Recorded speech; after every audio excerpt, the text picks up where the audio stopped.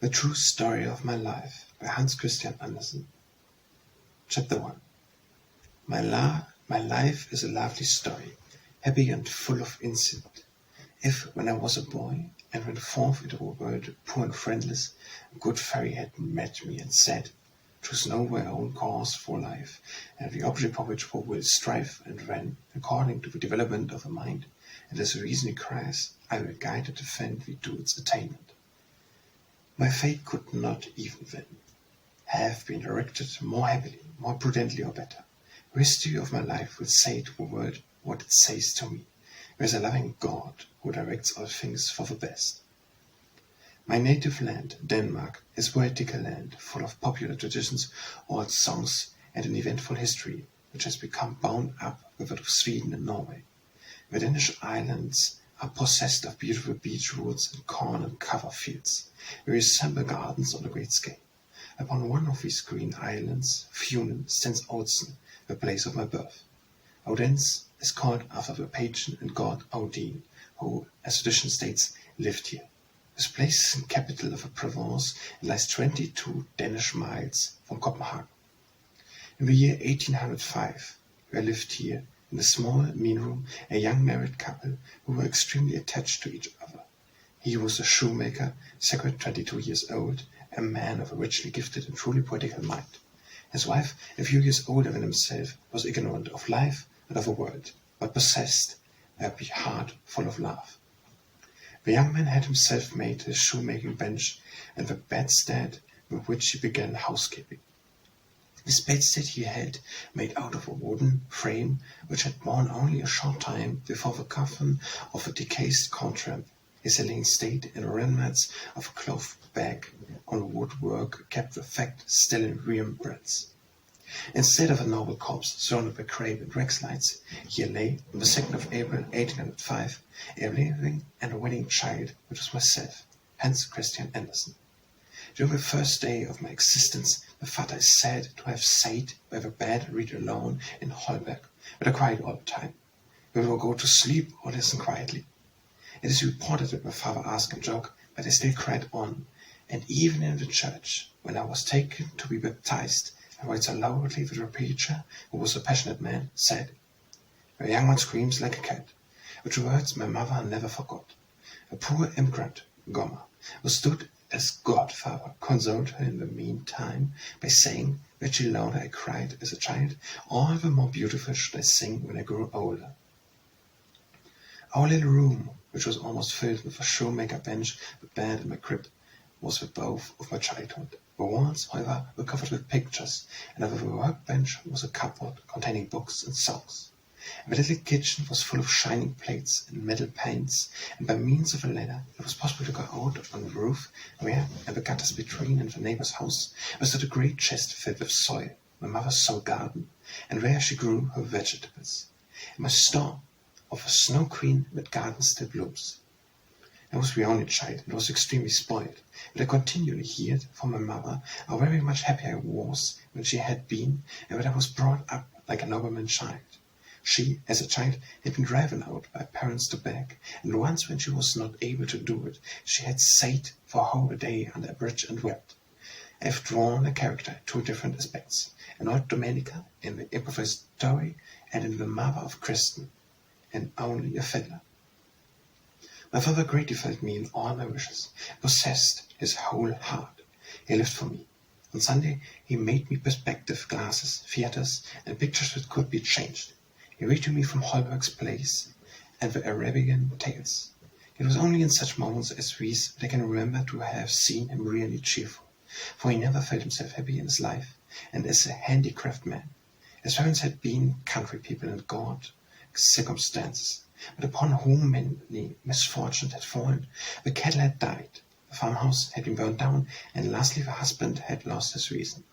On this the wife had removed with him to Odense, and there put her son, whose mind was full of intelligence, appearance to a shoemaker. It could not be otherwise, although it was his aunt, which would be able to attend the grammar school, where he might have learned Latin.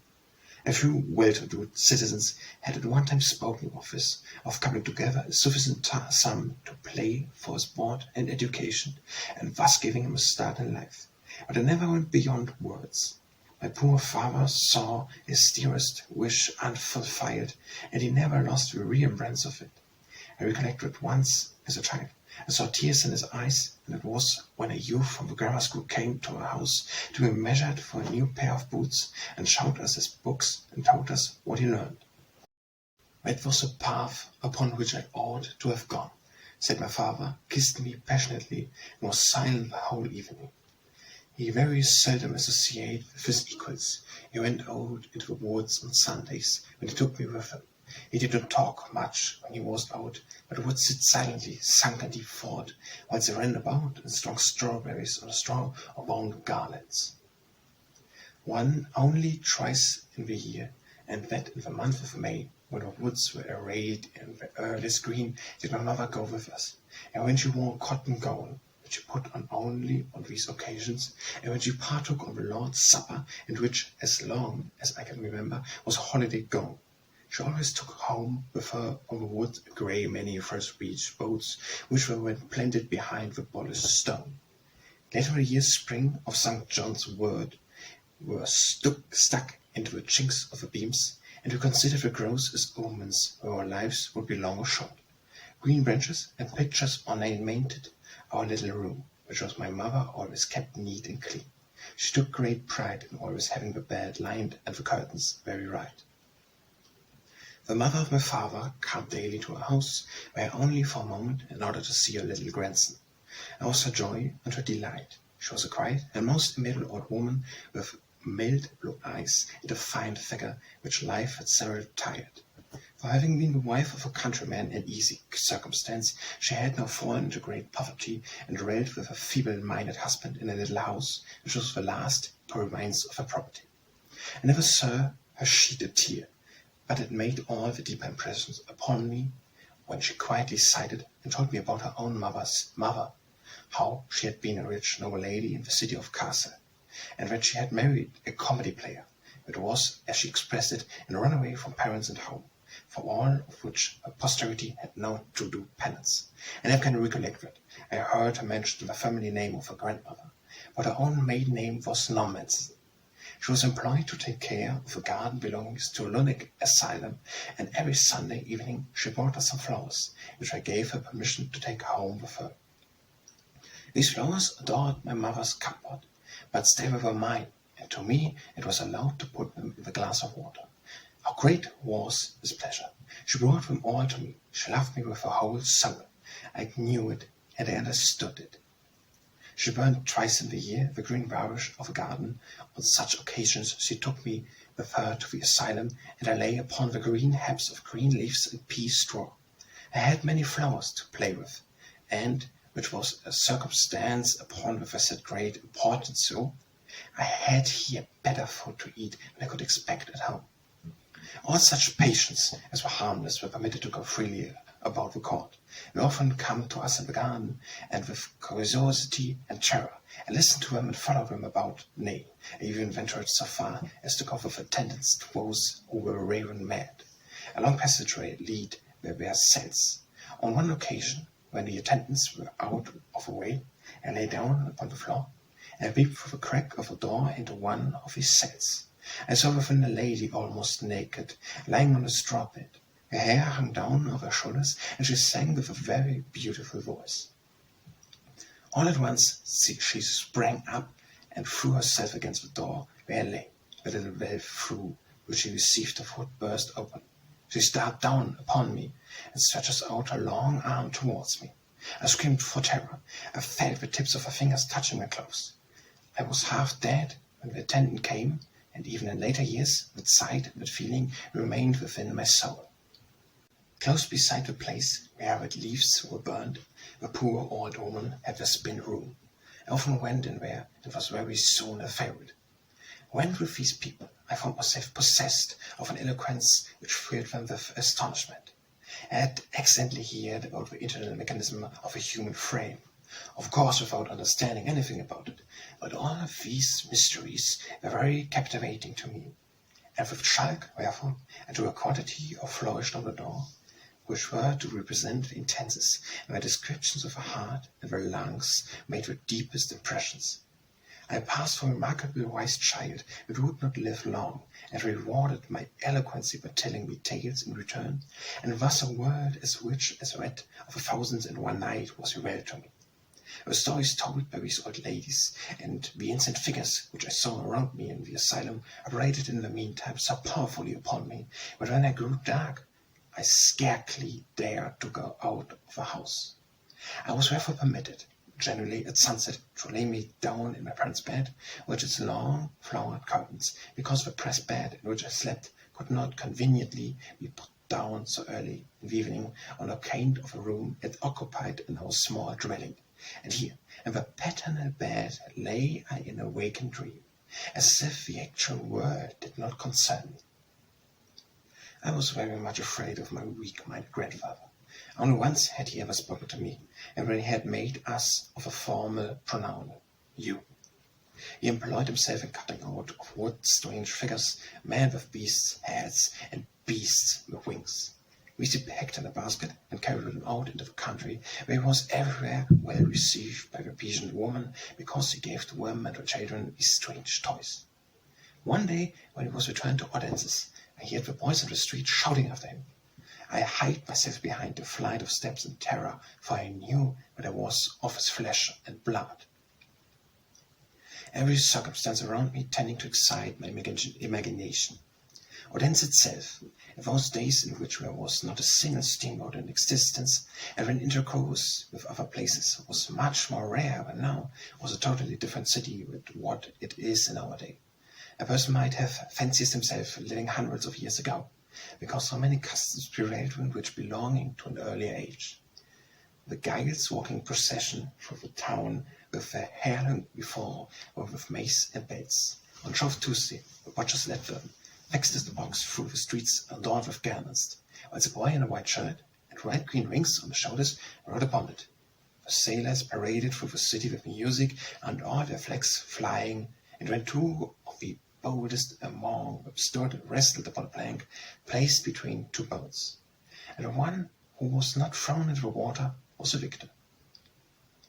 That, however, which was more particularly stamped itself upon my memory and became refreshed by after often repeated relations, was the bout of the Spaniards in Funen in 1808. It is true that at the time I was but 3 years old. Still, I nevertheless perfectly remember the brown foreign man who made disturbance in the streets and the cannon which were fired. I saw the people lying on straw in a half-tumble-down church which was near the asylum. One day a Spanish soldier took me in his arms and pressed a silver image which he wore upon his breast to my lips. I remember that my mother was angry at it because she said there was something baptistical about it. But the image of a strange man who danced me about, kissed me and wept, pleasured me. Certainly he had children at home in Spain. I saw one of his comrades lead to execution. He had killed a Frenchman. Many years afterwards, this little circumstance occasioned me to write my little poem, The Soldier, which Chasmore translated into German, and which afterwards was included in the Illustrated People's Book of Soldiers' Songs. I very seldom played with other boys. Even at school I took little interest in their games, but remained sitting within doors. At home I had played enough with my father made for me. My greatest delight was in making clothes for my dolls, or in stretching out one of my mother's apron between the wall and 2 sticks before a currant bush which I had planted in the yard, and was to gaze in between the sun-illuminated leaves. I was a singularly dreamy child, and so constantly went about with my eyes shut, as at last to give the presence of having weak sight, although the sense of sight was especially cultivated by me. Sometimes, during the harvest, my mother went into a field to glean. I accompanied her, and we went, like Ruth in the Bible, to glean the rich fields of Boaz. One day we went to a place, the bailiff of which we well known for being a man of rude and savage disposition. We saw him coming with a huge whip in his hand, and my mother and all the other ran away. I had wooden shoes on my bare feet, and in my haste I lost these, and when they were torn, pricked me so I could not run, and thus I was left behind and alone. The man came up and lifted his whip to strike me. When I looked him in the face and unwillingly exclaimed, "How dare you strike me when God can see it?" The strong, stern man looked at me, and at once became mild. He pretended me on my checks, asked me my name, and gave me money. When I brought this to my mother and showed it her, she said to the others, "He's a strange child, my Hans Christian. Everybody is kind to him. His bad fellow even has given him money." I grew abused and suspicious. I had no idea of want to need. To be sure, my parents had only sufficient to live from day to day, but I at least had plenty of everything. An old woman at my father's close to me. Now and then I went with my parents to the theatre, where the first representations which I saw were in German.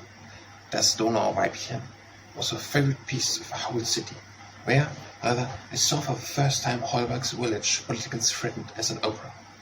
The first impression which a theatre and the crowd assembled were made upon me was, at all events, no sign of anything pathetical slumbering in me. For my first exclamation on seeing so many people was, "No, if we only had as many casks of butter as there are people here, we would eat lots of butter." The theatre, however, soon became my favorite place. But as I could only very seldom go there, I acquired the friendship of a man who carried off the papers, and he gave me one every day.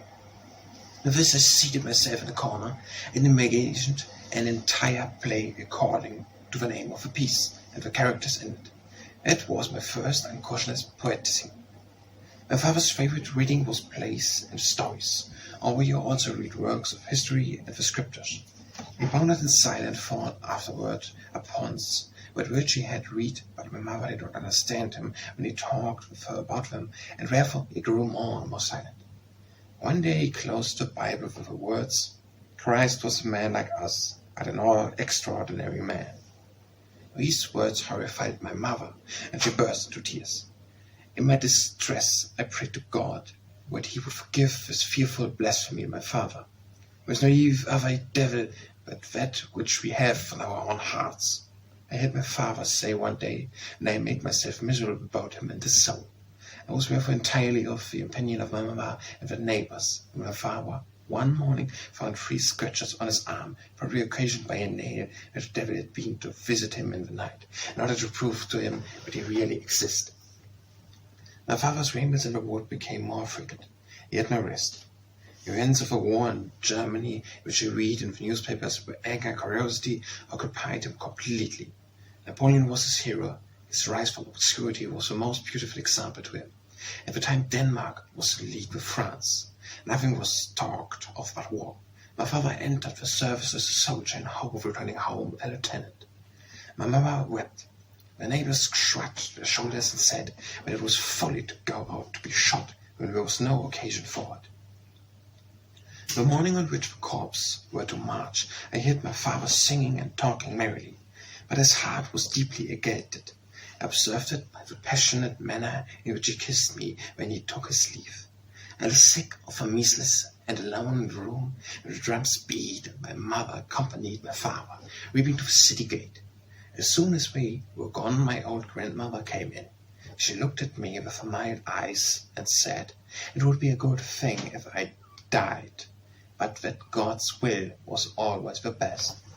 That was the first day of real sorrow which I remember.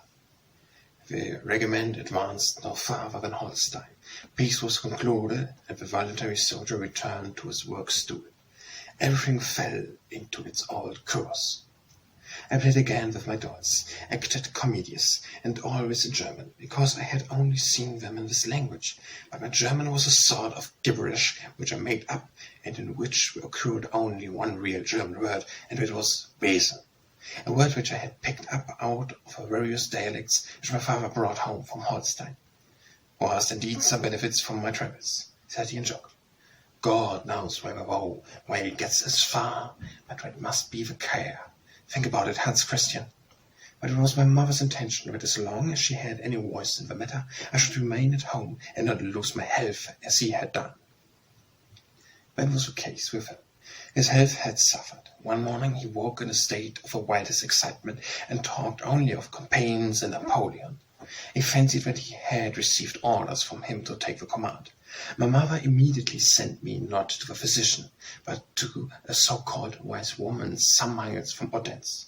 I went to her. She questioned me and measured my arm with a wooden thread, made extraordinary signs, and at last laid a green twig upon my breast.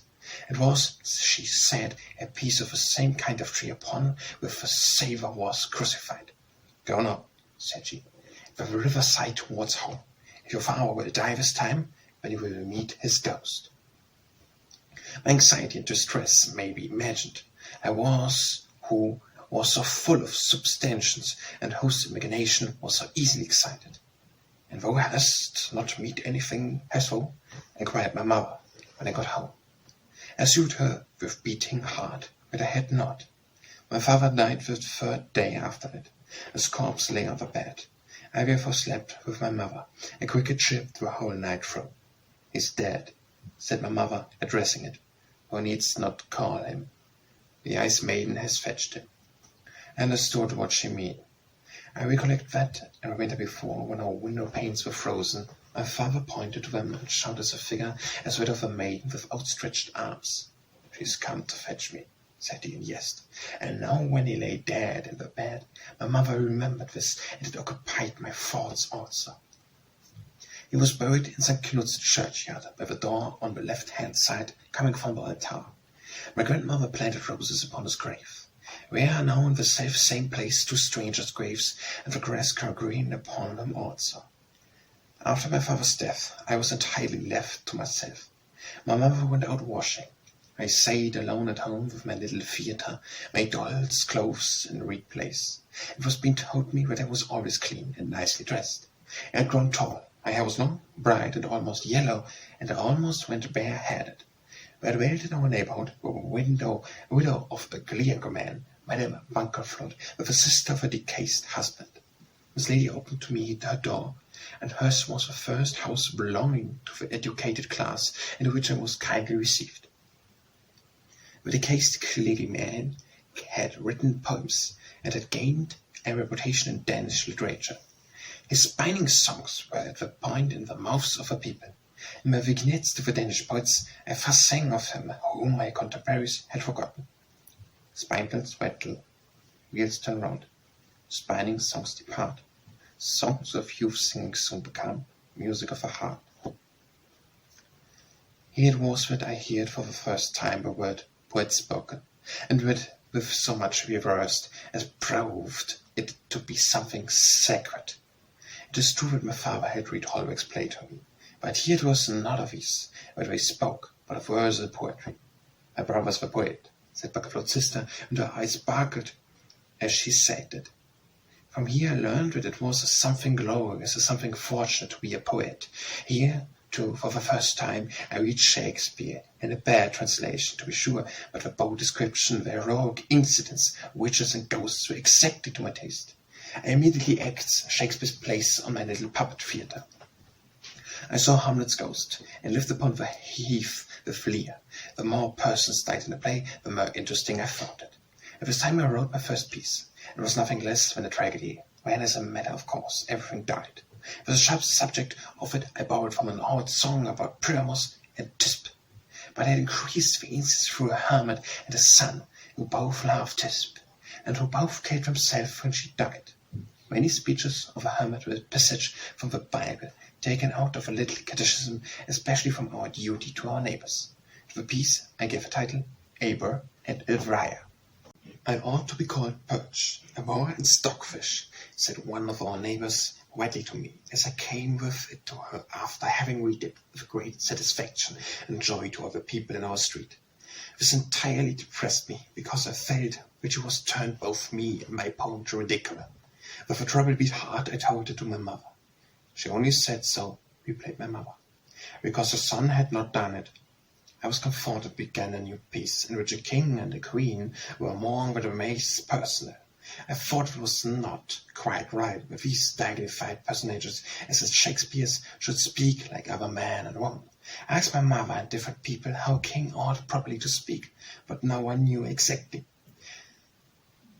They said that it was so many years since a king had been in Odense, but that he certainly spoke in a foreign language, and produced myself therefore a sort of lexicon in which were German, French, and English words with Danish meanings, and this helped me. I took a word of each language and inserted them into the speeches of my king and queen.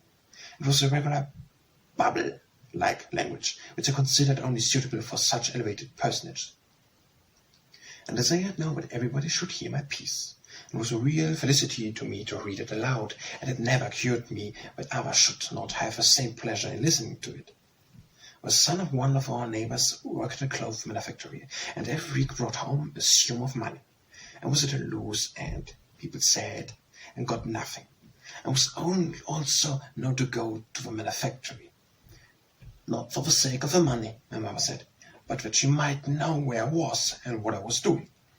My old grandmother took me to the place, wherefore it was very much affected, because she said she had not expected to live like see the time when I should consort with the poor ragged lads that worked there. Many of the journeymen who were employed in the manufactory were Germans. They sang, were merry fellows, and many a cock's joke of the field the place with loud laughter. Yet them, and I there learned that, to the innocent ears of a child, the impure remaining very unintelligibly. I took no hold upon my heart. I was possessed of that kind of a remarkable, beautiful, and high sovereign of a voice, and I knew it, because when I sang at my parents in the garden, the people in the street stood and listened, and that the fine folks in the garden of the state councillor, which adjoined ours, listened at the fence. Whenever the people at the manufactory asked me whether I could sing, I immediately began, and all the looms stood still. All the journeymen listened to me. I had to sing again and again, whilst the other boys had my work given them too.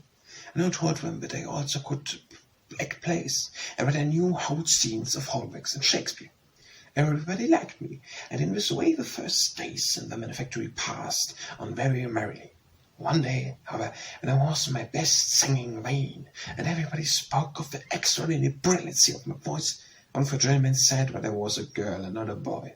He seized hold of me. I cried and screamed. The other journeyman thought it was amused, and held me fast by my arms and legs. I screamed aloud, and was as much ashamed as a girl, and went darting forward, and rushed home to my mother, who immediately promised me that I should never go there again. I again visited Madame Bankflot, for whose birthday I invented and made a white silk punctuation. I also made an acquaintance with another old clergyman man, widow in the neighborhood. She permitted me to read aloud to her the works which she had from the circulated library. One of them began with these words: "It was a tempestuous night. Rain beat against the window panes." "That is an extraordinary book," said the old lady, and I quite innocently asked her how she knew what it was. "I can tell from the beginning," said she, "but it will turn out extraordinary." I regarded her penetration with a sort of reverence. Once in the harvest time, my mother took me with her many miles from Odense to nobleman's seat in the neighborhood of Bogensee, her native place. The lady who lived there, and with whose parents my mother had lived, had said that sometime she might come and see her. That was a great journey for me. We went most of the way on foot, and required, I believe, 2 days for the journey. The country here made such a strong impression upon me that my most earnest advice was to remain in it and become a countryman. It was just in the hop-picking season. My mother and I sat at the barn with a great many country people around a great bin and had to pick the hops. They told tales, as they said, at my work, and everyone related what wonderful things he had seen or experienced.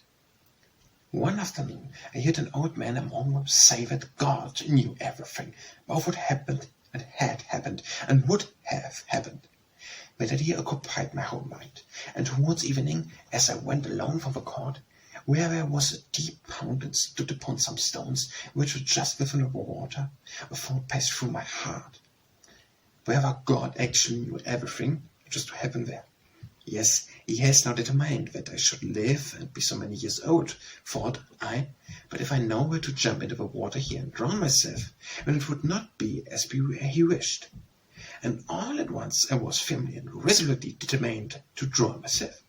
I went where the water was deepest, and when a new thought passed through my soul.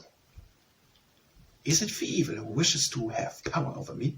I uttered a loud cry, and, running away from the place as if I were abused, fear whipping into my mother's arm, but neither she or anyone else could wring from me what was amiss with me.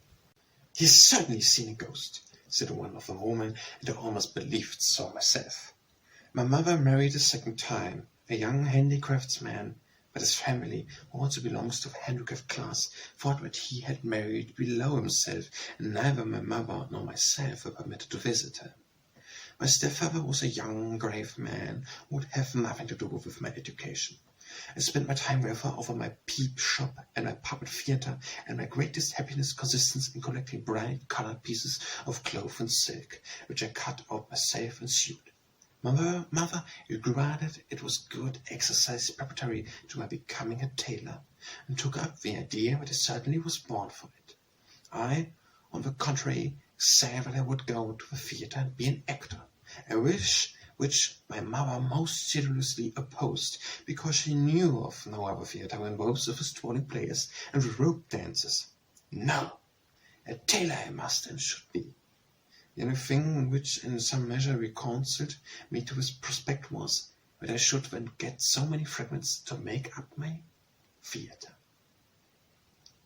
My passion for reading, the many dramatic scenes which I knew by heart, and my remarkable fine voice, had turned upon me in some sort the attention of several of the more influential families of Odense. I was sent forth to the houses, and the particular characteristics of my mind excited their interest. Among others who noticed me was the Colonel Hawk Goldberg, who with his family showed me the kindest sympathetic, so much so indeed that he introduced me to the present king, when Prince Christian. I grew rapidly and was a tall lad, of whom my mother said that she could not let him any longer go about without any object in life.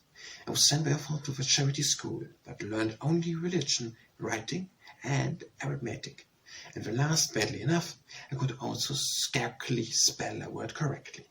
On the master's birthday I always wove him a garland and wrote him a poem. He received them half with smiles and half as a joke. The last time, however, he scolded me. The street lads had also heard from their parents of my particular turn of mind, and that I was in the habit of going to the houses of the gentry. I was therefore one day pierced with a wild crowd of them, who shouted after me derisively, "Around the play, Ryder!" I had myself at home in a corner, wept and prayed to God.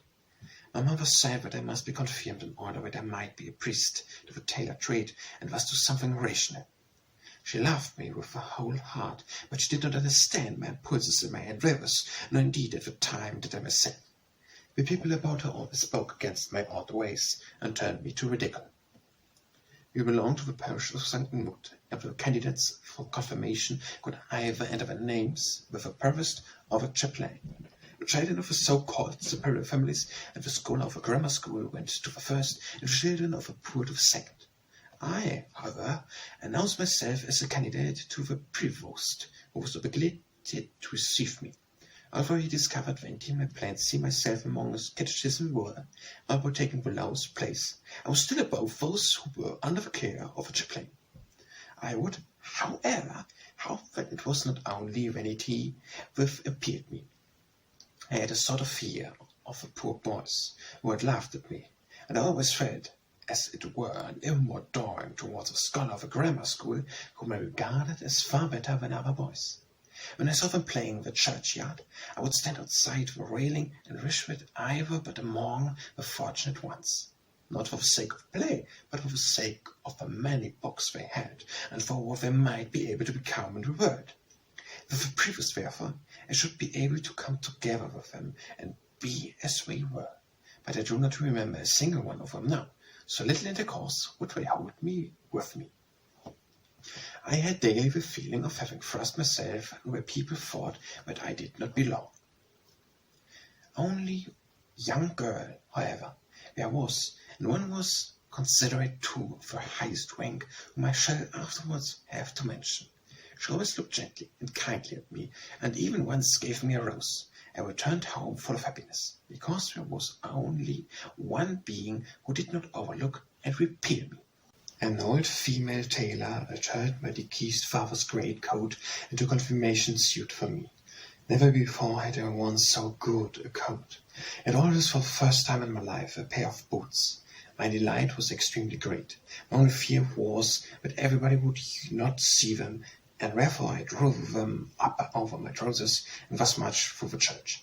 The boots cracked, and that inwardly pleased me, for thus the congregant would hear what they were new. My whole devotion was disturbed. I was aware of it, and it caused me a whole pang of consistence that my thoughts should be as much with my new boots as with God. I prayed him earnestly from my heart to forgive me, and then again I thought about my new boots. During the last year, I had saved together a little sum of money. When I counted it over, I found it to be 13 rix dollars Banco, about 30 shillings.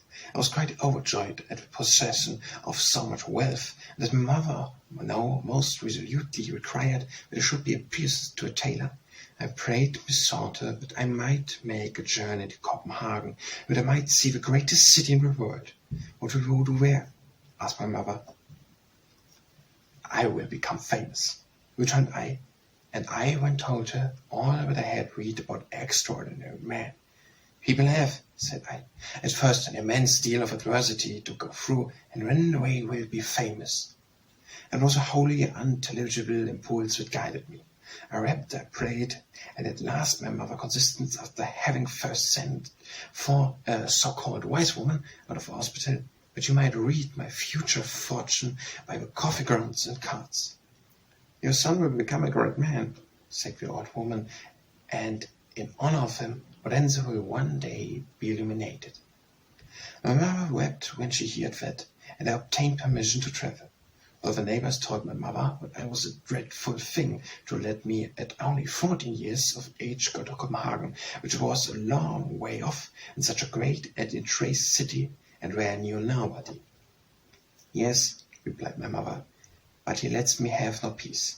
I have therefore given my consent, but I am sure that he will go no further with Neuburg.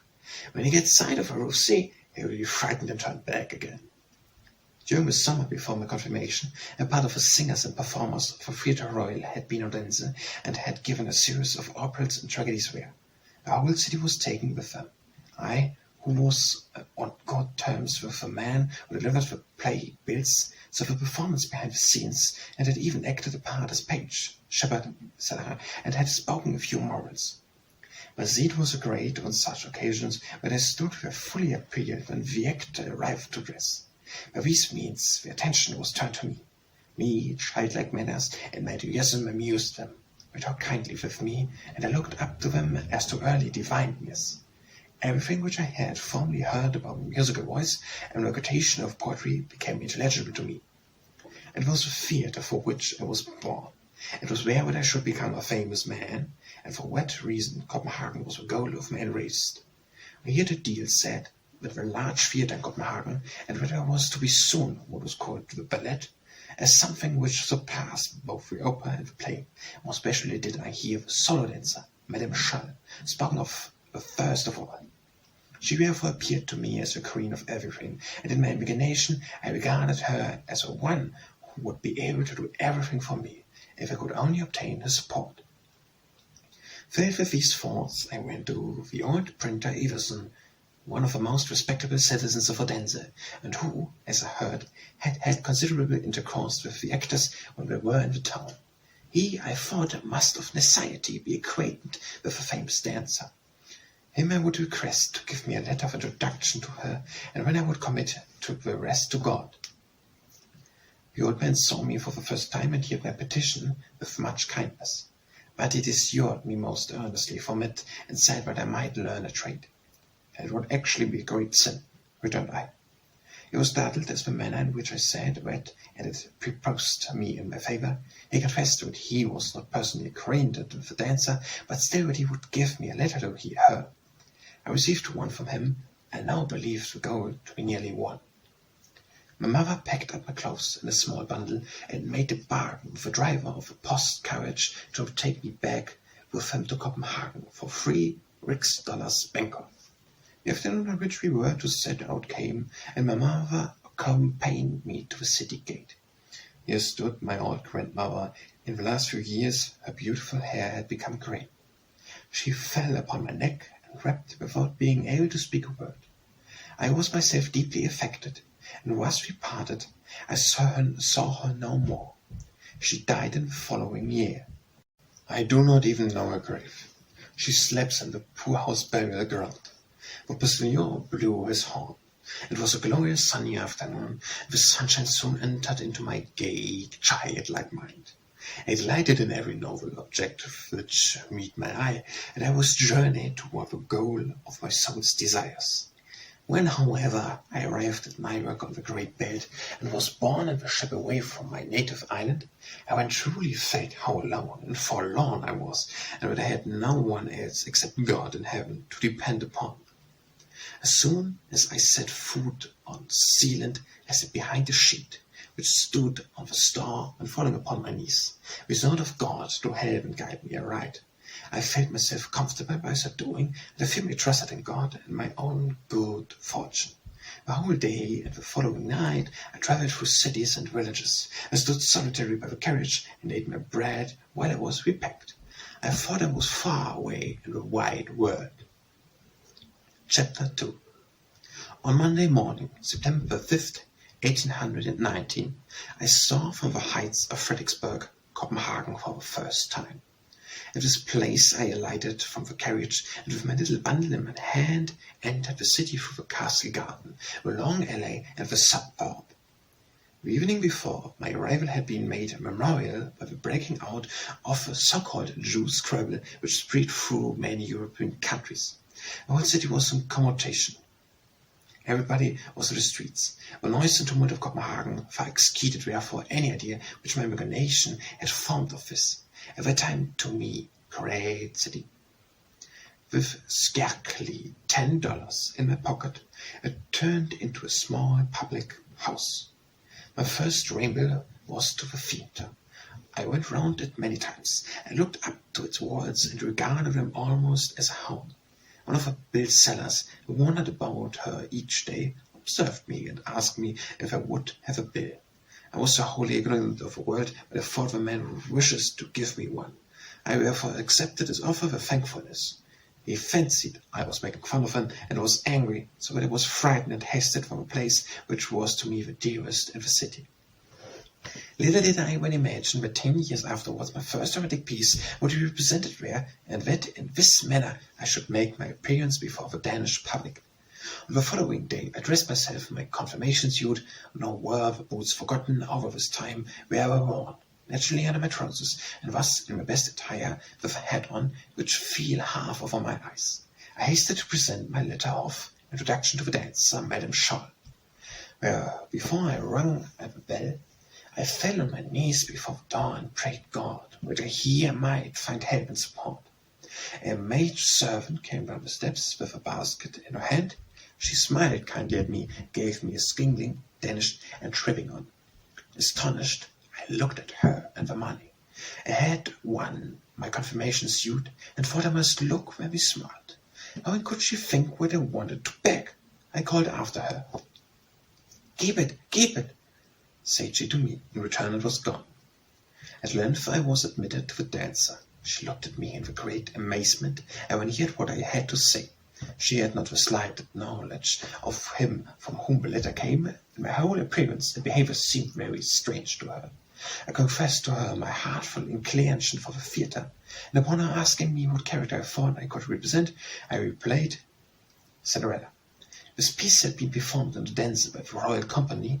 The principal characters had so greatly taken my fancy that I could play the part perfectly from memory. In the meantime, I asked her permission to take off my boots, otherwise I was not light enough for this character, and when taking up my broad hat for my trampoline, I began to dance and sing.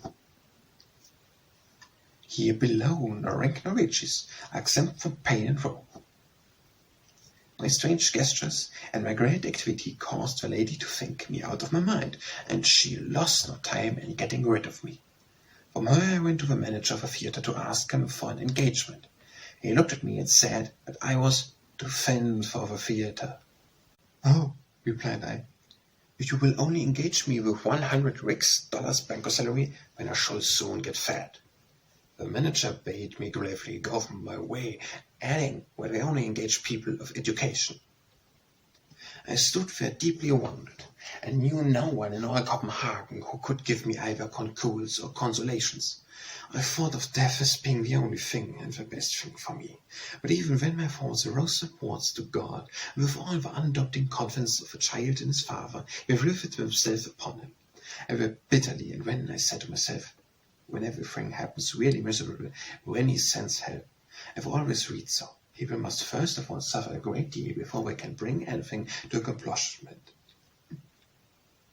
I now went and bought myself a gallery ticket for the opera of Paul and Virginia. The separation of the lovers affected me to such a degree that I burst into violent weeping. A few women who sat near me consoled me by saying that it was only a play and nothing to trouble oneself about, and when they gave me a sausage sandwich. I had the greatest confidence in everybody, and therefore I told them with the utmost openness, but it did not really rap about Paul and Virginia, but because I regarded the theatre as my Virginia, that I must be separated from it. I should be just as wretched as Paul. They looked at me and seemed not to understand my meaning.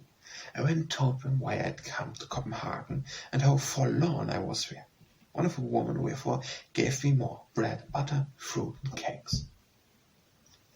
On the following morning I paid my bill, and to my infinite trouble I saw that my whole wealth consisted in 1 rix dollar blanco. It was necessary, therefore, either that I should find some vessel to take me home, or put myself to work with some handicraftsman. Considered that the last was the wise of the two, because, if I returned to Andersen, I must there also put myself to work of a similar kind. Besides which, I knew very well that the people there would laugh at me if I come back again. It was to me a matter of indifference what handicraft trade I learned. I only should make use of it to keep life within me in Copenhagen. I bought a newspaper, therefore. I found among the advertisements that a cabinet maker was a wonder in the province. The man received me kindly, but said that before I was bound to him, he must have an attestation in my baptismal register from Odense, and when 10 weeks came, I got removed to his house, and try how the business pleased me. At 6 o'clock in the morning, I went to the workshop. There were journeymen were there, and 2 or 3 apprentices, but the master was not come. They fell into merry and idle discourses. I was as bashful as a girl, and as they soon perceived this, I was unmercifully railed upon it. Later in the day, the rude jestings of the young fellows went so far, that in remembrance of a scene at the manufactory, I took the resolute determination not to remain a single day longer in the workshop. I went down to the master, therefore, and told him that I could not stand it.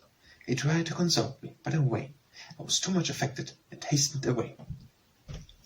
I now went through the streets. Nobody knew me. I was quite forlorn. I went before myself of reading read in a newspaper in Odense the name of an Italian, Ziboni, who was the director of the Academy of Music in Copenhagen.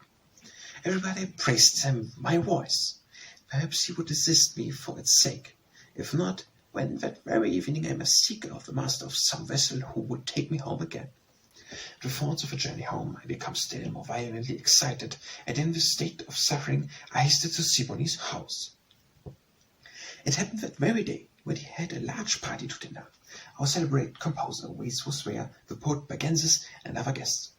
The housekeeper opened the door to me, and to her I not only related my wish to be engaged as a singer, but also the whole history of my life. She listened to me with the greatest sympathy, and when she left me, I waited a long time, and she must have been repeating the company the greater part of what I had said, for in a while the door opened, and all the guests came out and looked at me. They would have me to sing, and Ziboni heard me attentively. I gave some scenes out of Holberg, and repeated a few poems, and when, all at once, the scenes of my unhappy condition so overcome me that I burst into tears, the whole company applauded. "I prophesy," said Mackenzie, "that one day something will come out of him, but do not be vain when some day the whole public shall applaud thee." And when he added something about pure, true nature, and that it is too oft destroyed by years and be intercourses by mankind, I did not understand it all. See, when he promised to cultivate my voice, and whether I wherefore should succeed as singer at the Theatre Royal. It made me very happy. I laughed and wept, and as the housekeeper led me out and saw the excitement under which I labored, she stroked my cheeks and said that on the following day I should go to Professor Wasey, who meant to do something for me, and upon whom I could depend. I went to Wasey, who himself had risen from poverty. He had deeply felt and fully comprehended my unhappy situation, and had raised by subscription 70 rix dollars banco for me.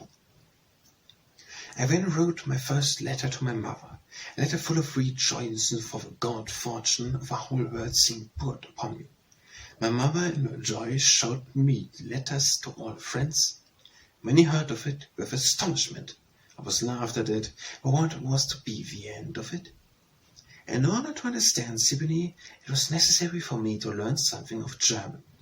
A woman of Copenhagen, with whom I travelled from Odense to the city, and who gladly accorded to her means would have supported me, obtained, through one of her acquaintances, a language master, who graciously gave me some German lessons, and thus I learned a few phrases in the language. Sibylle received me into his house, and gave me food and instruction, but half a year afterwards my voice broke. I was injured, in consequence of me being complete without bad shoes for the winter, and having besides no warm underclothing. There was no longer any prospect that I should become a fine singer.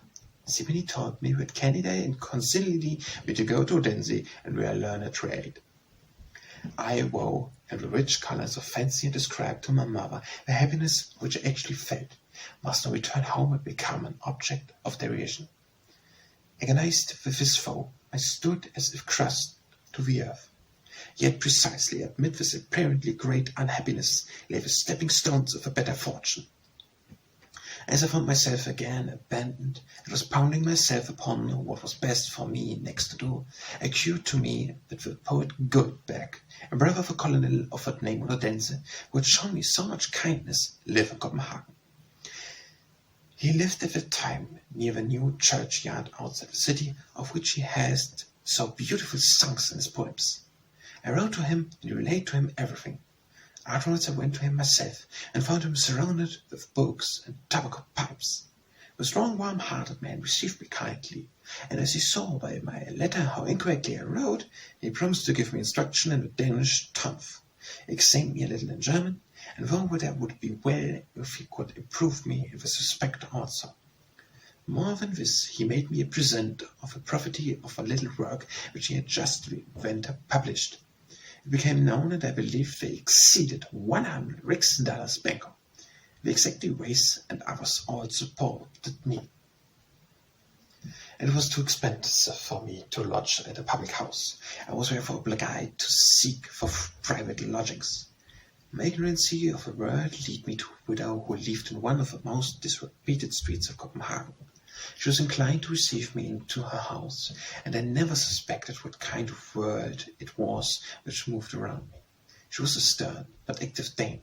She described me to the other people of the city in such horrible colours as made me suppose that I was in the only safe haven here.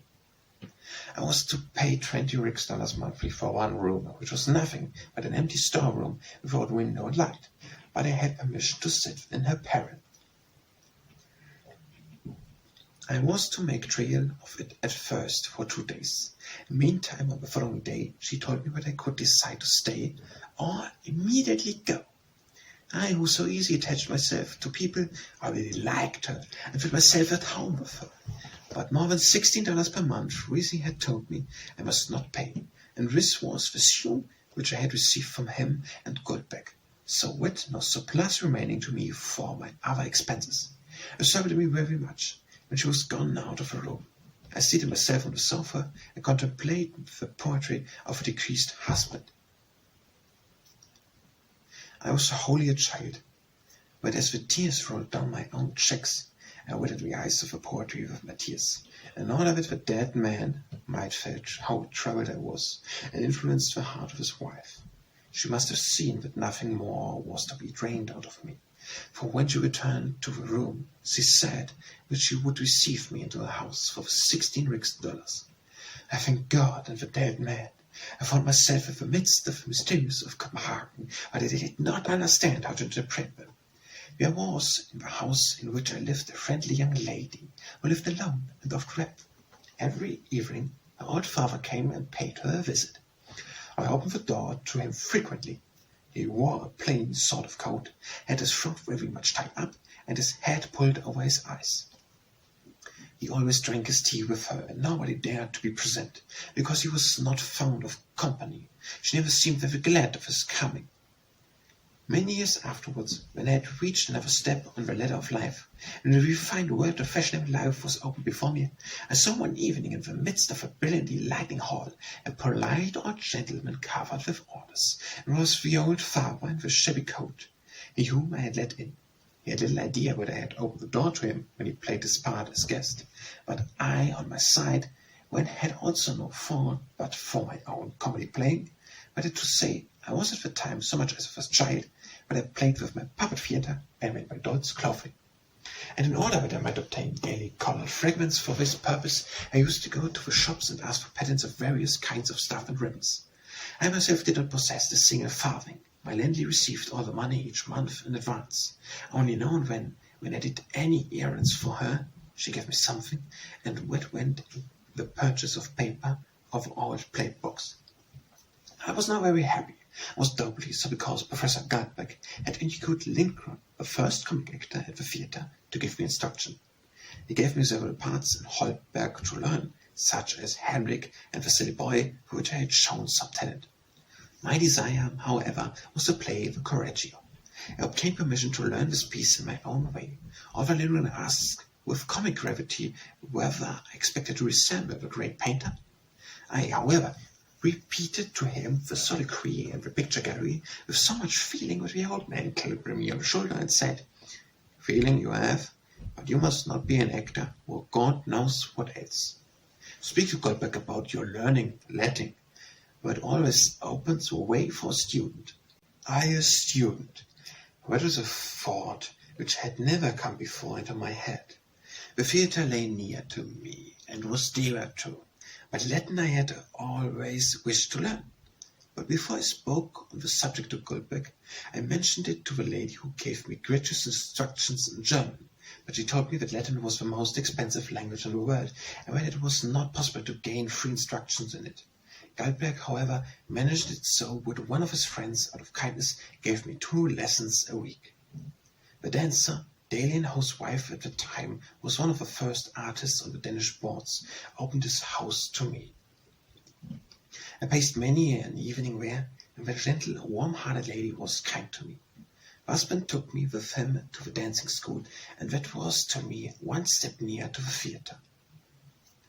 There stood I for a whole morning with a long staff and stretched my legs, but notwithstanding, oh my God, well, it was Dalen's opinion that I should never get beyond the figurante. One advantage, however, I had gained. I might in an evening make my appearance behind the scenes of a theatre, and I even sit upon the farthest bench in the box of the figurants. It seemed to me as if I had got my foot just within the theatre, although I had never yet been upon the stage itself. One night the little opera for 2 little serviettes was given, and the market scene everyone, even the mechanics, might go up to help in filling the stage. I heard them say so, and roving myself a little, I went happily up with the others. I was in my ordinary dress, a confirmation coat, which still held together, although with regard to brushing and repairs it took but miserably, and the great hat which fell down over my face. I was very confused of the ill condition of my attire, and would have been glad to have concealed it, but through the endeavour to do so, my movements became still more angular. I did not dare to hold myself upright, because by so doing, exhibited all the more plainly the shortness of my waistcoat, which I had outgrown. I had the feeling very plainly that people would make themselves merry about me, yet at this moment I felt nothing but the happiness of stepping for the first time before the full lamp. My heart beat. I stepped forward. There came up one of the singers, who the first time was much forward, but now is forgotten. He took me by the hand and dreamily wished me happiness on my butt. "Allow me to introduce you to the Danish public," said he, and drew me forward to the lamps. The people would laugh at me. I felt it. With tears rolled down my cheeks, I tore myself loose and left the stage full of anguish. Shortly after this, Dane arranged a ballad of Armida, in which I received a little part. I was a spirit. With ballet I became acquainted with a lady of Professor Heiberg, the wife of a poet and a highly esteemed actress on the Danish stage. She, when a little girl, had also a part in it, and our names stood printed in the bill. It was a moment in my life when my name was printed. I fancied I could see it, a nimbus of immortality. I was continually looking at the printed paper. I carried a program of ballad with me at night to bed, lay and read my name by candlelight. In short, I was happy. I had now been 2 years in Copenhagen. The sum of money which had been collected for me was expected, but I was ashamed of making known my wants and my necessities. I had removed to the house of a woman whose husband, when living, was master of a travelling vessel, and where I had only lodging and breakfast. Those were very dark days for me. The lady believed that I went out to dine with various families, whilst I only ate a little bread at one of the benches in the royal garden. Very rarely did I venture into some of the lowest eating houses, and chose there the least expensive dish. I was in truth very forlorn, but I did not feel the whole weight of my condition. Every person who spoke to me kindly I took to a faithful friend. God was with me in my little room, and many a night, when I have said my evening prayer, I ask of him, like a child, will things soon be better with me? I had the notion that as it went with me on New Year's Day, so would it go with me through the whole year, and my highest wishes were to obtain a part in the play. It was now New Year's Day. The theatre was closed, and only a half-blind porter sat at the entrance to the stage, on which there was not a soul. I stole past him with beating heart, got between the movable scenes and the curtain, and advanced to the open part of the stage. Here I fell down upon my knees, but not a single verse for declamation could I recall to my memory. I went said aloud the Lord's Prayer, and went out with the persuasion that because I had spoken from the stage on New Year's Day, I should in the course of a year succeed in speaking still more, as well as in having a part assigned to me. During the 2 years of my residence in Copenhagen, I had never been out into the open country. Once only had I been in the park, and where I had been deeply engrossed by studying the diversions of the people and their gay tumult. In the spring of the 3rd year, I went out for the first time amid the verdure of the spring morning. It was into the garden of Frederiksberg, the summer residence of Frederick V. I stood still suddenly under the first large budding beech tree. The sun made the leaves transparent. There was a fragrance, a freshness. The birds sang. I was overcome by it. I shouted aloud for joy, threw my arms around the tree and kissed it. "Is he mad?" said a man close behind me. It was one of the servants of the castle. I ran away, shocked at what I had heard, and then went thoughtfully and calmly back to the city. My voice had, in the meantime, in part regained its richness. The singing master of a school heard it, offered me a place in the school, thinking that, by singing with the choir, I should acquire greater freedom in the exercise of my powers on the stage. I thought that I could see by this means a new way opened for me. I went from the dancing school into the singing school and into the choir, now as a shepherd and now as a warrior. The theatre was my world. I had permission to go in the pit, and thus it fared ill with my Latin.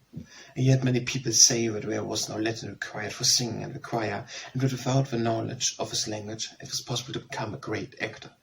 I thought there was good sense in that, and very often, either with or without reason, excused myself for my Latin evening lesson. Goldberg became aware of this, and for the first time I received a reprimand which almost crushed me to the earth. I fancy that a criminal could suffer more by hearing the sentence of death pronounced upon him. The distress of mind must have expressed itself in my countenance, for he said, "Do not act any more comedy." But it was no comedy for me. I was now to learn Latin no longer. I felt my dependence upon the kindness of others in such a degree as I had never done before.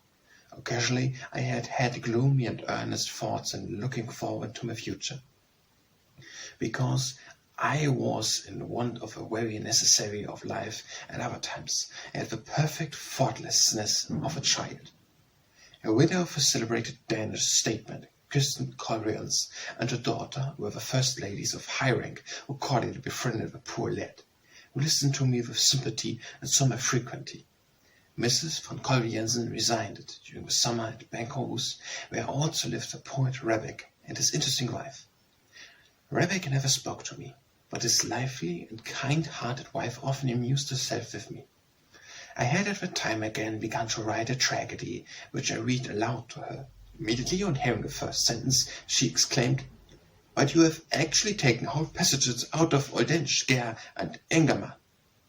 "Yes, but they are so beautiful," replied I in my simplicity, and read on. One day, when I was going from her to Mrs. von Kolbe-Jensen, she gave me a handful of roses and said, "Will you take them up to her? It will certainly give her pleasure to receive them from the hand of a poet." These words were said half a jest, but it was the first time that anybody had connected my name with that of a poet. I went through me, body and soul, and tears filled my eyes. I know that, from this very moment, my mind was awoke to writing and poetry. Formerly it had been merely an amusement by way of variety for my puppet theatre. At Bakehus lived also Professor Thiel, a young student at the time, but even when the editor of the Danish popular legends and known to the public as the solver of Baggins' riddle and as a writer of beautiful poetry, he was possessed of sentiment, true inspiration, and heart. He had calmly, attentively watched the unfolding of my mind until we now become friends. He was one of the few who, at the time, spoke the truth of me, when other people were making themselves merry at my expense and having only eyes for it which was ludicrous in me. People called me in jest the little orator, and, as such, I was an object of curiosity. They found amusement in me, and I mistook every smile for a smile of applause. One of my later friends has told me that it probably was about this period that he saw me for the first time. It was in the drawing-room of a rich tradesman, where people were making themselves very merry with me. They desired me to repeat one of my poems, and as I did this with great feeling, the merriment was changed into sympathy with me. I heard it said every day, but a good thing it would be for me if I could study. People advised me to devote myself to science, but no one moved one step to enable me to do so. It was labor enough for me to keep body and soul together. It therefore occurred to me to write a tragedy, which I would offer to the Theatre Royal, and would then begin to study with the money which I should thus obtain.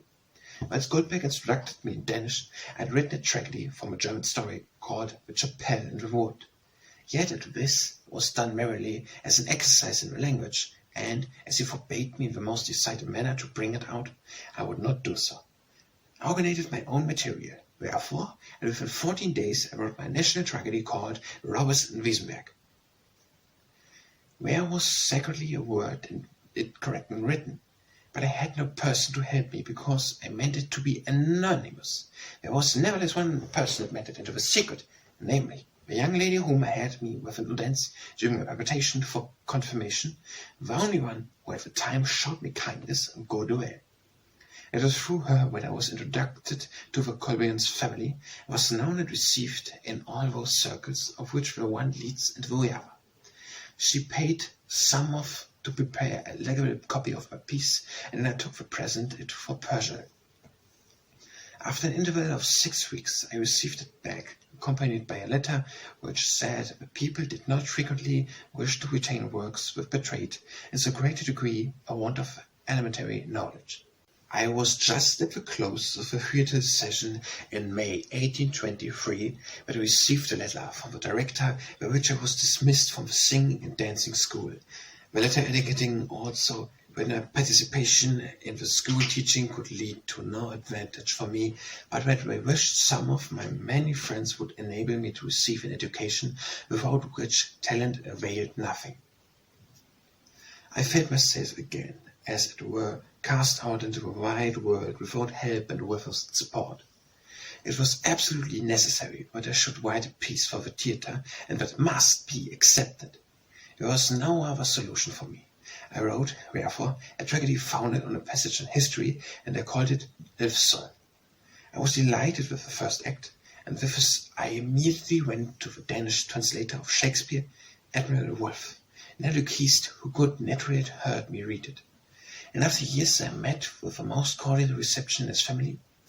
At the time I also introduced myself to a celebrated physician Ørsted, and his houses remain to me to this day an affectation home, to which my heart has firmly attached itself, and where I find my oldest and most unchangeable friends.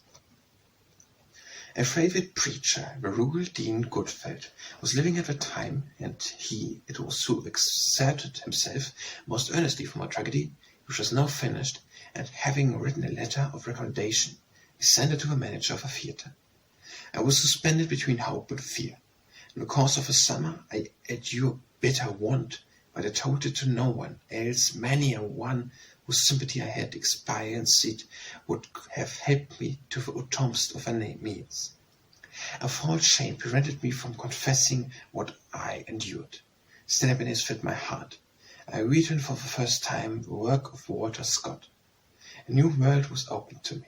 I forgot the reality and gave to the circulation liberty which should have provided me with a dynamo. The present conference councillor, Colin, one of the most distinguished men of Denmark, who unites with the greatest ability, the noblest and best heart, to whom I looked up with confidence in all things, who has been a second father to me, and in whose children I have found brothers and sisters, this excellent man I saw now for the first time. He was at the time director of the Theatre Royal, and people universally told me that it would be the best thing for me if he would interest himself on my behalf. It was either Overstead or Goodfeld who first mentioned me to him, and now for the first time I went to that house which was to become so dear to me. Before the ramparts of Copenhagen were extended, this house lay outside the gate and served as a summer residence to the Spanish ambassador. Now, however, it stands a crooked, angular framework building in a respectable street. An old-fashioned wooden balcony leads to the entrance, and a great tree spread its green branches over the court and its pointed gables. It was to become a pattern house for me, who does not willingly linger over the description of home. I discovered only the man of business in Colin. His conversation was grave and in few words. I went away, without accepting all sympathy from this man, and yet it was precisely Colin who in all sincerely fought for my advantage, and who worked for it silently as he had done for others, fought the whole course of his active life. But at the time I did not understand the apparent calmness with which he listened, whilst his heart beat for the afflicted, and he always laboured for them with zeal and success, and knew how to help them. I touched so lightly upon my tragedy which had been sent to him, and on account of many people had overwhelmed me with flattering speeches, but regarded him rather as an enemy than a protector. In a few days I was sent for by the directors of the theatre, and Rabeck gave me back my play as useless for the stage, adding, however, that there were so many grains of corn scattered in it, that it was hoped that perhaps by earnest study, after going to school, and with privileged knowledge of all that it requisite, I may some time be able to write a work which should be worth of being acted on the Danish stage. In order, therefore, to obtain the means for my support and the necessary instruction, Colin recommended me to King Frederick VI, and granted to me a certain sum annually for some years, and by means of Colin also, the director of the high school allowed me to receive free instructions in the grammar school of Slagans, where just when a new and, as was said, an active rector was appointed. I was almost dumb with astonishment. Never had I thought that my life would take this direction, although I had no correct idea of the path which I had now to tread. I was to go with the earliest mail to Slagans, which lay 12 Danish miles from Copenhagen, to a place where also the poets Baggins and Ingman had gone to school. I was to receive money quarterly from Colin. I was to play for him in all cases, and he was who was to assert my industry and my progress. I went to him the second time to express to him my thanks. Mildly and kindly he said to me, "Write to me without restraint about everything which you require, and tell me how it goes with you. From this hour I struck root in his heart. No father could have been more to me than he was, and is. None could have more heartily rejoiced in my happiness and my after reception with the public. None have shredded my soul more kindly, and I am proud to say, with one of the most excellent men which Denmark possessed, feels toward me as towards his own child. His benefit was conferred without his making me feel it painful either by word or look. It was not the case with everyone to whom, in this change of my fortunes, I had to offer my thanks. I was told to think of my inconventional happiness and my poverty. And Colin's words was expressed in the warm hardness of a father, and to him it was that properly I was indebted for everything. The journey was hastily determined upon, and I had yet for myself some business to arrange. I spoke to an acquaintance from Odense, who had the management of a small printing concern for a widow to get Alfsaal printed, but I might, by the sale of the work, make a little money. Before, however, the piece was printed, it was necessary that I should obtain a certain number of subscriptions, but these were not obtained, and the manuscript lay in the printing office, which, at the time I went to fetch it away, was shut up. Some years afterwards, however, it suddenly made its appearance in print without my knowledge of my desire, in its unaltered shape, but without my name. On a beautiful autumn day, I set off with a mail for Copenhagen to begin my school life in Slagelse. A young student who a month before had passed his first examination and now was travelling home to Jutland to exhibit himself there as a student and to see once more his parents and his friends, stayed at my side and executed for joy over the new life which now lay before him. He assured me that he should be the most unhappy of human beings if he were in my place, and were again beginning to go to the grammar school, but travelled with a good heart toward the little city of Zealand. My mother received a joyful letter from me. I only wished that my father and the old grandmother yet lived, and could hear that I now went to the grammar school. Chapter 3. When, late in the evening, I arrived at the inn in Slagelse, I asked the hostess if there was anything remarkable in the city. Yes, said she, a new English fire engine and a Boston Potsdam library. And those probably were all the lions in the city. A few officers of the Lancers composed of fine gentlemen world. Everything knew what was done at everybody's house, whether a scholar was elevated or degreed in his class, and the like. A private theatre, to which at general rehearsals the scholar of a grammar school and the maid servants of a town had free entrance, furnished rich material for conversation.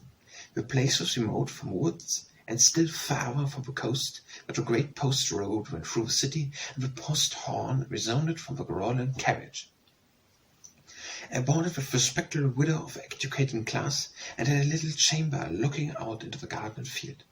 My place in the school was in the lowest class, among little boys. I knew indeed nothing at all. I was actually like a wild bird, which is confined in a cage. I had the greatest desire to learn, but for the moment I floundered about as if I had been thrown into the sea.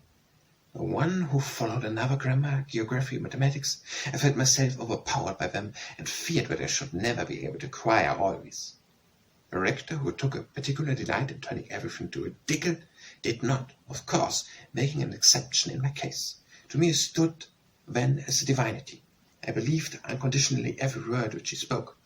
One day when I had replied incorrectly to his question, and he said that I was stupid, I mentioned it to Colin, and told him my anxiety, as I did not deserve all the people had done for me, but he consoled me. Occasionally, however, on some subjects of introductions, I began to receive a good certificate, and the teacher were hardly kind to me. Yet, notwithstanding that it advanced, I still lost confidence in myself more and more. On one of the first examinations, however, I obtained the praise of the rector. He wrote the same in my character book, and happy in this, I went a few days afterwards to Copenhagen. Ulbeck, who saw the progress I had made, received me kindly and commended my zeal, and his brother in Odense furnished me the next summer the means of visiting the place of my birth, where I had not been since I left it to seek adventures. I crossed the Belt and went on foot to Odense. When I came near enough to see the lovely old church tower, my heart was more and more affected. I felt deeply the care of God for me, and I burst into tears. My mother rejoiced over me, The families of Ives's on Goldberg received me cordially, and in the little streets I saw the people open a window to look after me. For everybody knew how remarkable rare things had fared with me, and I fancied I actually stood upon the pinnacle of fortune, when one of our principal citizens, who had built a high tower to his house, led me up there, and I looked out whence over the city, and when surrounded country, and some old woman of the hospital below, who had known me from childhood, pointed up to me. As soon, however, as I returned to Slegless, this halo of glory vanished, as well as every thought of it. I may freely confess that I was instructions and rose as soon as it was possible into a higher class. But in proportion as I rose, did I feel the pressure upon me more strongly, and that my endeavours were not sufficiently productive. Many an evening, when sleep overcame me, did I wash my head with cold water, or run about the lonely little garden, till I was again wakeful and could comprehend the book anew. The rector filled up a portion of his hours of teaching with jest, nicknames, and not the happiest of witticisms. I was as if paralyzed with anxiety when he entered the room, and from what cause of replies often expressed the opposite of that which I wished to say, and whereby my anxiety was all the more increased. What was to become of me? In a moment of ill humour, I wrote a letter to the headmaster, who was one of those who was most cordially opposed to me. I said in this letter that I regarded myself as a person so little gifted by nature that it was impossible for me to study, and that the people in Copenhagen threw away the money that they spent upon me. I besought him, therefore, to counsel me what I should do. The excellent man strengthened me with mild words, and wrote to me a most friendly and consolatory letter. He said that the rector meant kindly by me, but it was his custom and way of acting that I was making of a progress people could accept on me, and that I need not doubt of my abilities. He told me that he himself was a present youth of 23, older than I myself was when he began his studies. This misfortune for me was that I ought to have been treated differently to the other scholars, but that this could hardly be done in a school, but that things were progressing, that I stood well both with the teachers and my fellow students. Every Sunday we had to attend the church and hear an old preacher. The other scholars learned their lessons in history and mathematics while he preached. I learned my task in religion, and thought that by so doing it was less sinful. The general rehearsals at the private theatre were points of lights in my life. They took place in a back building where the lowing of a cows might be heard.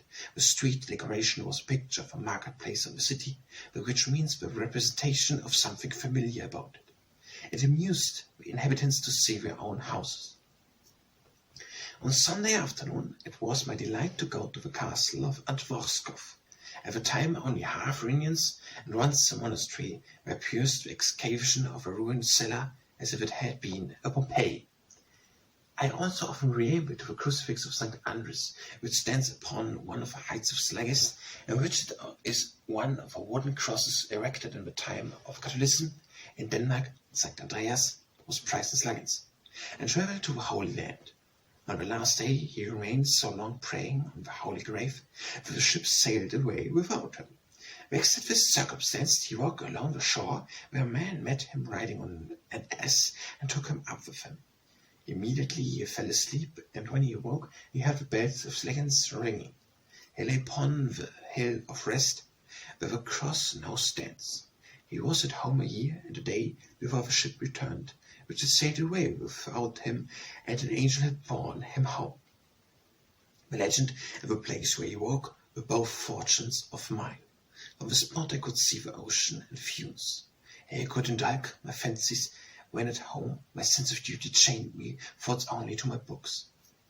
The happiest time, however, was when once on a Sunday, while the wood was green, I went to the city of Sortow, miles from Sleggins, and which lies in the midst of woods surrounded by lakes.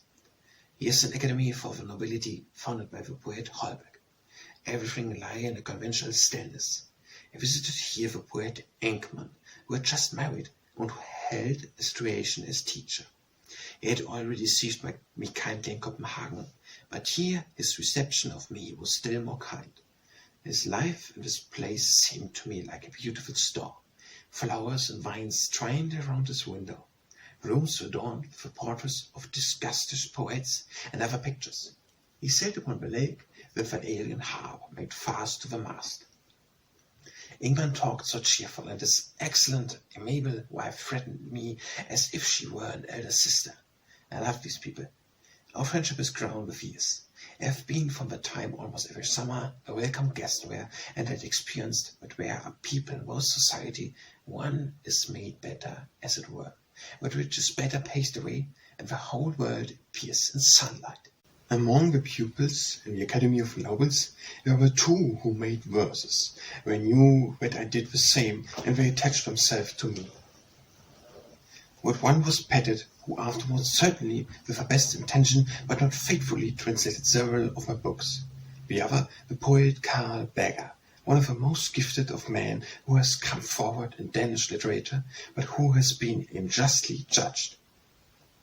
His poems are full of freshness and originality. His stories, The Little Life of My Brother, is a genial book by the critic on which the Danish Monthly Review of Literature has proved that it does not understand how to give judgment. These two Academicians were very different from me. Life rushed joyfully through their veins. I was sensitive and childlike. In my character book I always received, as regarded my conduct, remarkable good. On one occasion, however, I only obtained the testimony of very good, and so excited and childlike was I that I wrote a letter to Colin on that account, and assured him in grave earnestness that I was perfectly innocent, although I had only obtained a character of very good. The rector grew wearying of a residence in Slacklish. He applied for the vacant post of rector in the grammar school of Helsing, and obtained it. He told me of it, and added kindly that I might write to Colin and ask leave to accompany him thither, that I might live in his house, and could even now remove to his family. I should then in half a year become a student, which could not be the case if I remained behind, and that when he would himself give me some private lessons in Latin and Greek. On this same occasion he wrote also to Colin, and this letter, which I afterwards saw, contained the greatest praises of my industry, of the progress I had made, and of my good abilities, which last I imagined would be thoroughly mistook, and for the want of which I myself had so often wept. I had no conception that he judged of me so favorably. I would have strengthened and relieved me had I known it, whereas, on the contrary, his perpetual blame distressed me. I, of course, immediately received Colin's permission and removed to the house of the rector, but that, alas, was an unfurnished house. I accompanied him to Helsing, one of the loveliest places in Denmark, close to the Sound, which is at this place not above a mile Danish broad, and which seems like a blue swelling river between Denmark and Sweden. The ships of a nation sail past daily by hundreds, and winter the ice forms a fair bridge between the two countries, and when in spring this breaks up, it resembles a floating glacier. The scenery here made a lively impression upon me, but I dared only to cast stone and glaces at it. When the schoolhours were over, the house door was commonly locked. I was obliged to remain in the heated schoolroom and learn my Latin, or else play with the children or sit in my little room. I never went out to visit anybody. My life and this family furnished the most evil dreams to my remembrance. I was almost overcome by it, and my prayer to God every evening was that he would remove his cup from me and let me die. I possessed not an atom of confidence in myself. I never mentioned in my letters how hard it went with me, because the rector found his pleasure in making a jest of me and turning my feelings to ridicule. I never complained of anyone, with the exception of myself. I knew what they would say in Copenhagen. He has not the desire to do anything. A fanciful being can do no good with realities. My letters to Colin, written at this time, showed such a gloomy, despairing state of mind that it touched him deeply.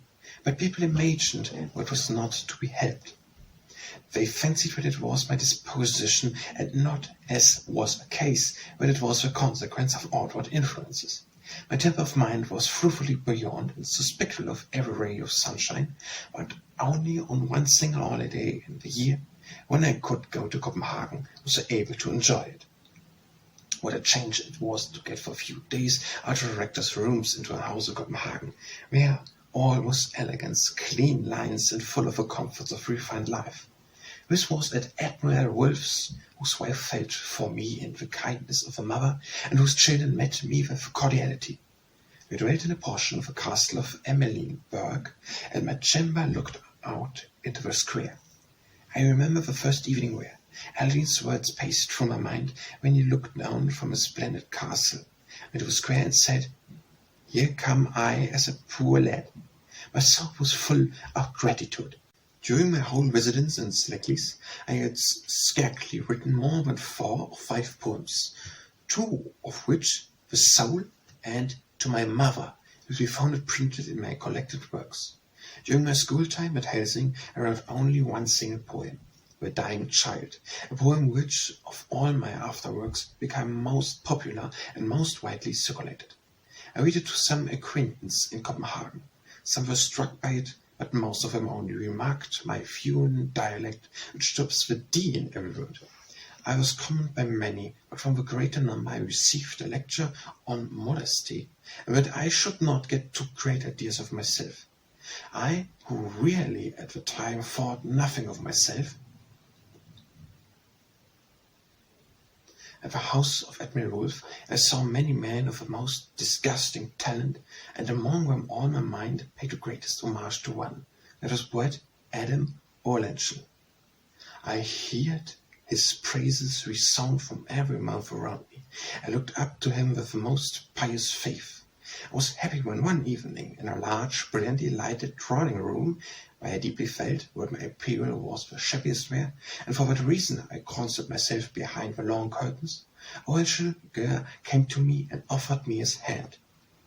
I could have fallen before him on my knees. I again saw Wasey and heard him improvise upon the piano. Wolf himself read aloud his translations of Byron, and Olenschel's young daughter Charlotte surprised me by her joyous, merry humor. From such a house as this, I, after a few days, returned to the rector and felt the difference deeply. He also came direct from Copenhagen, where he had heard it said that I had read in company one of my own poems. He looked at me with a penetrating glance and commanded me to bring him the poem, when, if he found it on spark of poetry, he would forgive me. I trembled brought to him The Dying Child. He read it and pronounced it to be sentimentally and idle trash. He gave way freely to his anger. If he had believed that I wasted my time in writing verses, or that I was of a nature with agreeing a servant treatment, then his intonation would have been good. But he could not pretend this. But from this day forward my situation was more unfurnished than ever. I suffered so severely in my mind that I was very near sinking under it. But it was the darkest, the most unhappy time in my life. Just when one of the masters went to Copenhagen and related to Colin exactly what I had to bear, and immediately he moved me from the school and from the rector's house. When in taking leave of him, I thanked him for the kindness I had received from him. The passionate man cursed me, and ended by saying that I should never become a student, that my verses would grow moutily on the floor of a bookseller's shop, and that I myself should end my days in a madhouse. I trembled to my innermost being and left him. Several years afterwards, when my writing were read, and the Imperator had first come out, I met him in Copenhagen. He offered me his hand in a conciliatory manner, and said that he had erred respecting me, and had treated me wrong, but it now was all the same to me. The heavy, dark days had also produced their blessing in my life. A young man who afterwards became celebrated in Denmark for zeal in the Northern language and in history became my teacher. I hired a little garret. It is described in the fiddler and in the picture book without pictures. People may see that I often received visits from the moon. I had a certain sum allowed for my support, but as instructions was to be paid for, I had to make saving in other ways. A few families thought the weekdays gave me a place at their tables. I was a sort of order, as many other poor students in Copenhagen is still. There was a variety in it. I gave an insight into the several kinds of family life, which was not without its influence on me. I studied industriously in some particular branches. I had considerably engaged myself in Helsing, especially in mathematics. These were therefore now much more left to myself. Everything tended to assist me in my Greek and Latin studies in one direction. However, and that were one in which it would least have been expected, did my excellent teacher find much to do, namely in religion. He closed adherently to the literal meaning of the Bible. With this I was acquainted, because from my first entrance in the school I had clearly understood what was said and thought by it. I received gladly both the feeling and understanding the doctrine that God is love. Everything which opposite this a burning hell, therefore wars with fire enduring forever, I could not recognize. Released from the distressing existence of a school bench, I now expressed myself like a free man. And my teacher, who was one of the noblest and most amiable of human beings, but who adhered firmly to the letter, was often quite distressed about me. With his but right spew flaming kindly without our hearts. It was nevertheless good for me that I came to this unspoiled, highly gifted young man, who was possessed of a nature as particular as my own. That which, on the contrary, was an error in me, and which became very precipitated, was a pleasure which I had, not in jesting with, but in playing with my best feelings, and in regarding my understanding as the most important thing in the world. The rector had completely mistaken my undisgustedly candid and sensitive character. My excitable feelings were made ridiculous and thrown back upon themselves, and now, when I could freely advance upon the way to my object, this change showed itself in me. From serving suffering, I did not rush into libertism, but into an erroneous endeavor to appear other than I was. I ridiculed feeling, and fancied that I had quite thrown it aside, and that I could be made wretched for a whole day, if I met with a source countenance where I expected a friendly one. Every poem which I had formerly written with tears, I now parodied or gave to it a lyric refrain, one of which I called The Lament of a Kitten, another The Sick Poet. The few poems which I wrote at the time were all of a humorous character. A complete change had passed over me. The done plan was reset, and I began to put forth new shots. Wolf's eldest daughter, a very clever and lively girl, understood and encouraged the humor which made itself evident in my few poems. She possessed my entry confidence. She protects me like a good sister, and had great influence over me, while she awoke me in a feeling for the comic. At this time also a fresh current of life was sent through the Danish literature, for which the people had an interest and politics played no part in it. Heiberg, who had gained the acknowledgment and reputation of a poet by his excellent works, Psyche, and Walter the Potter, had introduced the vaudeville upon the Danish stage. It was the Danish vaudeville blood of our blood, and was therefore received with acclamation and supplanted almost every else. Thalia kept carnival on the Danish stage, and Heiberg was the secretary. I made his acquaintance first at Oersted, refined, eloquent, and the hero of the day. He pleasured me in a high degree. He was most kind to me, and I visited him. He considered one of my humorous poems worth of a place in his most excellent weekly paper, The Flying Post. Shortly before I had, after a deal of trouble, got my poem of The Dying Child printed in a paper, none of many publishers of journals, who otherwise except of a most lamentable trash, had the courage to print a poem by a schoolboy. My best-known poem I printed at the time, accompanied by an excuse for it. Heiberg saw it, and gave it in his paper an honorable place. 2 humorous poems signed H were truly with D, but with him.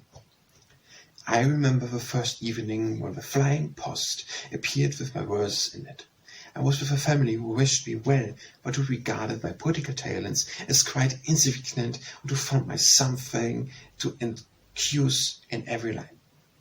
The master of the house entered with a flying post in his hand. "This evening," he said, "we had 2 excellent poems, by Heiberg. Nobody else could write anything like them. And now my poems received rapture. The daughter, who was in my secret, exclaimed in a delight that I was the author. where we all struck into silence and were vexed. It wounded me deeply. One of our last esteemed writers, but a man of rank who was very hospitality, gave me one day a seat at his table. He told me that the New Year's gift would come out and that he was applied to for a contribution.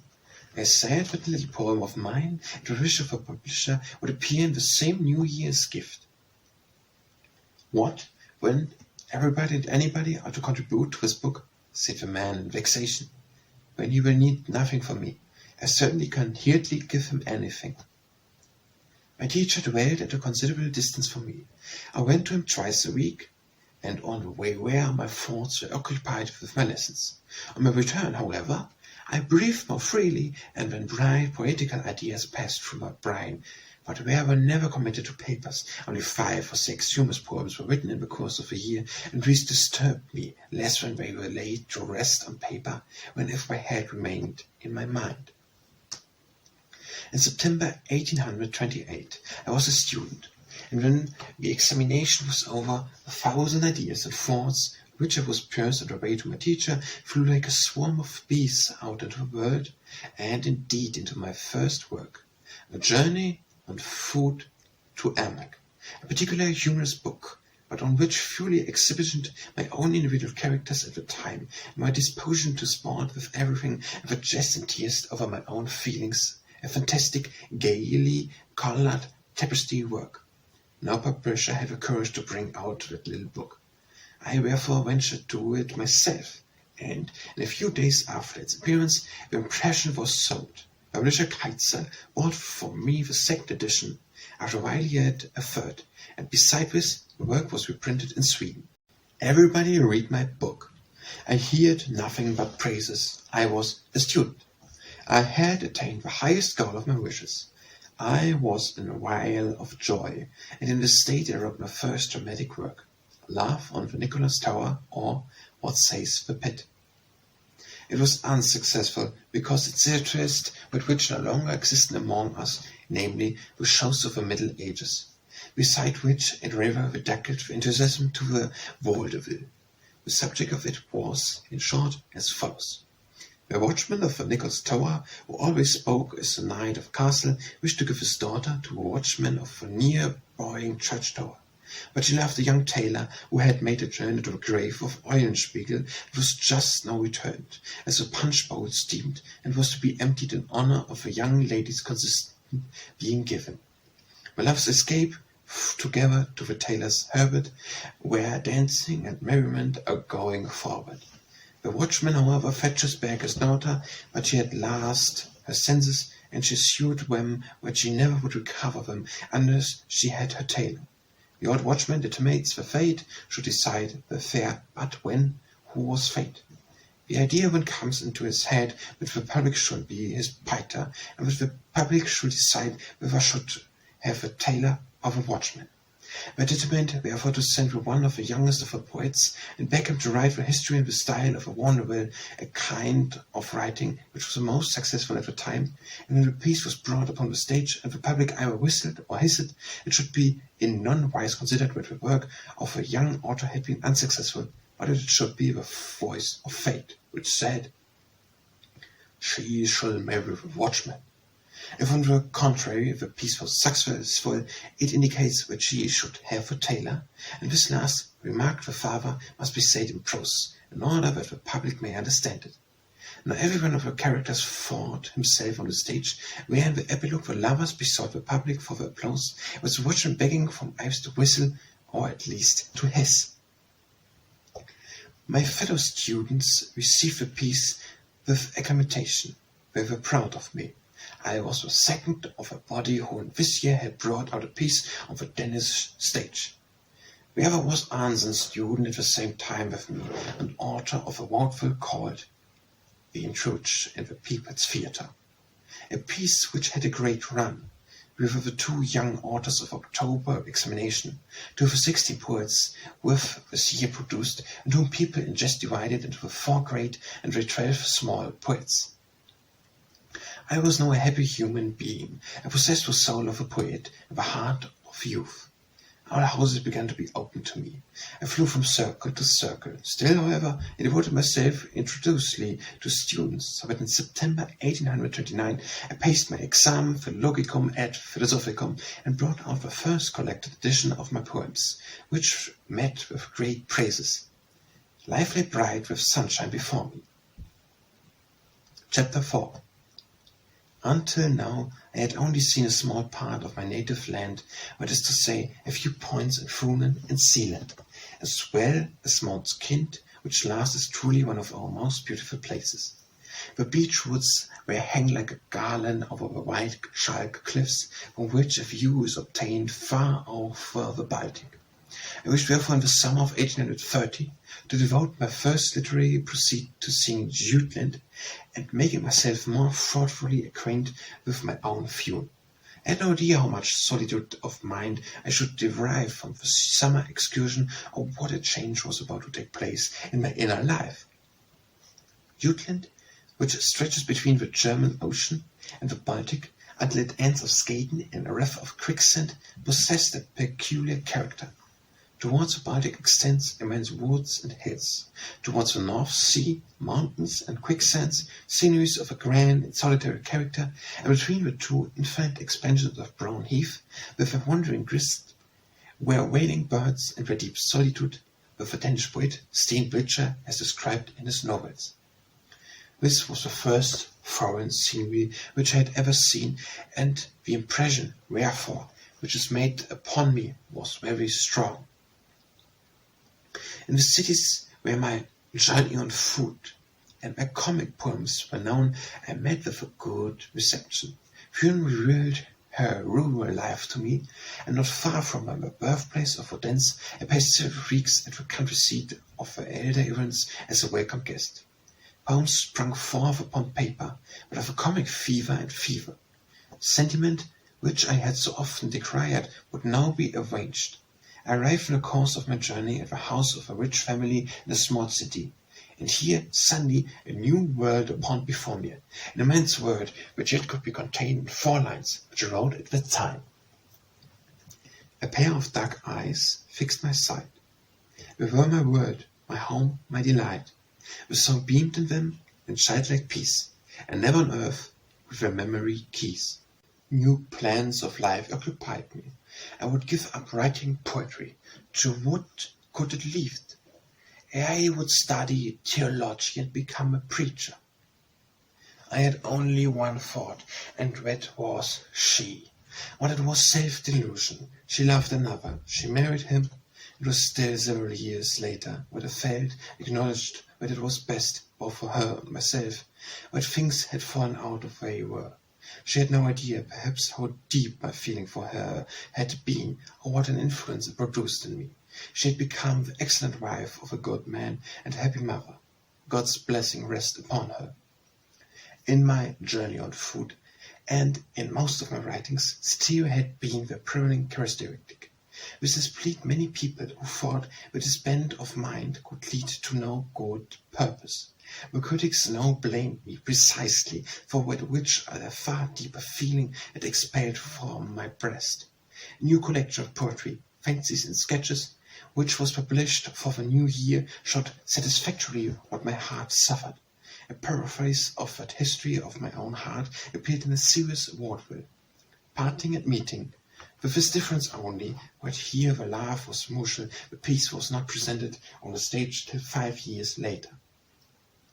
Among my young friend in Copenhagen at the time was Orla Lehmer, who afterwards rose higher in the popular favor on account of his political efforts than any man in Denmark.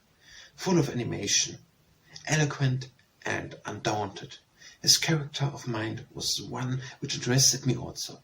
The German language was much studied at his father, where he received His Highness poems, and they were very attractive for young Orla.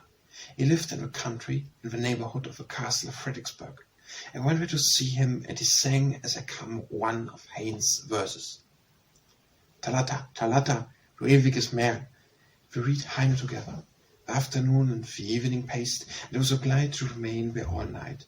But I had on this evening made the acquaintance of a poet who, as it seemed to me, sang from the soul. disciplined Hoffman, who, as might be seen by me, journey on foot, who formerly had the greatest influence on me. In my youth there were only three authors who, as it were, influenced themselves into my blood: Walter Scott, Hoffman, and Heine. I betrayed more and more in my writings an unhealthy turn of mind. I felt an inclination to seek for melancholic in life and to linger on the dark side of things. I became sensitive and thought rather of the blame and the praise which were lashed on me. My late school education, which was forced, and my impulse became an author whilst I was yet a student, make it evident that my first work, The Journey on Foot, was not without grammatical errors. I had only paid some one to correct the press, which was a work I was unaccustomed to, when no charge of this kind could have been brought against me. Now, on the contrary, people laughed at these errors and read upon them, pacing over carelessly within the book which had merit. I know people who only read my poems to find out errors. Renaud Dawn, for instance, often are used to a word beautiful or some similar word. A gentleman, no clergyman, at the time a writer of vaudevilles and a critic, was not ashamed, in the company where I was, to go through several of my poems in the style, so that a little girl of 6 years old, who heard with amazement that he discovered everything to be wrong, took the book and pointed out the conjunctions, and said, "We see the little word about which you have not scolded." He felt what a reproof lay in the remark of a child. He looked ashamed and kissed the little one, all wounded me, but I had, since my school days, become somewhat timid, and it caused me to talk it all quietly. I was more sensitive, and there was good nature to afford. Everybody knew it, and some were on the account, almost cruel to me. Everybody wished to teach me. Almost everything said that I was buoyed by praises, and therefore would speak the truth to me. Thus I had continuity of my thoughts, real in their idle weakness. In the meantime, however, my feelings burst forth, and when I saw it, I would become a poet, whom they should see honored. But this was regarded only as a crowd mark of the most unreal vanity. From house to house I was repeated. I was a good man, they said, but one of the vainest in existence. And in that very time I was often read wholly to despair of my abilities, and had, as in the darkest days of my school life, a feeling as if my whole talents were self-deception. I almost believed so, but it was more than I could bear to hear the same things said, sternly enjoined by others, and if I then uttered a proud and unconsiderate word, it was addressed to the scourge with which I was smitten, and when those who smiled and those we laugh, when do the scourges become scorpions? For the reason Colin thought that I should make a little journey, for instance to North Germany, in order to divert my mind and furnish me with new ideas. In the spring of 1831 I left Denmark for the first time. I saw Lübeck and Hamburg. Everything astonished me and occupied my mind. I saw mountains for the first time, the Harzgebirge. The world expanded to astonishing before me. My good humor returned to me as to the bird of passage. So is the flock of sparrow which remains behind and builds in the nest of the birds of passage. But I did not feel myself wholly restored. In Dresden I made acquaintance with Tick. Ingman had given me a letter to him. I heard him one evening read aloud one of Shakespeare's plays. On taking leave of him, he wished me a poet's success, embraced and kissed me, which made the deepest impression on me. The expression of his eyes I shall never forget. I left him with tears, and prayed most fervently to God for strength to enable me to pursue after him my whole soul strove, strength which should enable me to express that which I felt in my soul, and that when I next saw Fick, I might be known and valued by him. It was not until several years afterwards, in my later works were translated into German and were received in his country, that we saw each other again. I felt the true hand pressure of him who had given to me, in the second fatherland, to kiss of consecration. In Berlin, a letter of Oderstedt procured me to acquaintance of Chamisso. A grave man, with his long locks and honest eyes, opened the door to me himself, read the letter, and I know not how it was, but we understood each other immediately. I felt perfect confidence in him and told him so, thought it wasn't bad German. Chamisso understood Danish. I gave him my poems, and he was the first who translated any of them and thus introduced me into Germany. It was thus he spoke of me at the time in the Morgenblatt, gifted with wit, fancy, humour, and national lavette. Andersen has still in his power tones, which awaken deeper echoes. He understands, in particular, how, with perfect ease, by a few slight but graphic touches, to call into existence pictures and landscapes, but with are often so peculiar local as not to address those who are unfamiliar with the home of a poet. Perhaps word which may be translated from him, or which is already maybe the last, calculated to give a proper idea of him. Chamisso became a friend to my whole life. The pleasure which he had in my later writings may be seen by the printed letters addressed to me in the collected editions of his works. The little journey in Germany had great influence upon me, as my Copenhagen friends acknowledged. The impressions of a journey were immediately written down, and I gave them forth under the title of Shadow Pictures. Whether I were actually improved or not, there still prevailed at home the same pretty pleasure in dragging out my thoughts, the same perpetual schooling of me, and I was weak enough to endure it from those who were officious meddlers. I seldom made a joke of it, but if I did so, it was called arrogance and vanity, and it was arrested that I never would listen to rational people. Such an instructor once asked me whether I wrote dog with a little d. He had thought such an error of the press in my last work. I replied jestingly, yes, because I here spoke of a little dog. But these are small troubles, people will say. Yes, but where drops, which were hollows in the rock. I speak of it here. I feel a necessity to do so, here to protest against the accusation of vanity, which, since no other error can be discovered in my private life, it seized upon, and even now is thrown at me like an old medal. From the end of the year 1828 to the beginning of 1839, I maintained myself alone by my writings. Denmark is a small country, but few books at the time went to Sweden and Norway, and on that account the profit could not be great. It was difficult for me to pull through double afflicts, because my dress must in some measure accord with the circles into which I went. To produce and always to be productive and destructive, nay, impossible, I translated a few pieces for the theatre. La Quarantine and La Reine, des Six Ans, and as at the first time a young composer of the name of Hartmann, a grandson of him who composed the Danish folk song of King Christian stood by the tall mast, wished for text to an opera. I was of course ready to write it. For the writing of Hoffmann, my attention had been turned to the masked comedies of Gozzi. I read Il Corvo, and finding that it was an excellent subject, I wrote in a few weeks my opera text of A Raven. It would sound strange to the ears of countrymen when I say that, at the time, recommend Hartmann, but I gave my word for it. In my letter to the theatrical director, for his being a man of talent, I would produce something good. He now takes the first ring among the living Danish composers.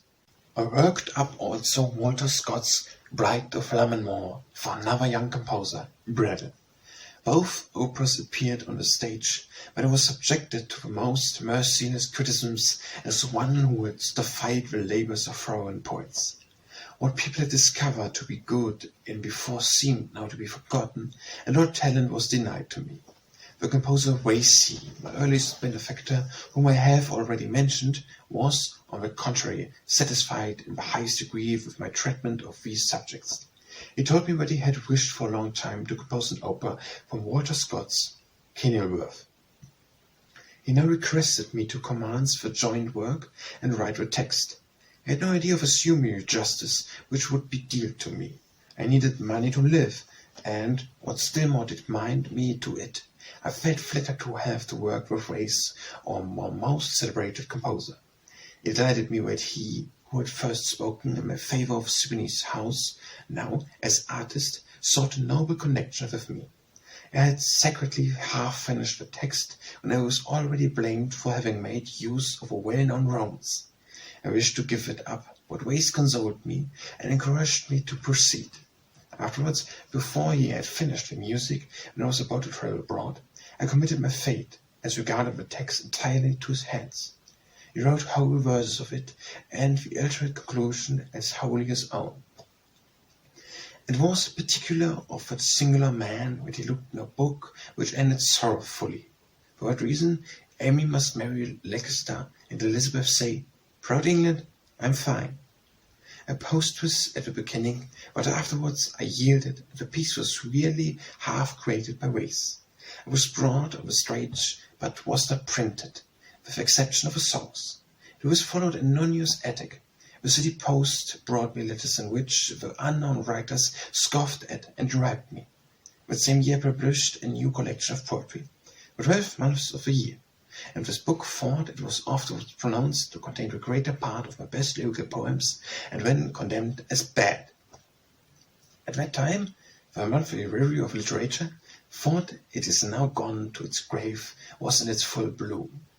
At its first appearance, it numbered among its co-workers some of the most disgusted names. Its want, however, was men who were qualified to speak able on aesthetic works.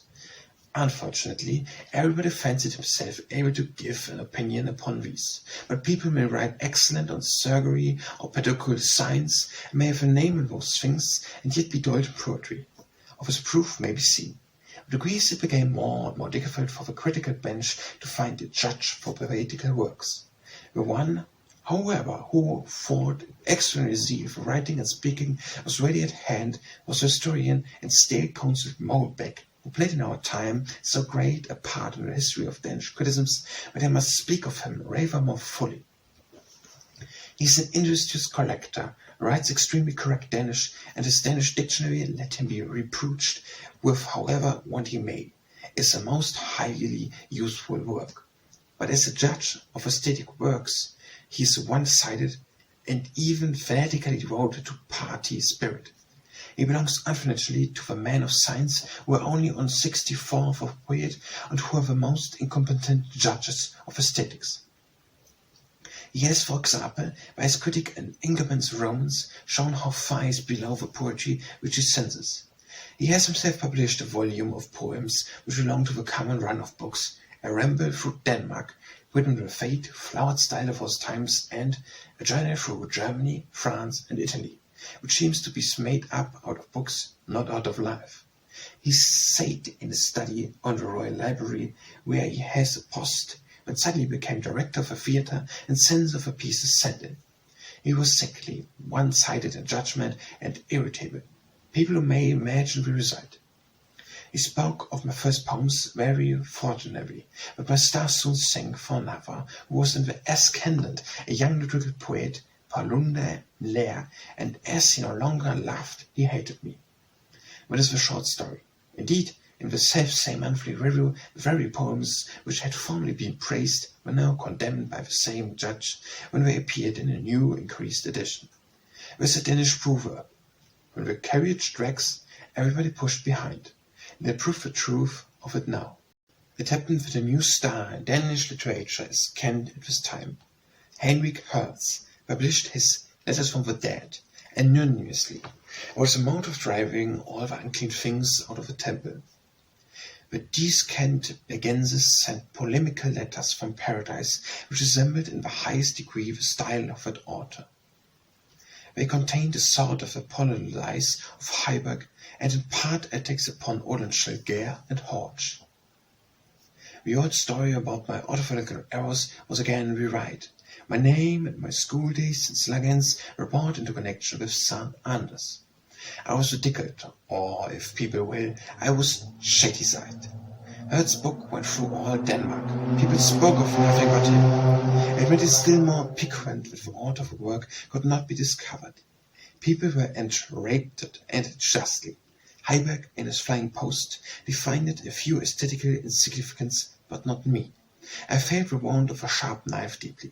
My enemies now regarded me as entirely shut out from the world of spirits.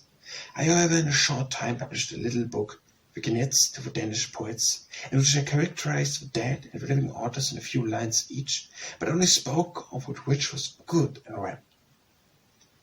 The book excited attention. It was regarded as one of the best of my works. It was imitated, but the critics did not meddle with it. It was evident on this occasion, and it had already been the case, that the critics never laid hands on those of my work which were the most successful. My affair were now in their worst condition precisely in that same year in which a stipendant for travelling had been conferred upon Hertz. I also presented a petition for the same purpose. The universal opinion was that I had reached the point of culmination, and if I was to succeed in travelling, it must be at this present time. I failed what since then has become an acknowledged fact, but travelling would be the best school for me. In the meantime, I was told, but to bring it under consideration, I must endeavour to obtain from the most engaged poets and men of science a kind of recommendation, because this very year there were so many disgusted young men who were society a stipend, but it would be difficult among these to put in an available claim. I therefore obtained a recommendation for myself, and I am, so far as I know, the only Danish poet who was obligated to produce recommendations to prove that he was a poet. And here also it is remarkable that the men who recommended me have each one made promised some very different qualifications which gave me a claim.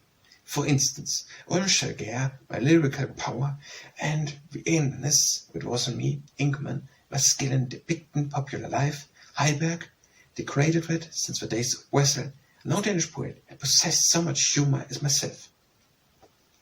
Also it remarked everyone who were against me as well as those who were for me, agreed on one subject, and this was that I was a true poet. Thiel expressed himself warmly, enthusiastically about the power which he had seen in me, combating against the oppression and the misery of life. I received a stipendium for travelling, Hertz a larger and I a smaller one, and it also was quite in the order of things. Now be happy, said my friends. Make yourself aware of your unbounded good fortune. Enjoy the present moment, as it will probably be the only time in which you will get abroad. You shall hear what people say about you while you are travelling, and how we shall defend you. Sometimes, however, we shall not be able to do that. It was painful to me to hear such things said. I felt a compulsion of soul to be away, that I might, if possible, breathe freely, but sorrow is firmly seated on the horse of a rider. More than one sorrow oppressed my heart, and although I opened the chambers of my heart to the world, one or two of them I keep locked, nevertheless. On setting out of my journey, my prayer to God was that I might die far away from Denmark, or return strengthened for activity and in a condition to produce more works which should win for me and my beloved ones joy and honor. Precisely at the moment of setting out on my journey, the form of my beloved rose in my heart. Among the few whom I have already named, there are two who exercised a great influence upon my life and my poetry, and these I must more particularly mention. My beloved mother, an unusually liberal-minded and well-educated lady, Madame LSSC, had introduced me into an agreeable circle of friends. She often felt the deepest sympathy with me in my troubles. She always turned my attention to the beautiful in nature and the poetical in the details of life, and as almost everyone regarded me as a poet, she availed my mind.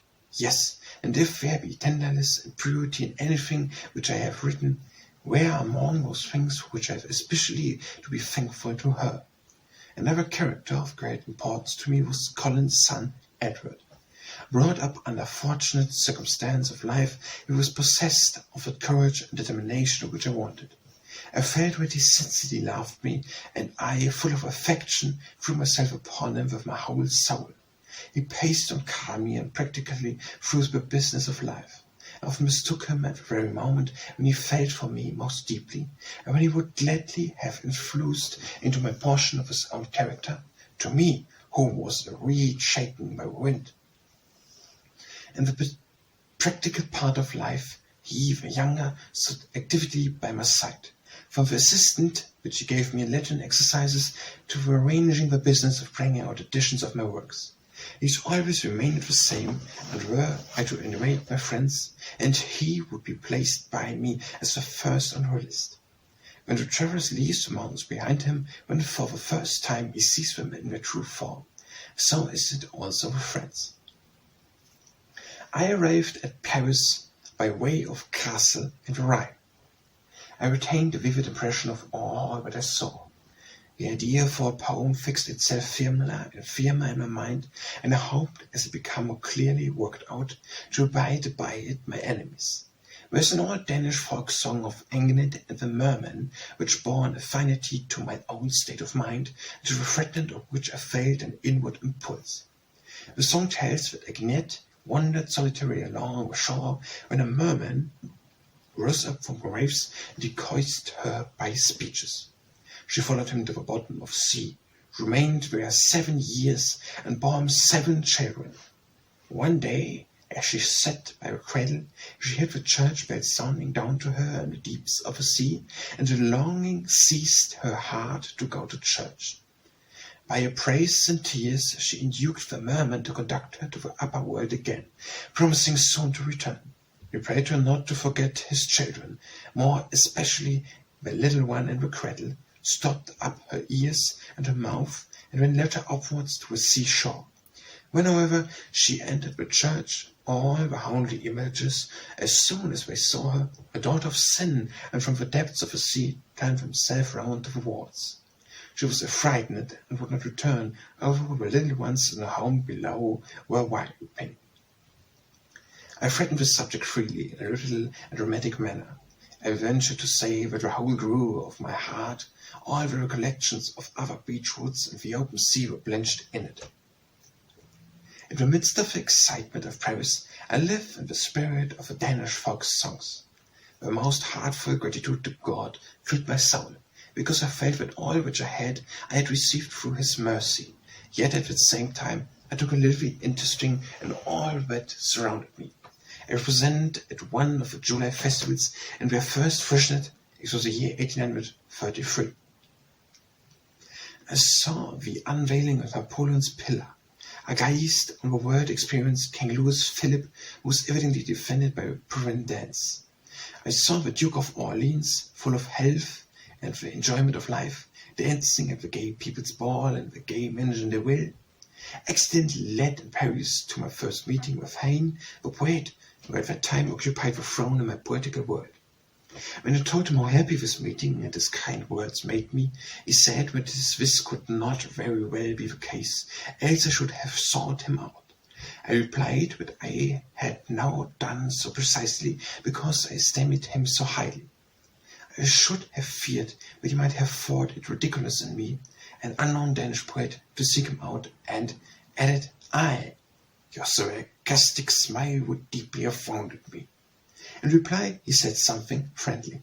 Several years afterwards, when we again meet in Paris, he gave me a cordial reception and had a view into the bridal poetical portion of his soul. Paul D. poured me with equal kindness. Victor Hugo also received me. During my journey to Paris, and the whole month that I spent there, I heard not a single word from home. Could my friends perhaps have nothing agreeable to tell me? At length, however, a letter arrived, a large letter which cost the largest human postage. My heart beat with joy and yearning impatience. It was indeed my first letter. I opened it, but I discovered not a single written word, nothing but a Copenhagen newspaper containing a lampoon upon me, and it was sent to me all the distance with postage unpaid, probably by the anonymous writer himself. This Adonian malice wounded me deeply. I have never discovered who the author was. Perhaps he was one of those who afterwards called me friend and pressed my hand. Some men have base thoughts. I also have mine. It is a weakness of my country people that commonly when abroad, during these residence in large cities, we almost live exclusive in companies together. They must dine together, meet at the theatre, and see all the lions of a palace in company. Letters are read by each other. News of home is received and talked over, and at last they hardly know whether they are in a foreign land or their own. I had given way to the same weakness in Paris, and in leaving it wherefore determined for 1 month to abroad myself in some quiet place in Switzerland, and live only among the French, so as to be compelled to speak their language, which was necessary to me in the highest degree. In the little city of Lodi, in the valley of the Jura mountains, where the snow fell in August, and the clouds floated below us, was I received by the envious family of a wealthy watchmaker. I would not hear a word about payment. I lived among them, and my friends as my relation, and when we parted, the children wept. We had become friends, although I could not understand their pathos. They shouted loudly into my ears, because they fancied I must be deaf, as I could not understand them.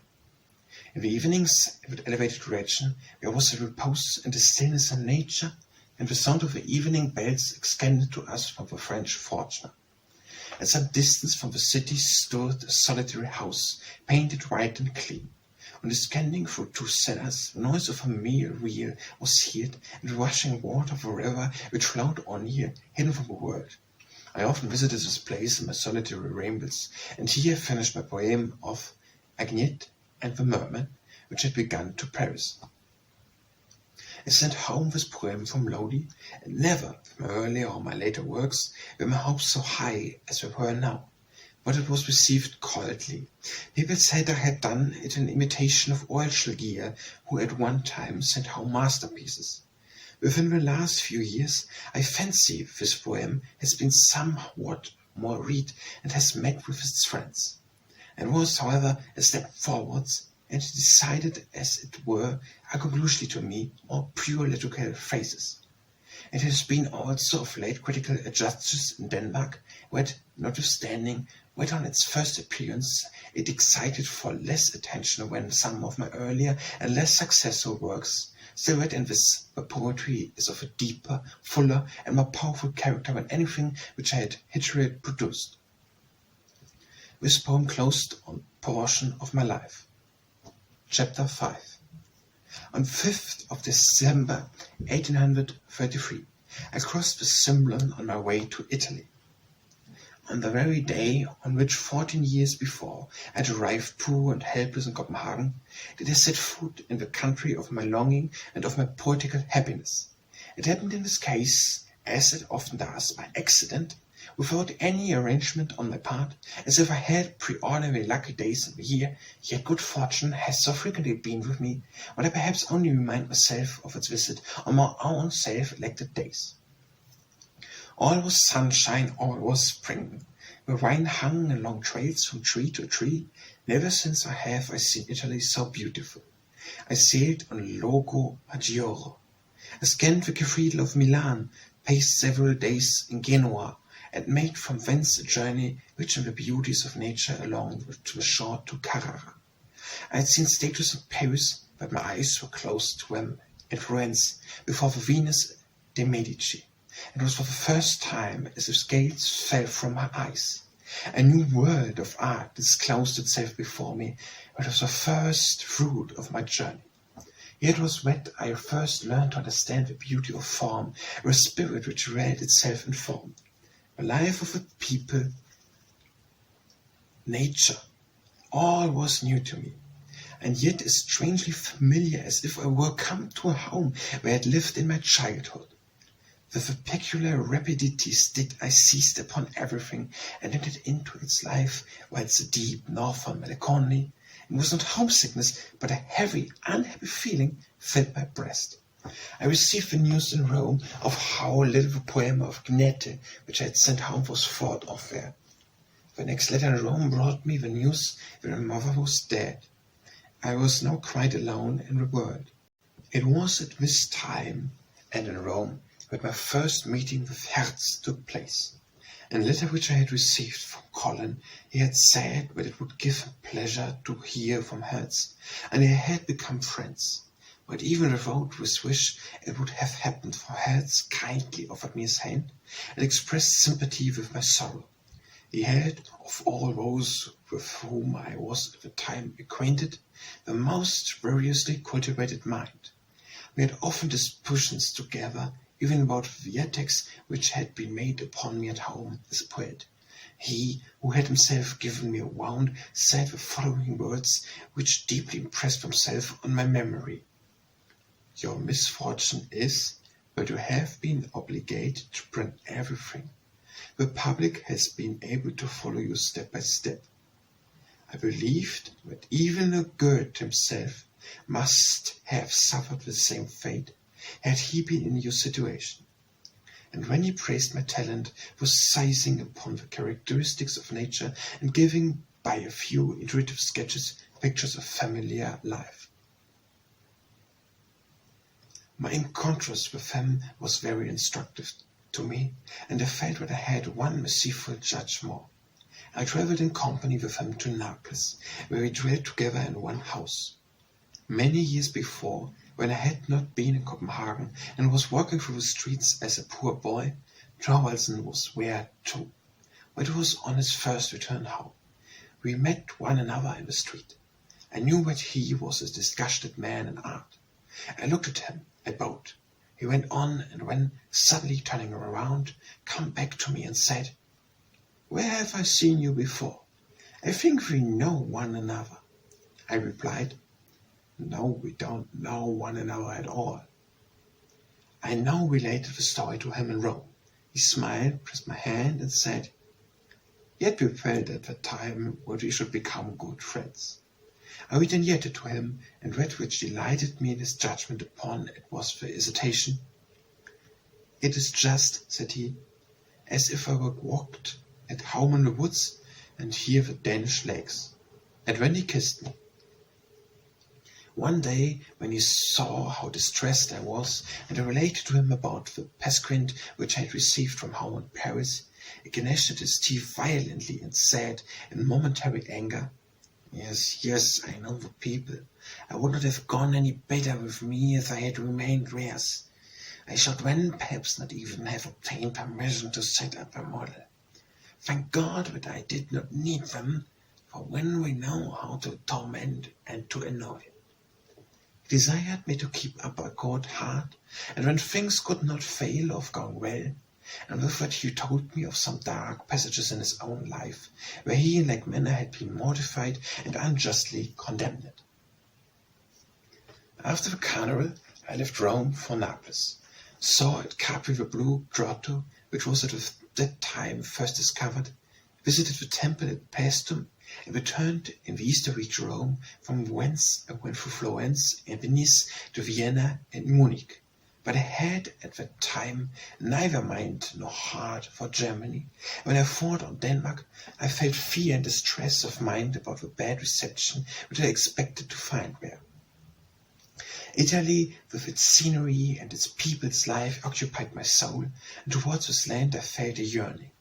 My earlier life and what I had now seen blended themselves together into an image, into poetry, which I was compelled to write down, although I was convinced that it would occasion me more trouble than joy. If my necessities and how should obligate me to print it. I had written already in Rome the first chapter. It was my novel of the Improvisator. At one of my first visits to the theatre of Odense as a little boy, where, as I have already mentioned, the representations were given in the German language, I saw the Donauweibchen, and the public applauded the actress of the principal part. Homage was paid to her, and she was honored, and I vividly remember thinking how happy she must be. Many years afterwards, when, as a student, I visited Odense, I saw in one of the chambers of a hospital where the poor widows lived and where one bed stood by another, a female poet hanging over one bed in a gilt frame. It was Lessing Emilia Galotte, and represented her as pulling the rose to pieces. But the picture was a portrait. It appeared singularly in contrast with the poverty by which it was surrounded. "Whom does it represent?" asked I. "Oh," said one of the old women, "it is the face of a German lady, the poor lady who once was an actress." But when I saw a little delicate woman, whose face was covered with wrinkles, and in an old silk gown that once had been black, that was the one celebrated singer who, as the Donauweibchen, had been applauded by everyone. The circumstance made an indelible impression upon me, and often occurred to my mind. In Naples, I heard Malibran for the first time. Her singing and acting surpassed anything with I had read to it, either heard or seen, and yet I thought a while of a miserable poor singer in the hospital of Odense.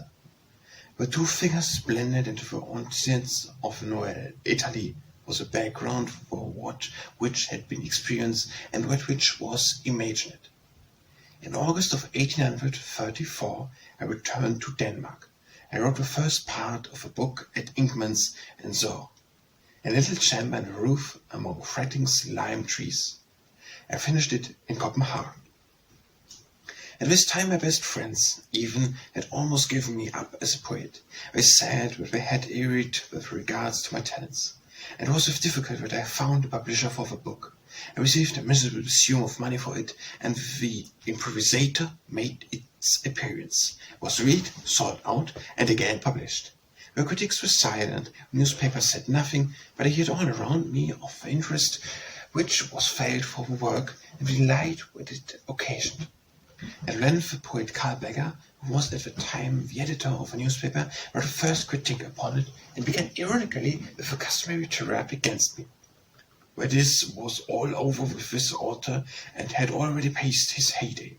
In short, he went the whole length of the tobacco and tea criticisms in order suddenly to dash out and to express his extremely warm enthusiasm for me and my book. People now laughed at me, but I wept. This was my mood, my mind. I wept freely and felt gratitude to God and the man. To the convicts, Constable Colin, and to his noble wife, in whom I found parents, whose children were brothers and sisters to me, whose house was my home, though I here present the best of which I am possessed. So went the dedication. Many who formerly had been my enemy now changed their opinion, and among these one became a friend, who, I hope, will remain so through the whole of my life. It is Hornge, the poet, one of the noblest characters with whom I am acquainted. He had returned home from Italy after a residence of several years abroad, just at the time when Heiberg's wanderers were intoxious the inhabitants of Copenhagen, and when my journey on foot was making me a little numb. He commenced a controversy with Heiberg and somewhat scoffed at me. Now he called his attention to my better local writings. I was described to him as a spoiled, petulant child of fortune. And I read my improvisations and feeling that there was something good in me. His noble character evinced itself by his writing, according a letter to me, in which he said that he had done me an injustice and offered me now the hand of reconciliation. From that time we became friends. He used his influence for me with the utmost zeal and has watched my onward career with heartfelt friendship. But so little able have many people been to understand what is excellent in him, of a noble connection of heart between us two, but not long since, when he wrote a novel and drew in it the character of a poet, whose vanity ended in insanity, the people in Denmark discovered that he had treated me with the greatest injustice because he had described in it my weakness. People must not believe that this was the assertion of one single person, or misapprehension of my character. No. And Hornge felt himself compelled to write a treatise upon me as a poet, that he might show what a different place he assigned to me. But to return to the improvisator. This book raised me sunken fortness, collected my friends again around me, nay, even obtained for me new ones. For the first time I felt that I had obtained due acknowledgment. The book was translated into German by Cruz with a long title, Jungleben and Träume eines italienischen Dichters. I objected to the title, but declared that it was necessary in order to attract attention to the book. Becker had, as already stated, been the first to pass judgment on the work. After an interval of some time, a second critic made its appearance, more cautious. But it is true, when I was accustomed to it, but still pacing lightly over the best things in the book, and dwelling on its deficiencies, and on the number of incorrectly written Italian words. And, as Nicolai's well-known book, Italy, as it really is, came out just when people universally said, "Now we shall be able to see what it is about which Andersen has written, for from Nicolai a true idea of Italy may be obtained for the first time." It was from Germany that resounded the first decided acknowledgment of the merits of my work, or rather perhaps its overestimation. I bow myself in joyful gratitude, like a sick man toward the sunshine, when my heart is grateful. I am not, as the Danish monthly hero in his critic of the prevision condescended to assert, an unthankful man who exhibits in his work a want of gratitude towards his benefactors. I was indeed myself poor Antonio, who sighed under the burden which I had to bear. I, the poor lad who ate the bread of charity. From Sweden also, later, resounded my praise, and the Swedish newspapers contained articles in praise of his work, which within the last 2 years had been equally warmly received in England, where Mary Howard, the poetress, had translated it into English. The same good fortune also is said to have attended the book in Holland and Russia.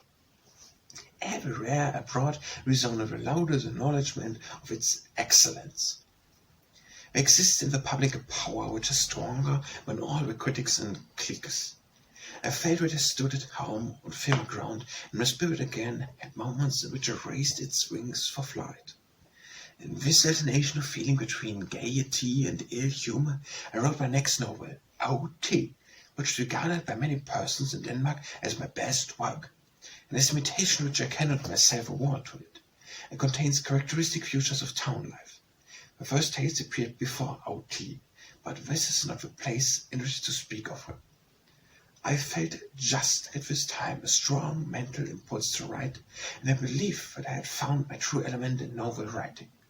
In the following year, 1837, I published Only a Fiddler, a book which on my part had been deeply pondered over, and the details of which sprang fresh to the paper.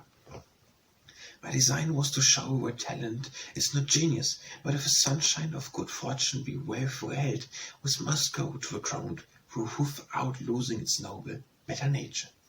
This book likewise had its partisans, but still critics would not vouchsafe to me any encouragement. We forgot that with years the boy become a man, that people may acquire knowledge in other than ordinary ways. We could not separate themselves from the old preconceived opinions. Whilst O.T. was gone through the press, it was submitted sheet by sheet to a professor of the university who had himself offered to undertake this work, but who other able man also. Notwithstanding all this, the review said, "We find the usual grammatical negligence which we always find in Andersen in this work also."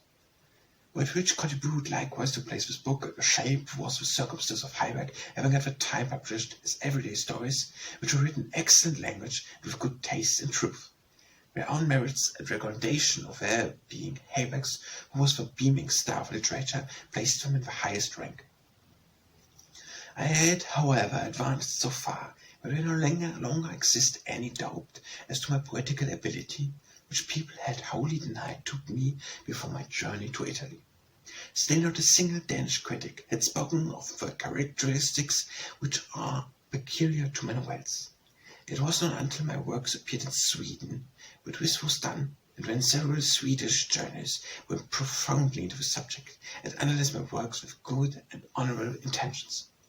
The case was the same in Germany, and from this country to my heart was strength to proceed. It was not until last year that in Denmark a man of influence, Horn the poet, spoke of the novels in his already mentioned treatise, with a few touches brought their characteristics prominently forward.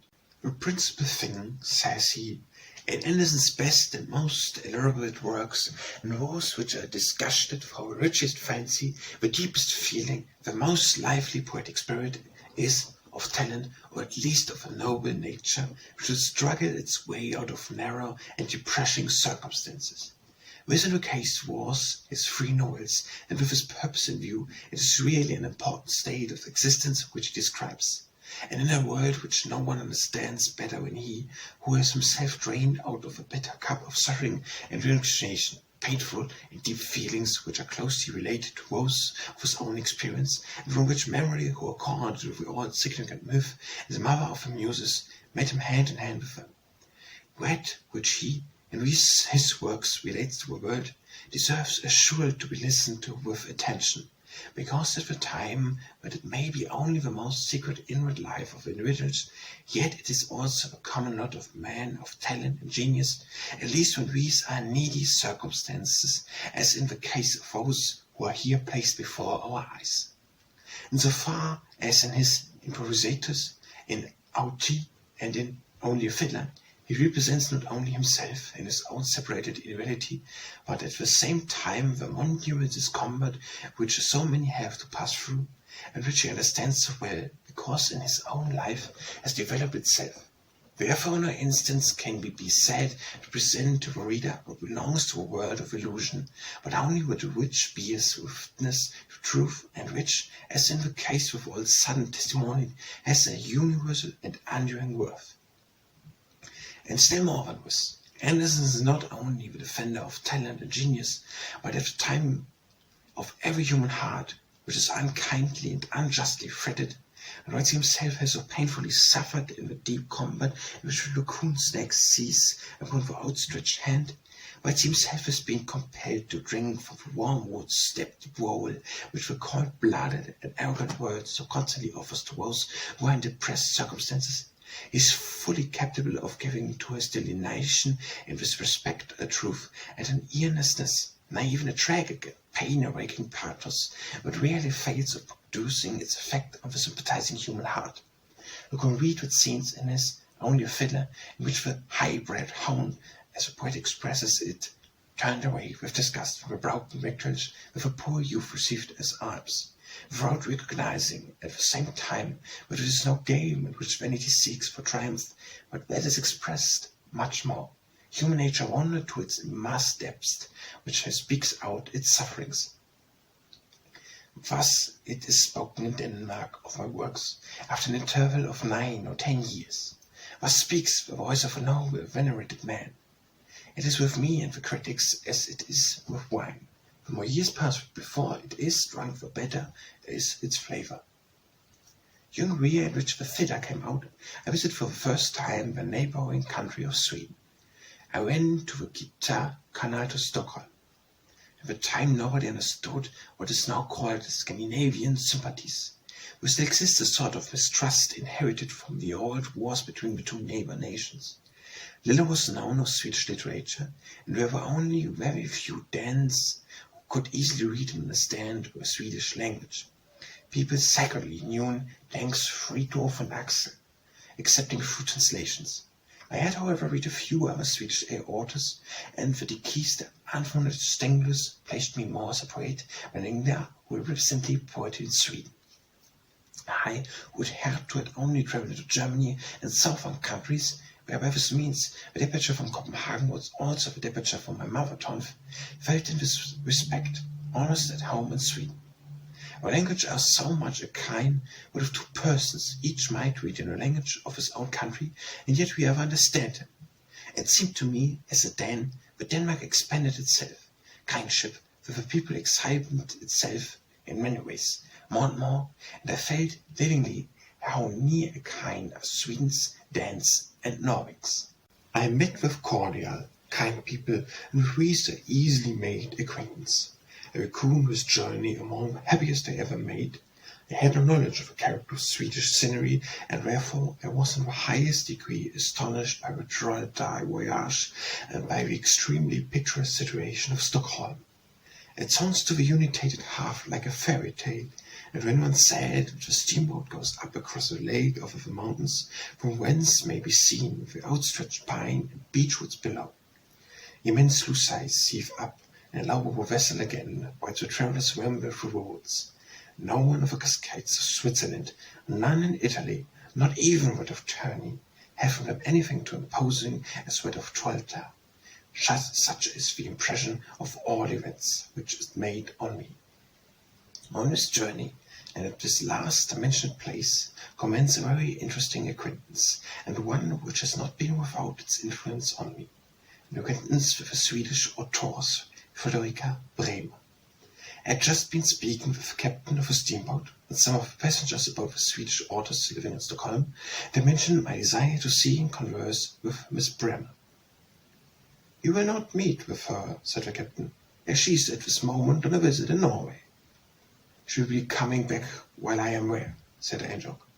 "I always am lucky in my journeys, and that which I most wish for is always accomplished." "Hardly was time, however," said the captain. A few hours after this, he came up to me laughing, with a list of nearly arrived passengers in his hand. "Look you, fellow," said he aloud, "you take good fortune with you. Miss Bremer is here and sails with us to Stockholm." I received it as a joke.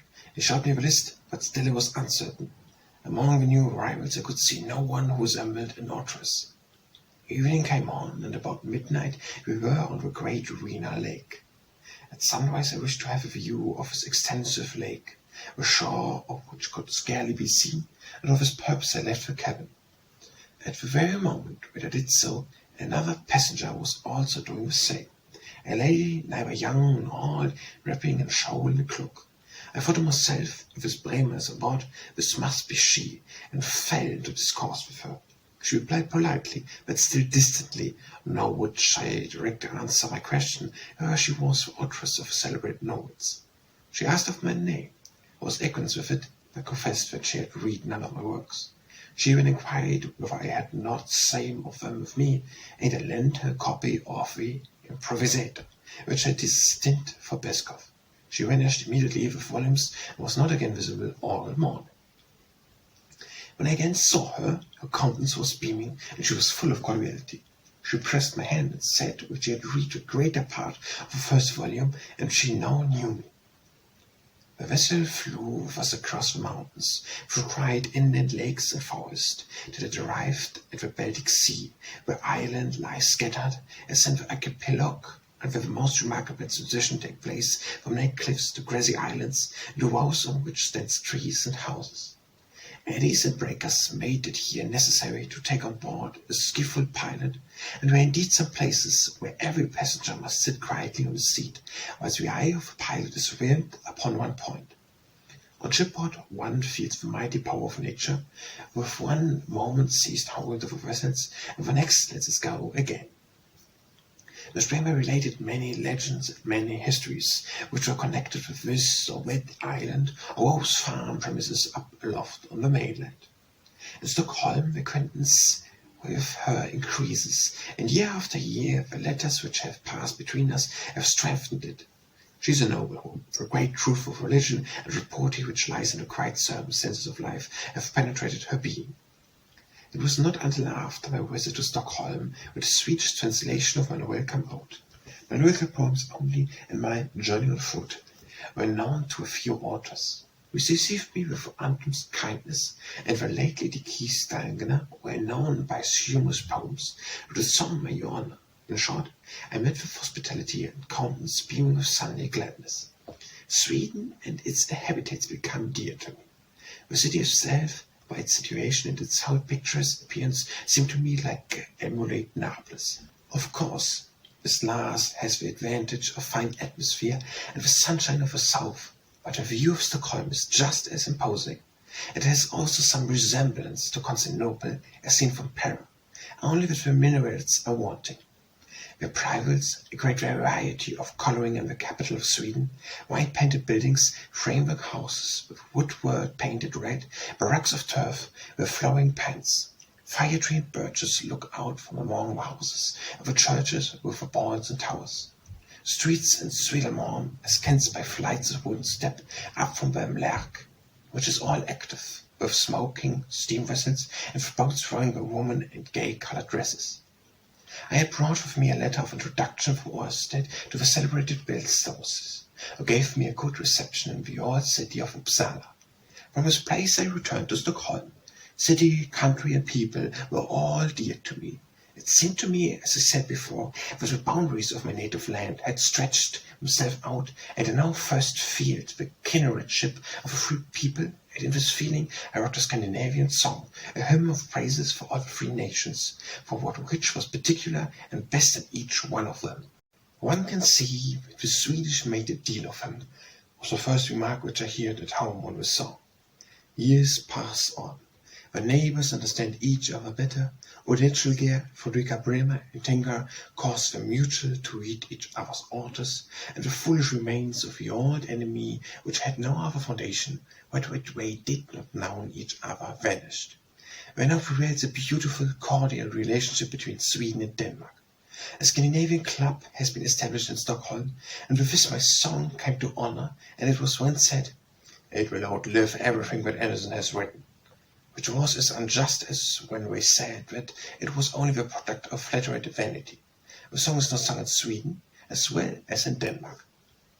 On my return home I began to study history industriously, and made myself still further acquaintance with the literature of foreign countries. Yet still the volume which afforded me to greater pleasure was word of nature, and in the summer residings among the country seats of Union, and more especially at Lückholms, with its highly romantic site in the midst of woods, and at the noble seat of Globe, from whose possessor he met with a most friendly reception, did I acquire more true wisdom, assured in my solitary remembrance, when I ever could have gained from the schools.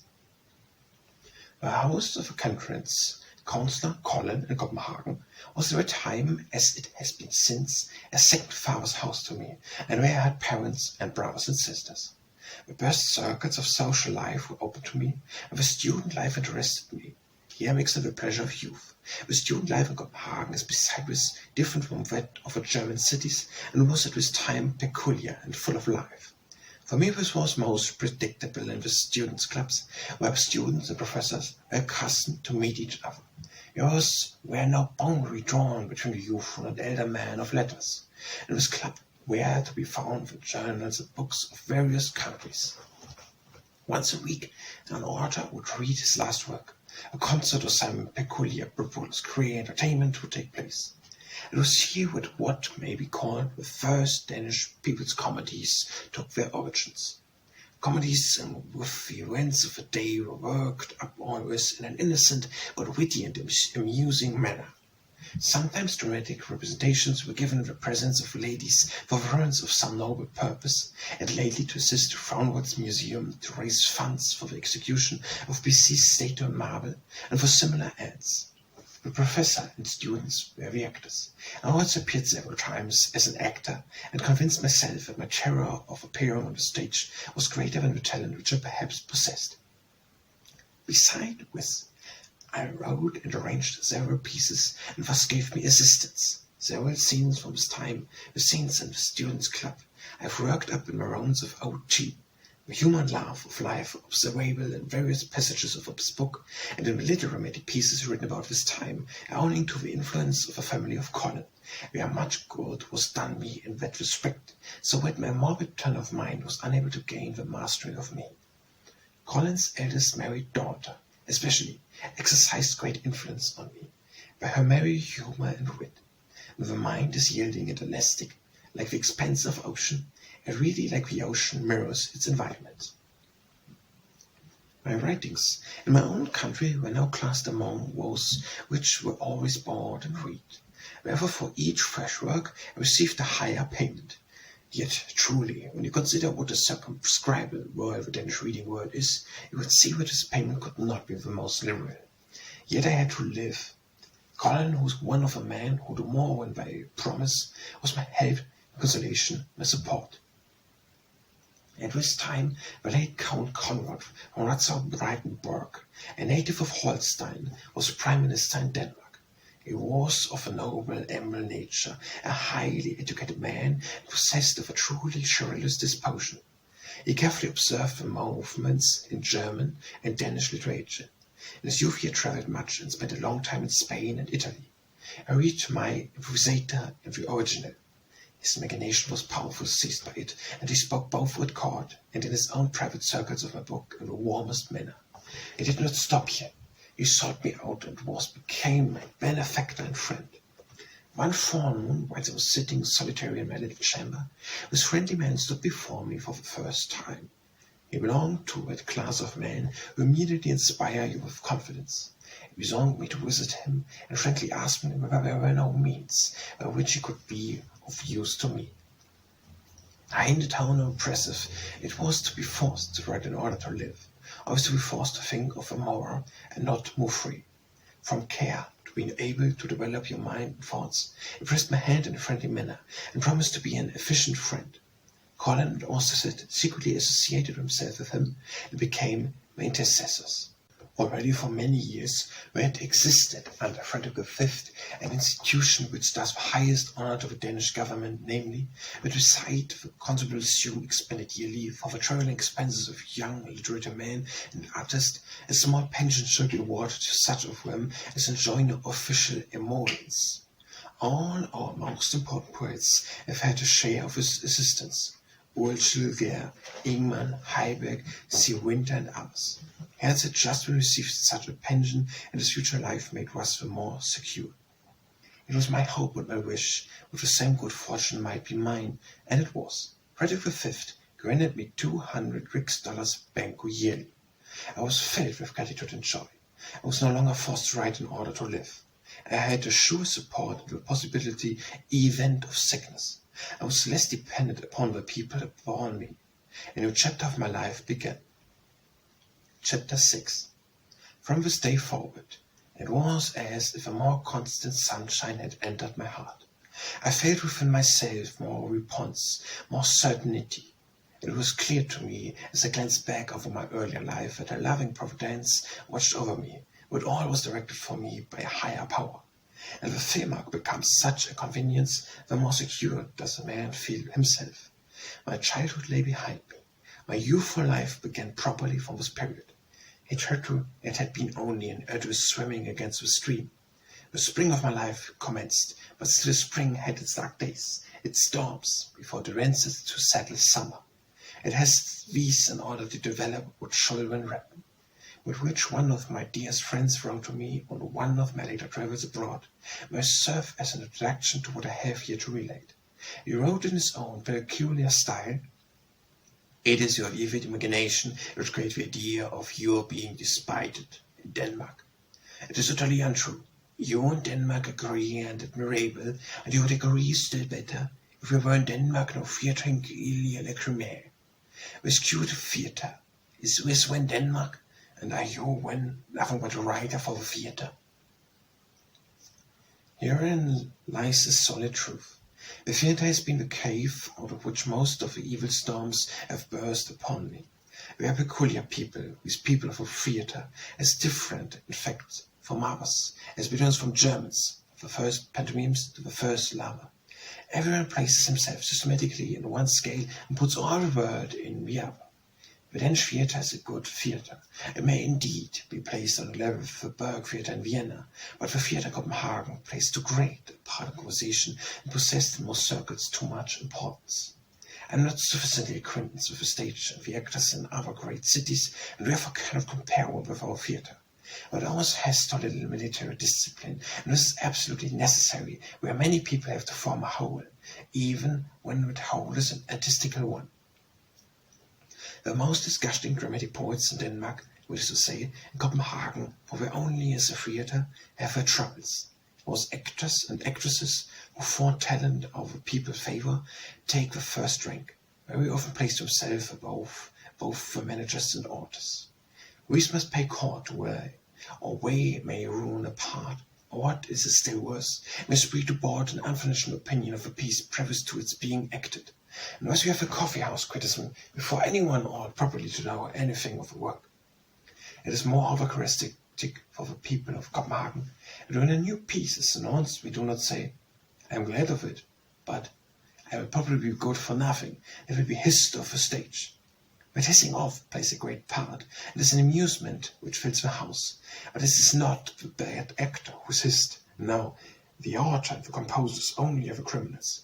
The when scaffolding is erected, 5 minutes in the usual time, and the whistles resound, and the lovely woman smiles and felicitate to himself like the Spanish ladies at the bloody ball fights.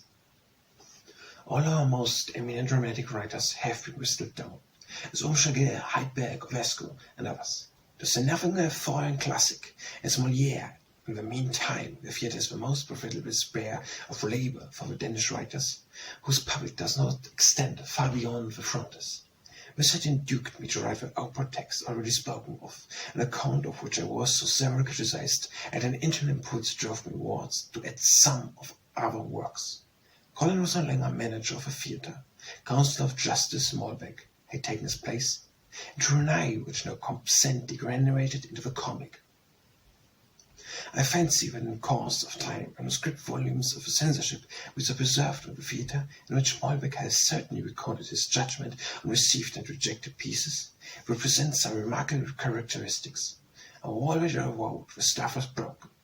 One way was open to me by which to bring my pieces on the stage, and that was to give them to our actors when summer gave representations of their own cost. In the summer of 1839, I wrote a vaudeville of The Invisible One on sprawl. To scenery which had been painted for another piece, which fell through, and the unrestrained merriment of a piece gave it such favour with the public, but obtained its acceptance by the manager, and with light sketch still maintains itself on the boards, and has survived such a number of representations as I had never anticipated. This approbation, however, procured me no further advantage, for each of my succeeding dramatic works received only rejection, and occasionally my only modification. Nevertheless, seized by the idea of the circumstances of a little French narrative, this pace, I determined to dramatize it, and as I often heard that I did not possess the assiduity sufficient to work my material well, I resolved to labour with drama, from beginning to the end, in the most elegant manner, to compose it in alternately rhyming verses, as was then the fashion. It was a foreign subject of which I availed myself, but verses are music. I at least endeavoured to adapt my music to the text, and to let the poetry of another diffuse itself from a spiritual blood, so that people should not be here to say, as they had done before, regarding the Romans of Walter Scott, that the composition was cut down and fitted to the stage. The piece was ready and decorated by able men, all friends and actors who were to appear in it, to be excellent. A rich dramatic capacity lay in the material, and my lyrical composition, clothed with so fresh a green, that people appeared satisfied. The piece was sent in, and was rejected by Malbec. It was sufficiently known what he cherished for the boards, where might have the first evening, but was he cast away as weeds were flowers for the garden, a real consolation for me. The assistant manager, privy consul of state, Adler, a man of taste and liberality, became the patron of my work, and since a very favorable opinion of it already prevailed with the public, after I had read it to many persons, it was reserved for presentation. I had the honour to read it before my present king and queen, who received me in a very kind and friendly manner, and from whom since the time I have experienced many proofs of favour and cordiality. The day of representation arrived, the dates were posted. I had closed my eyes through the whole night from excitement and expectation. The people already stood in throngs before the theatre to procure tickets. When royal messengers galloped through the streets, some groups collected, the minute guns peddled. Frederick V had died this morning. For 2 months more was the theatre closed, and was opened under Christian VIII, with my drama, which was received with the most triumphant acclamation, but I could not at once feel the joy of it. I felt only revived from a state of excitement, and breathed more freely. This piece was continued through a series of representations to receive the same approbation. Many placed this work far above all my former ones, and considered it with a begin a proper political career. It was soon translated into the Swedish, and acted with applause at the Royal Theatre in Stockholm. Travelling players introduced it into the smaller towns in the neighbourhood country. A Danish company gave it in the original language in the Swedish city Malmö, and a troop of students from the university town of Lund welcomed it with enthusiasm. I had been for a week previous on a visit at some Swedish country houses, where I was entertained with so much cordial kindness that the recollection of it will never quite melt bosom, and where in a foreign country I received the first public testimony of honour, and which was left upon me in the deepest and most inextinguishable impressions. I was invited by some students of Lund to visit the Andersen town. Here a public dinner was given to me, speeches were made, toasts were pronounced, and as I was in the evening in a family circle, I was informed that the students meet to honour me with a serenade. I felt myself actually overcome by this intelligence. My heart throbbed variously as I described the frowning troop with our blue caps, and arm in arm approaching the house. I experienced a feeling of humiliation, a most lively consciousness of my deficiencies, so that I seemed bound to the very earth at the moment hours were awaiting me. As they are all uncovered their heads when I stepped forth, I had need of all my thoughts to avoid bursting into tears. And the feeling that I was unworthy of all this, I glanced round to see whether a smile did not pass over the face of someone, but I could discern nothing of the kind, and such a discovery would at that moment have inflicted me on the deepest wound. After an hurrah, The speech was delivered, of which I clearly recollect the following words. When your native land, of the natives of Europe, offer you their homage, then may you never forget that the first public honors were conferred on by you by the students of land. When the heart is warm, the strength of the expression is not divided. I felt it deeply and replied that from this moment I became aware that I must ensure a name in order to render myself worthy of these tokens of honor. I presented the hands of the most nearest to me and returned them thanks so deep, so heartful. Certainly never was an expression of thanks more sincere.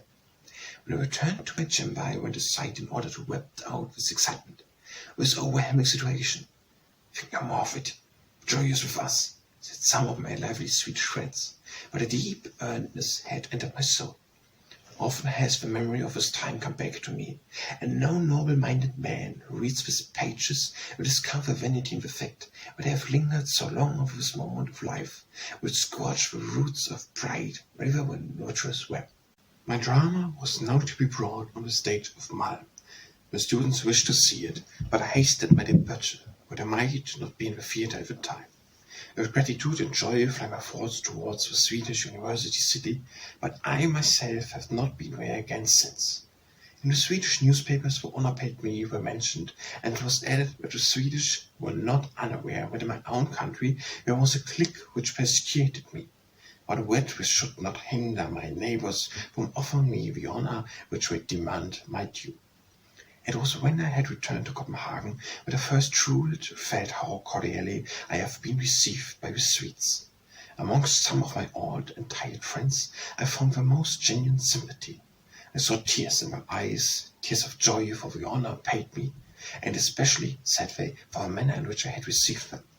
There is but one manner for me, at once, in the midst of joy, I fly with thanks to God. There were certain persons who smiled at the enthusiasm certainly voices raised themselves already. The mad ride was merrily bought. The French narrative was scrupulously studied. But the exaged praises which I had received now made me sensitive to the blame.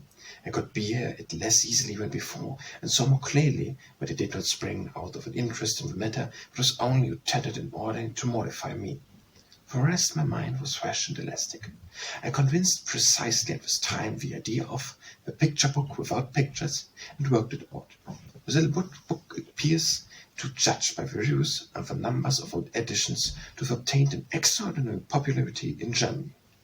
It was also translated into Swedish, and it adapted to myself. At home it was here less esteemed, and finally only of abroad made trial of it. I determined, therefore, to produce a new dramatic work in which both subject and development, in fact, everything should be on my own conception. I had the idea, and I wrote the tragedy of a Moorish maiden, hoping through with to stop the moves of all my detractors and to assert my place as a dramatic poet. I hoped, too, through the income from this, to be able to make a fresh journey to Italy, not only to Greek and Turkey. My first going abroad had more than all besides operated towards me intellectual development. I was therefore full of a passion for travel and of the endeavor to acquire more knowledge of nature and of human life. My new piece did not please Heiberg, nor indeed my dramatic endeavors at all. His wife, for whom the chief part appeared to me especially to be written, refused, and read not in the most friendly manner to play it. Deeply wounded I went forth. I lamented this to some individuals. Whether this was repeated, or whether a complaint against the favourite of the public is a crime, enough. From this hour Heiberg became my opponent, he whose intellectual rank I so highly estimated, he whom I would so willingly have relied myself, and he who so often, I venture to say it, I had approached with the whole sincerity of my nature. I have constantly declared his wife to be so disgusted an actress, and continued still so entirely of his opinion, but I would not hesitate one moment to assert that she would have a European reputation where the Danish language is widely diffused as the German or the French.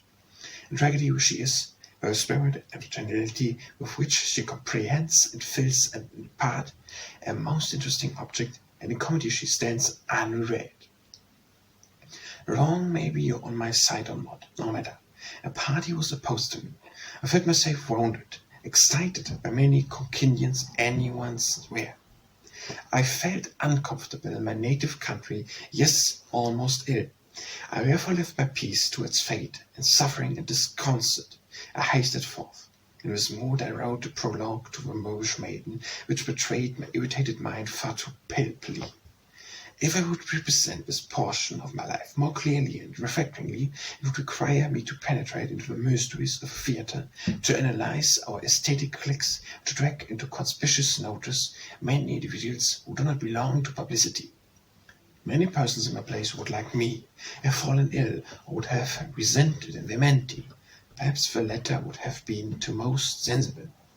At my departure, many of my young friends amongst the students prepared a banquet for me, and amongst the elder ones who were presented to receive me were Colin, Montchelier, and Orsted.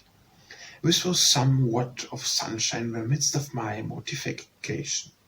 Songs by Montchelier and Hellerup were sung, and I found cordiality and friendship as I quitted my country in distress. This was in October of 1840. For the second time I went to Italy and Rome, to Greek and Constantinople, a journey which I described after my own manner in a poet's bazaar. In Holstein I continued some days with Count von Breitenberg, who had before invited me, and whose Ankersville castle I now for the first time visited. Here I became acquainted with the rich scenery of Holstein, heath and moorland, and when hasted by Nuremberg to Munich, where I again met with Cornelius and Schelling, and was kindly received by Kaulbach and Schelling. I cast a passing glance on the artistic life in Munich, but for the most part pursued my own solitary course, sometimes filled with the joy of life, but often I despaired of my powers. I possessed a peculiar talent, but of lingering of a gloomy side of life, of extracting the bitter from it, of tasting it, and understood well, when the whole was exhausted, how to torment myself. In the winter season I crossed the Brenner, remained some days in Florence, which I had before visited for a longer time, and about Christmas reached Rome. Here again I saw the noble treasures of art, met old friends, and once more paced the Carnival and Macaulay. But not only was I bullied ill, nature around me appears likewise to sicken. It was neither the tranquillity for the freshness which attended my first show in Rome. The rocks quaked, the Tiber thrice rose into the streets, fever raged, and snatched numbers away. In a few days Prince August lost his wife and 3 sons. Rain and wind prevailed. In short, it was dismal. From home called lotions only were sent me. My letters told me that the Moorish maiden had several times been acted through, and had gone quite off the stage. But, as was seen beforehand, a small public only had been present, and therefore the manager had laid the piece aside. Other Copenhagen letters to our countrymen in Rome spoke with enthusiasm of a new work by Heiberg, a satirical poem, The Soul After Death. It was but just out, they wrote. All Copenhagen was full of it, and Andersen was famously handled in it. The book was admirable, and I was more made ridiculous in it. But it was the whole which I heard, all that I knew. No one told me what really was said of me, wherein lay the amusement and the ludicrous. It is doubly painful to be ridiculous when we don't know wherefore we are so. Information operated like moly dropped into a wound, and agonized me cruelly. It was not till after my return to Denmark that I read this book and found that what was said of me in it was really nothing in itself which was worth laying to heart. It was just over my celebrity, from Schönberg to Hunsrück, which did not please Heiberg. He therefore sent me the Moorish maiden to internal regions, where, and that was the most witty conceit, the condiment were doomed to witness the performance of both pieces in one evening, and when they could go away and lay himself down quietly. I found the party for the rest so excellent that I was half inducted to write to Heiberg and to return him my thanks for it, but I slept upon this fancy, and when I awoke and was more composed, I feared lest such thanks should be misunderstood, and so I gave it up. In Rome, as I have said, I did not see the book. I only heard the arrows whist and fell to their wounds, but I did not know what the poison was with I lay concealed in one. It seemed to me that Rome was no joy-bringing city, and it was there before, and had also passed dark and bitter days. I was ill, for the first time in my life, truly and bodily ill, and I made hastily to get away. The Danish poet Holst was when in Rome. He had received this year a travelling pension. Holst had written an elegy on King Frederick V, which went from mouth to mouth and awoke an enthusiasm like that of Becker's contemporaries Rhine song in Germany. He lived in the same house with me in Rome and showed me much sympathy.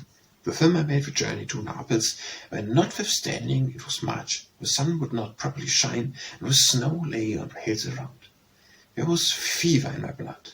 I suffered in body and in mind, and I soon lay so severely affected by it, but certainly nothing but the spleety bloodletting to which my excellent Neapolitan landlord compelled me saved my life. In a few days I grew sensibly better, and I now proceed by a French war steamer to Greece. Holst accompanied me on board. It was now as if a new life had risen before me, and in truth, this was the case, and if this does not appear legible in my later writings, yet it manifested itself in my views of life and in my whole inner development. As I saw my European home lie far behind me, it seemed to me as if a steam of forgetfulness flowed of all bitter and rankling remembrance. I felt health in my blood, health in my thoughts, and freshly and courageous I again raised my head. Like another Switzerland, with a loftier and clear heaven than the Italian, Greek lay before me. Nature made a deep and solemn impression upon me. I felt the sentiment of standing on the great battlefield of a world where nation had striven with nation and had perished. No single poem can embrace such greatness. Every scorched up bed of a stream, every night, every stone, has mighty memories to relate. How little appear the inequalities of daily life in such a place. A kingdom of ideas streamed through me, and with such a fullness that none of them fixed themselves on paper. I had a desire to express the idea that the godlike was here on earth, to maintain its contents where it is thrust backward and yet advanced again victoriously through all ages, and I found in the legend of the wandering Jew an occasion for it. For 12 months this fiction had been emerged from the sea of my thoughts. Often did it wholly fill me. Sometimes I fancied with the alchemist that I had dug up the treasure, when again I sank suddenly, and I despaired of ever being able to bring it to the light. I felt most of mass of knowledge of various kinds. I must first acquire. Often at home, when I was compelled to hear reproofs on what we call a want of study, I had sat deep into the night and had studied history and Hegel's philosophy of history. I said nothing of this or other studies, or I would immediately have been spoken of in the manner of an instructive lady who said, "The people justly complained that I did not possess learning enough." "You have really no mythology," said she. "In all your poems there appears no single god. You must possess mythology. You must read Racine or Corneille." But she called learning, and in like manner every one had something particular to recommend. For my poem of Acherusius I had read much and noted much, but yet not enough. In Greek I thought the whole will collect itself into clearness. The poem is not yet ready, but I hope that it will become so to my honor, for it happens with the children of the spirit, as with the earthly ones. They grew as we sleep. In Athens I was heartily welcomed by Professor Ross, a native of Holstein, and by my countrymen. I found hospitality and a friendly feeling in the noble bookish Austin, when the king and queen received me most graciously. I celebrated my birthday in the Acropolis. From Athene I sailed to Simrad, and with me it was not childish pleasure to be able to thread another quarter of the earth. I felt the devotion in it, like that which I felt as a child when I entered the old church of Odense. I thought on Christ, who bled on this earth. I thought on Homer, whose song eternally resounds hence over the earth. The chants of Asia preached to me were psalms, and were perhaps more impressive than any sermon and any church can be. In Constantinople I passed 11 interesting days, and according to my good fortune in travel, the birthday of Mohammed itself fell exactly during my stay there. I saw the grand illumination which completely transported me into the 1001 nights. Our Danish ambassador lived several miles from Constantinople, and I had therefore no opportunity of seeing him, but I found a corridor reception with the Austrian enthusiast Baron von Sigmar. With him I had a German home and friends. I contemplate making a return by the Black Sea and up the Danube, but the country was disturbed. It was said there had been several thousand Christians murdered. The companions of the voyage and whatever I raised gave up this road of the Danube, for which I had the greatest desire, and collectively counselled me against it. But in this case I must return again by Greek and Italy. It was a severe conflict. I do not belong to courageous. I feel fear, especially in little danger, but in great ones, and when an advantage is to be won, when I have a will and it is ground firmly on years. I may tremble, I may fear, but I still do not that which I consider the most proper to be done. I am not ashamed to confess my weakness. I hold that when out of our own true conviction, we run counter to our inborn fear, we have done our duty. I had a strong desire to become acquaintance with the interior of a country and to traverse the Danube in its greatest expansion. I battled with myself. My imagination pointed to me the most horrible circumstance. It was an anxious night. In the morning I took counsel with Baron Sturmer, and as he was of opinion that I might undertake the voyage, I determined upon it. From the moment that I had taken my determination, I had the most immovable reliance on Providence, and flung myself calmly on my fate. Nothing happened to me. The voyage was prospered, and after the quarantine on the village frontier, which was painful enough to me, I arrived at Vienna on the 21st day of the journey. The sight of its towers and the meeting with numerous stands awoke in me the thought of being spleeted again at home. The idea bowed down my heart, and sad recollections and mortifications rose up within me once more. In August 1841 I was again in Copenhagen. There I wrote my recollections of travel under the title of A Poet's Bazaar in several chapters according to the countries. In various places abroad I had met with individuals as at home to whom I felt myself attached. A poet is like the bird. He gives what he has, and he gives a song. I was desirous to give every one of those dear ones such a song. It was a fugitive idea, born, may I venture to say, in a grateful mood. Count Rainsor Brandenburg, who had visited in Italy, who loved the land, and who has become a friend and benefactor to me through my improvisators, must laugh a part of a book which treated of this country. To Liszt and Thalberg, who had both shown me the greatest friendship, I decided to portion which continued the voyage up to Danneburg, because the one was Hungarian, the other an Austrian. With these indicators, the reader will easily be able to trace out the thought which influenced me in the voices of each dedication. But these abbreviations were, in my native country, regarded as a fresh proof of my vanity. I wished to figure with great names, to name disgusted people as my friends. The book has been translated into several languages, and the dedication with it. I know not how they have been regarded abroad. If I had been judged there, as in Denmark, I hope that this explanation will change the opinion concerning them. In Denmark, my bazaar produced me the most handsome reputation that I have as yet received. I proved that I was a land free there. No vulgar criticisms appeared upon it. If you expect notices in some daily papers, and afterwards in the poetical attempts of a young writer who a year before had testified to me in writing his love and his wish to do me honor, but who now, in his first public appearance, launched a satirical poem against his friend. I was personally attached to this young man, and am so still. He assured through more on the popularity he would gain by sailing in the back of Heiberg than of the pain he would inflict on me. The newspaper criticisms in Copenhagen was infinitely stupid. It was set down as exaggeration that I could have been set the whole round blue globe of a moon similar at the time of a new moon. It was called fancy and extravagance, which where everyone sees who can open his eyes. The new moon has a dark blue and perfect round disk.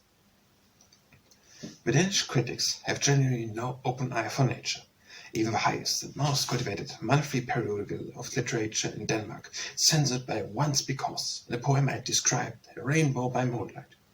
I had too much my fancy, which satire carried me too far. When I sat in the bazaar, if I were a painter, I would paint this bridge, But as I am no painter, but a poet, I must therefore speak. Upon this the critic says, he is a vain who dictates of himself that he is a poet. There is something so pitiful in such criticisms that one cannot be wounded by it. But even when we are the most peaceable of men, we feel a desire to flagellate such wet dogs who come into our rooms and lay themselves down in the best place in them. There might be a whole Foods Chronicle written of all the absurd and shameless things which, from my first appearance before the public to this moment, I have been compelled to hear. In the meantime, the bazaar was much read and made what it called a hit. I received, connected with this book, much encouragement and many recognitions from individuals of highest distinction in the realms of intellect in my native land. The journey had strengthened me both in mind and body. I began to show indications of a firmer purpose, a more certain judgment. I was now in harmony with myself and with mankind around me. Political life in Denmark had, at the time, arrived at higher development, producing both good and evil fruits. The eloquence which had formerly accumulated itself to the domestic mode, that of putting little plebs in the mouth, the little plebs of everyday life, now exercised itself more freely on subjects of greater interest. I feel no call afraid to, and no necessity to mix myself up in such matters. For I even believe that the politics of our time were a great misfortune to many a poet. Madam, politics are like Venus, with whom she decoys into her castle parish. Affairs with the writings of these poets, as with the newspapers, they are seized upon, read, praised, and forgotten. Nowadays everyone wishes to rule. The subjective makes its power of value. People forget that that which is thought of cannot always be carried out, and that many things look very different when contemplated from the top of a tree to what we did when see from its roots. I will bow myself before him, and who is influenced by noble conviction, and who only desires that which is conducive to God. But he, Prince of Men of a people, politics are no affair of mine. God has imparted to me another mission, what I felt and what I felt still. I met in the so-called first families of the country a number of friendly, kind-hearted men who valued the good that was in me, received me into their circles, and permitted me to participate in the happiness of a Bullet summer residence, so that, still feeling independent, I could frequently give myself up to the pleasures of nature, to the solitude of woods and country life. There, for the first time, I lived wholly among the scenery of Denmark, and where I wrote the greater number of my fairy tales. On the bank of quiet lakes, amid the woods and the green gush of pleasure, where the game sprang past me and the stroke paced along on its red legs, I heard nothing of politics, nothing of polemics. I heard no one practicing himself in Hagel's phraseology. Nature, which was around me and within me, preached me too of my calling. I spent many happy days at the old house of Gisselfeld, formerly a monastery, which stands in the deepest solitude of the woods, surrounded by lakes and hills. The possessor of this fine place, the old Countess Stensgold, mother of the Duchess of Augustenburg, was an agreeable and excellent lady, and was there not as a poor child of the people, but as a cordially received guest. The beeches now overshadow her grave in the midst of a pleasant scenery to which her heart was allied. Close by Gisselfeld, but in a still finer situation and of much greater extent, lies the estate of Bregenthort, which belongs to the Count Moltke, Danish Minister of Finance. The hospitality which I met with in this place, one of the richest and most beautiful of our country, and the happy social life which surrounded me here, have diffused sunshine over my life. In my appears, perhaps, as if I desired to bring the names of great people prominently forward and make a parade of them, or as if I wished in this way to offer a kind of thanks to my benefactors. I needed not, and I should be obligated to mention many other names, still if these hear my intonation. I speak, however, only of these two places, and of Nys, which belongs to Baron Stamp, and which has become celebrated through Thorwaldsen. Here I lived much with a great sculptor, and here became acquaintance of one of my dearest young friends, the future possessor of the place. Knowledge of life in these various circles has had great influence on me. Among princes, among the nobility, and among the poorest of the people, I have met with specimens of noble humanity. We all of us resemble each other in that which is good and best. Winter life in Denmark has likewise its attractions and its rich variety. It spent also some time in the country during this session and made myself acquaintance with its peculiar characteristics. The greatest part of my time, however, I passed in Copenhagen. I felt myself at home with the married sons and daughters of Colin, where a number of ambient children were grown up, every year strengthened by the bond of friendship between myself and the noble gifted composer, Hartmann. Art and the freshness of nature prospered in his house. Colin was my consular in practical life, and Orsted in my literary affairs. The theatre was, if I may so say, my club. I visited it every evening, and in this very year I had received a place in the so-called court stalls. An author must, as a matter of course, work himself up to it. After the first accepted piece, he obtains admission to the pit. After the second greater work, in the stalls where the actors have their seats, and after 3 large works or a succession of leisure pieces, the weight is advanced to the best places. Here were to be found Thorvaldsen, Oehlenschläger, and several other poets, and here also, in 1840, I obtained a place, after I had given in 7 pieces. Whilst Thorvaldsen lived, I often, by his own wish, sate at his side. Oehlenschläger was also my neighbor, and in many an evening hour, when no one dreamed of it, my soul was steeped in deep humility as I sat between these great spirits. But different periods of my life passed before me. The time when I sat on the Hinman's bench in the box of a female fragrance, as well as wet and rich, full of childish superstition, I kneeled down up on the stage and repeated the Lord's Prayer, just before the very place where I now sat among the first and the most disgusted men. At a time, perhaps, when a countryman of mine thus forward off and passed judgment upon me, where he sits between the 2 great spirits, full of arrogance and pride, he may now perceive by this acknowledgment how unjustly he was judged now. Humility and prayers to God for strength to deserve my happiness filled my heart.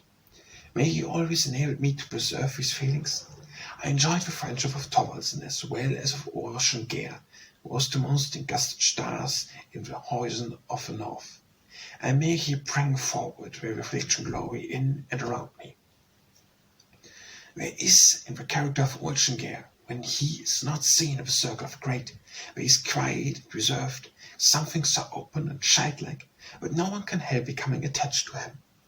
As poet, he holds in the north a position of a great importance, as Goethe did in Germany. He is in his best works so penetrated by the spirit of the north that through him it has, as it were, ascended upon all nations. And from countries he is not so much appreciated. Works by which he is most and best known are Coadjure and Aladdin, but surely his masterpiece poem of the Northern Gods occupied a far higher rank. It is also Iliad. It possessed power, freshness, nigh any expression of mind and poor. It is possessed of grandeur. It is the poet Oehlenschläger and the bloom of soul. Helken, Jarl, and Planatog will live in the poetry of Oehlenschläger as long as mankind endures. Denmark, Norway, and Sweden have fully appreciated him and have shown him what we do so, and whenever it is asked who occupies the first place in the kingdom of mind, the palm is always awarded to him. He is the true born poet. He appears always young, while he himself, the oldest of all, spaced all in the productiveness of his mind. He listened with friendly disposition to my first lyrical outpourings, and he acknowledged my earnestness and cordiality, the poet who told the fairy tales. My biographer in the Danish Pantheon brought me in contact with Oehlenschläger, and he said, nowadays it is becoming more and more rare when anyone by implicity following those inward impulses of the soul, which make themselves irresistible felt, to step forward as an artistic and a poet. He is more friendly fashioned by fate and circumstances, when apparently destined by nature itself of his office. With a greater number of our poets, an early acquaintance with passion, early inward experience, or outward circumstances stand instead of the origin vein of nature, and this cannot in any case be more inconstantly proved in our own literature when by instancing Oehlenschläger and Andersen.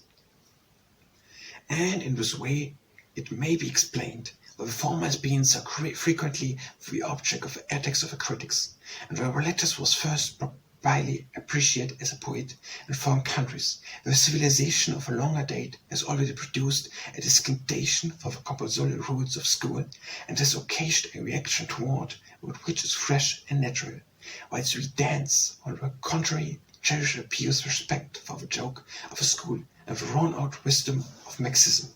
Thorvaldsen, whom, as I've already said, I had become acquainted with in Rome in the years 1833 and 1834, was expected in Denmark in the autumn of 1838, and great festive preparations were made in consequence.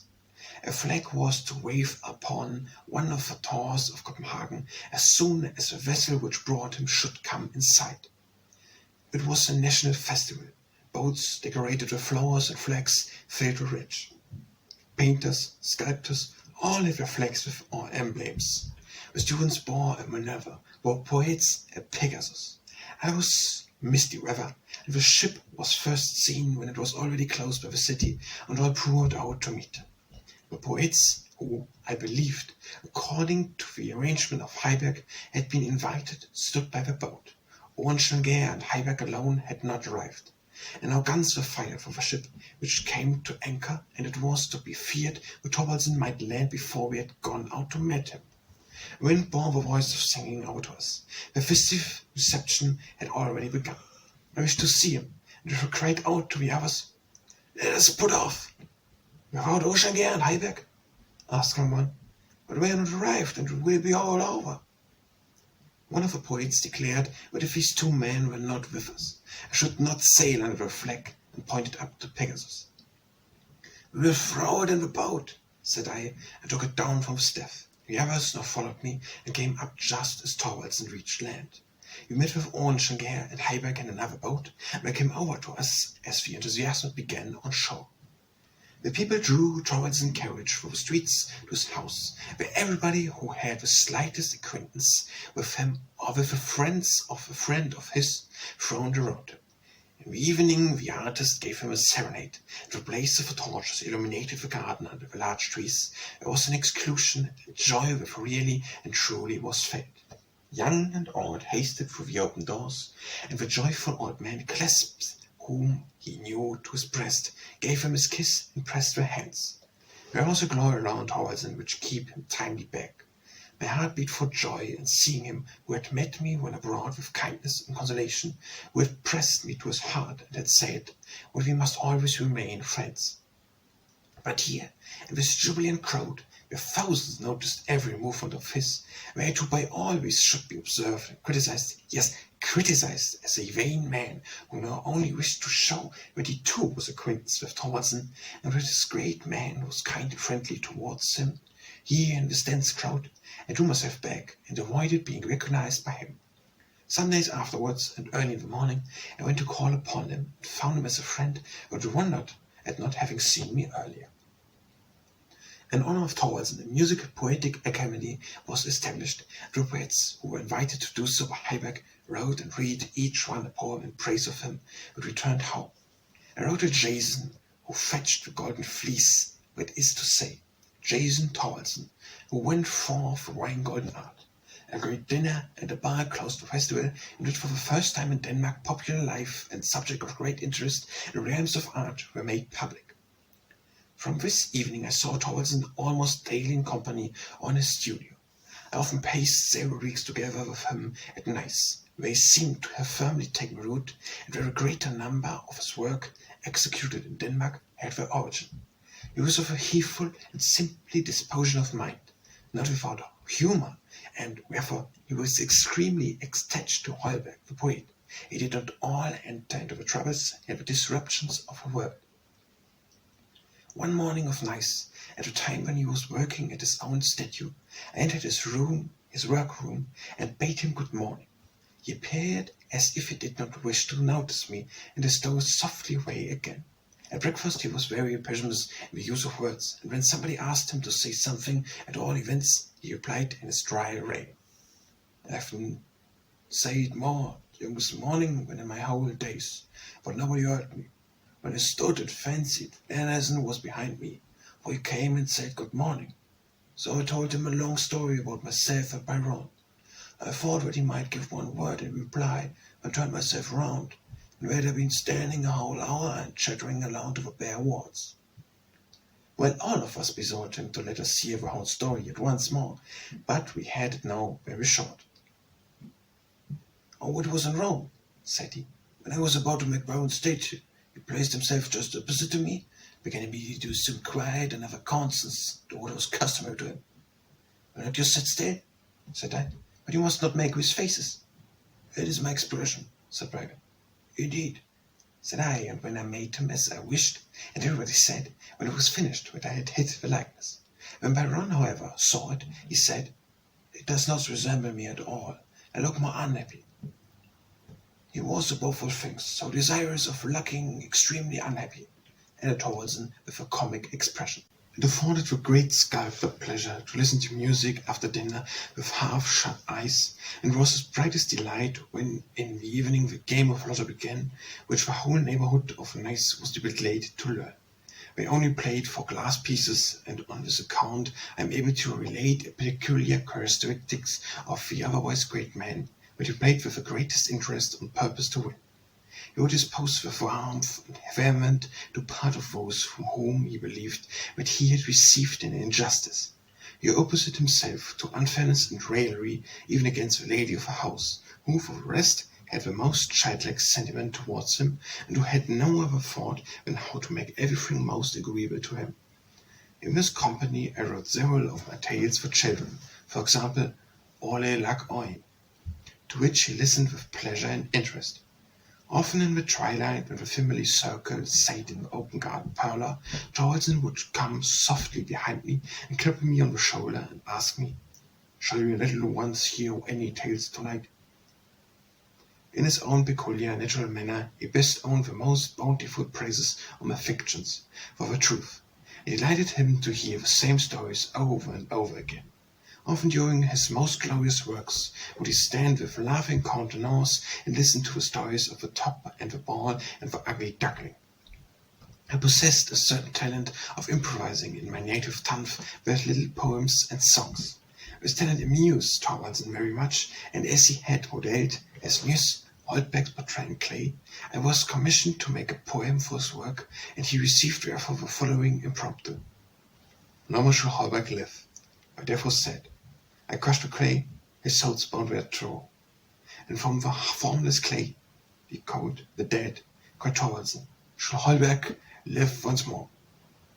One morning when we had just modelling in clay with great best relief and were processing for Golgotha, I entered his study. "Tell me," said he, "does it seem to you would I have dressed Pilate properly?" "You must not say anything to him," said the Baroness, who was always with him. "It is right. It is excellent. Go away with you." Thorwaldsen repeated his question. "Well, then," said I, "as you ask me, I must confess that it really does appear to me as if Pilate was dressed rather an Egyptian than as a Roman." "It seems to me so too," said Thorwaldsen, seizing the clay with his hand and destroying the figure. "Now you are guilty of having annihilated an immortal work," exclaimed the Baroness to me with warmth. "And we can make a new immortal work," said he, in a cheerful humor, and modelling Pilate as he now remains in the bas relief in the Ladies' Church in Copenhagen. His last birthday was celebrated there in the country. I had written a merry little song, and it was hardly dry on the paper when we sang it in the early morning before his door, accompanied by the music of jingling fire irons, gongs, and bottles rubbing against the basket. Thorwaldsen himself, in his morning gown and slippers, opened his door and danced round his chamber, swung round his Raphael cap, and joining in the chorus. There was life and mirth in the strong old man. On the last day of his life I sat by him at dinner. He was unusually good-humoured.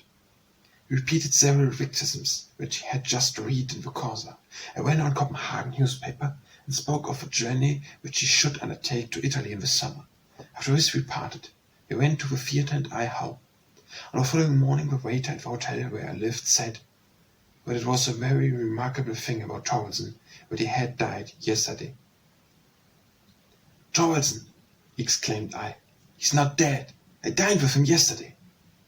"People say that he died last evening at the theatre," returned the waiter. "I fancied that he might be taken ill. But still I felt a strange anxiety and hasted immediately over to his house. Where lay his corpse stretched out on the bed. The chamber was filled with strangers, the floor wet with melted snow. We stifled, no one said a word. The brownest dame sat at the bed and wept bitterly. I stood trembling and deeply agitated. A father hymn which I wrote, and to which Hartmann composed the music, was sung by Danish students over his coffin. Chapter 7. In the summer of 1842, I wrote a little piece for the summer theatre called The Bird and the Pear Tree, in which several scenes were acted up in the pear tree. I had called it a dramatic trifle in order that no one might expect either a great work or one of a very elaborated character. It was a little sketch which, after being performed a few times, was received with so much applause that the director of the theatre accepted it, and even Mrs. Heiber, the favourite of the public, desired to take a part in it. People had amused themselves and thought the selection of the music excellent. I knew that the piece had stood at rehearsals, and when suddenly it would hiss. Some young man who gave a word to hiss had said to some others, who inquired from their reason for doing so, that the truth had too much luck, and when Andersen would be getting too mentless. I was not on this evening at the theatre myself, and had not the least idea of what was going on. On following, I went to the house of one of my friends, at Hedder, and my looking very grey. The lady of the house met me with a sympathizing manner, took me hand, and said, "It is really worth while to take it so much to heart." There were only two who hissed. The whole house beside took your part. "Hissed, my part? Have I been hissed?" exclaimed I. It was quite comic. One person assured me that this hissing had been a triumph for me. Everybody had joined in acclamation, and there was only one who hissed. After this another person came, and I asked him of a number of those who hissed. "Two," said he. The next person said 3, and said positively 3 were, no more. One of my most various friends now made his appearance, and I asked him upon his conscience how many he had heard. He set his hand up upon his heart, and said that at the very highest there were 5. "No," said I will ask nobody more. The number grows just as with Falstaff. Here stands one who asserts that there was only one person who hissed. Shocked and yet inclined to set it all right again, he replies, "Yes, that is possible, but when it was a strong, powerful hiss." By my last works, and through a rational economy, I had now saved a small sum of money which I destined to the purpose of a new journey to Paris, where I arrived in the winter of 1843 by way of Düsseldorf through Belgium. Mamie had already, in the Revue de Paris, written an article on me, La Vie d'un Poète. He had also translated several of my poems into French, and had actually honored me with a poem which was printed in the above-named Revue. My name had thus reached, like a sound, the ears of some persons in the literary world, and I here met with a surprisingly friendly reception. At Victor Hugo's invitation, I saw his abused Burgraves, Mr. and Mrs. Anslet, open the house to me, and where I met Martinez de la Rose, another remarkable man of these times. Lamartine seemed to me, in his domestic, in and his whole personal appearance, as the prince of them all. On my apologizing because I spoke such bad French, he replied that he was to blame because he did not understand the northern languages in which he had discovered in late years. There existed a fresh and vigorous literature, and the poetic ground was so particular that you had only to stood down to find an old golden horn. He asked about the Trollter canal, and avowed a wish to visit Denmark and Stockholm. He recollected also a now regaining king, to whom, when a prince he was in Castelmar, he had paid his respect. Beside this, he exhibited for a Frenchman an extraordinary acquaintance with names and places in Denmark. On my departure he wrote a little poem for me, which I preserved among my dearest relics. I generally found the jovial Alexander Dumas in bed, even long after midday. He lay with paper, pen, and ink, and wrote his newest drama. I found him thus one day. He nodded kindly to me and said, "Sit down a minute. I've just now a visit from my muse. She will be going directly." He wrote on, spoke aloud, shouted a viva, sprang out of bed, and said, "The 3rd act is finished." One evening he conducted me round into the various theatres, that I might see the life behind the scenes. He wandered about, arm in arm, along Guy Boulevard. I also have to thank him for my acquaintance with Rachel. I had not seen her act when Alexander Dumas asked me where I had the desire to make her acquaintance. One evening, when she was to come out as Penrel, he led me to the stage of a theatre of friends. The representation has begun, and behind the scenes, where a folding screen had formed a sort of room in which stood a table with refreshments and a few ottomans, sat the young girl who, as an author has said, understands how to chisel living statue out of Rachel Cornelius' blocks of marble. She was thin, slenderly formed, and looked very young. She looked to me rare and more particular, so afterwards in her own house, as an image of mourning. As a young girl who has just wept out her sorrow and will now let her thoughts repose and quiet. She accosted us kindly in a deep, powerful voice. In the course of conversation with Dumas, she forgot me. I stood there quite superfluous. Dumas observed it, said something handsome of me, and on that I ventured to take part in the discourse, although I had an impression feeling that I stood before those who perhaps spoke the most beautiful French in all France. I said that I truly had seen much that was glorious and interesting, what I had never yet seen in Rachel, that on account especially had I devoted the profits of my last work to a journey to Paris, and as, in conclusion, added an apology on account of my French, she smiled and said, "When you say something so polite as that which you have just said to me, to a French woman, she will always think that you speak well."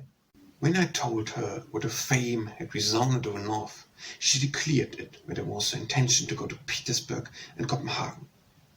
"And when I come to your city," she said, "you must be my defender, as you are the only one there whom I know, in order that we may become acquaintance, and as you say, are come to Paris especially on my account, and we must see each other frequently. You will be welcome to me. I see my friends at my house every Thursday. But duty calls," said she, and offered us her hand. She nodded kindly, and then stood a few paces from us on the stage, taller, quite different, and with the expression of a tragic muse herself. Joyous exclamations ascended to where we sat. As a Northlander, I cannot accustom myself to the French mode of acting tragedy. Rachel plays in the same style, but in her it appears to be nature itself. It is as if all the authors strove to imitate her. She is herself a French tragic muse. The others are only poor human beings. When Rachel plays, people fancy that a tragedy must be acted in this manner. It is in her truth and nature, but under another revelation to that with which we are acquainted in the north. At our house everything is rich and magnificent, perhaps too we church. The innermost room was blue-green, with shaded lamps and statues of French authors. In the saloon, properly speaking, the color which prevailed principally in the carpets, curtains, and bookcases was crimson. She herself was dressed in black, probably as she is represented in the well-known English style engraved of her, a guest considered of gentlemen, for the greater part artists and men of learning. I also heard a few titles amongst them. Which she appeared several announced the names of the arrivals. Tea was drunk and refreshments handed round, more in the German than the French style. Victor Hugo had told me that he found she understood the German language. I asked her and she replied in German, "Ich kann lesen. Ich bin ja in Notking geboren. Ihr habt Deutsch gelernt, sind Sie hier." She showed me Grilson, chapeau, and then immediately continued the conversation in French. She expressed her pleasure in acting the part of Chapeau when spoke of Schiller's Maria Stuart, which character she had personated in the French version of a play. I saw her in this part, and she gave the last act, especially with such a costume and tragic feeling, which she might have been one of the best of German actresses. But it was precisely in this very act that the French liked her least. "My countrymen," said she, "are not accustomed to this manner, and in this manner alone can part be given.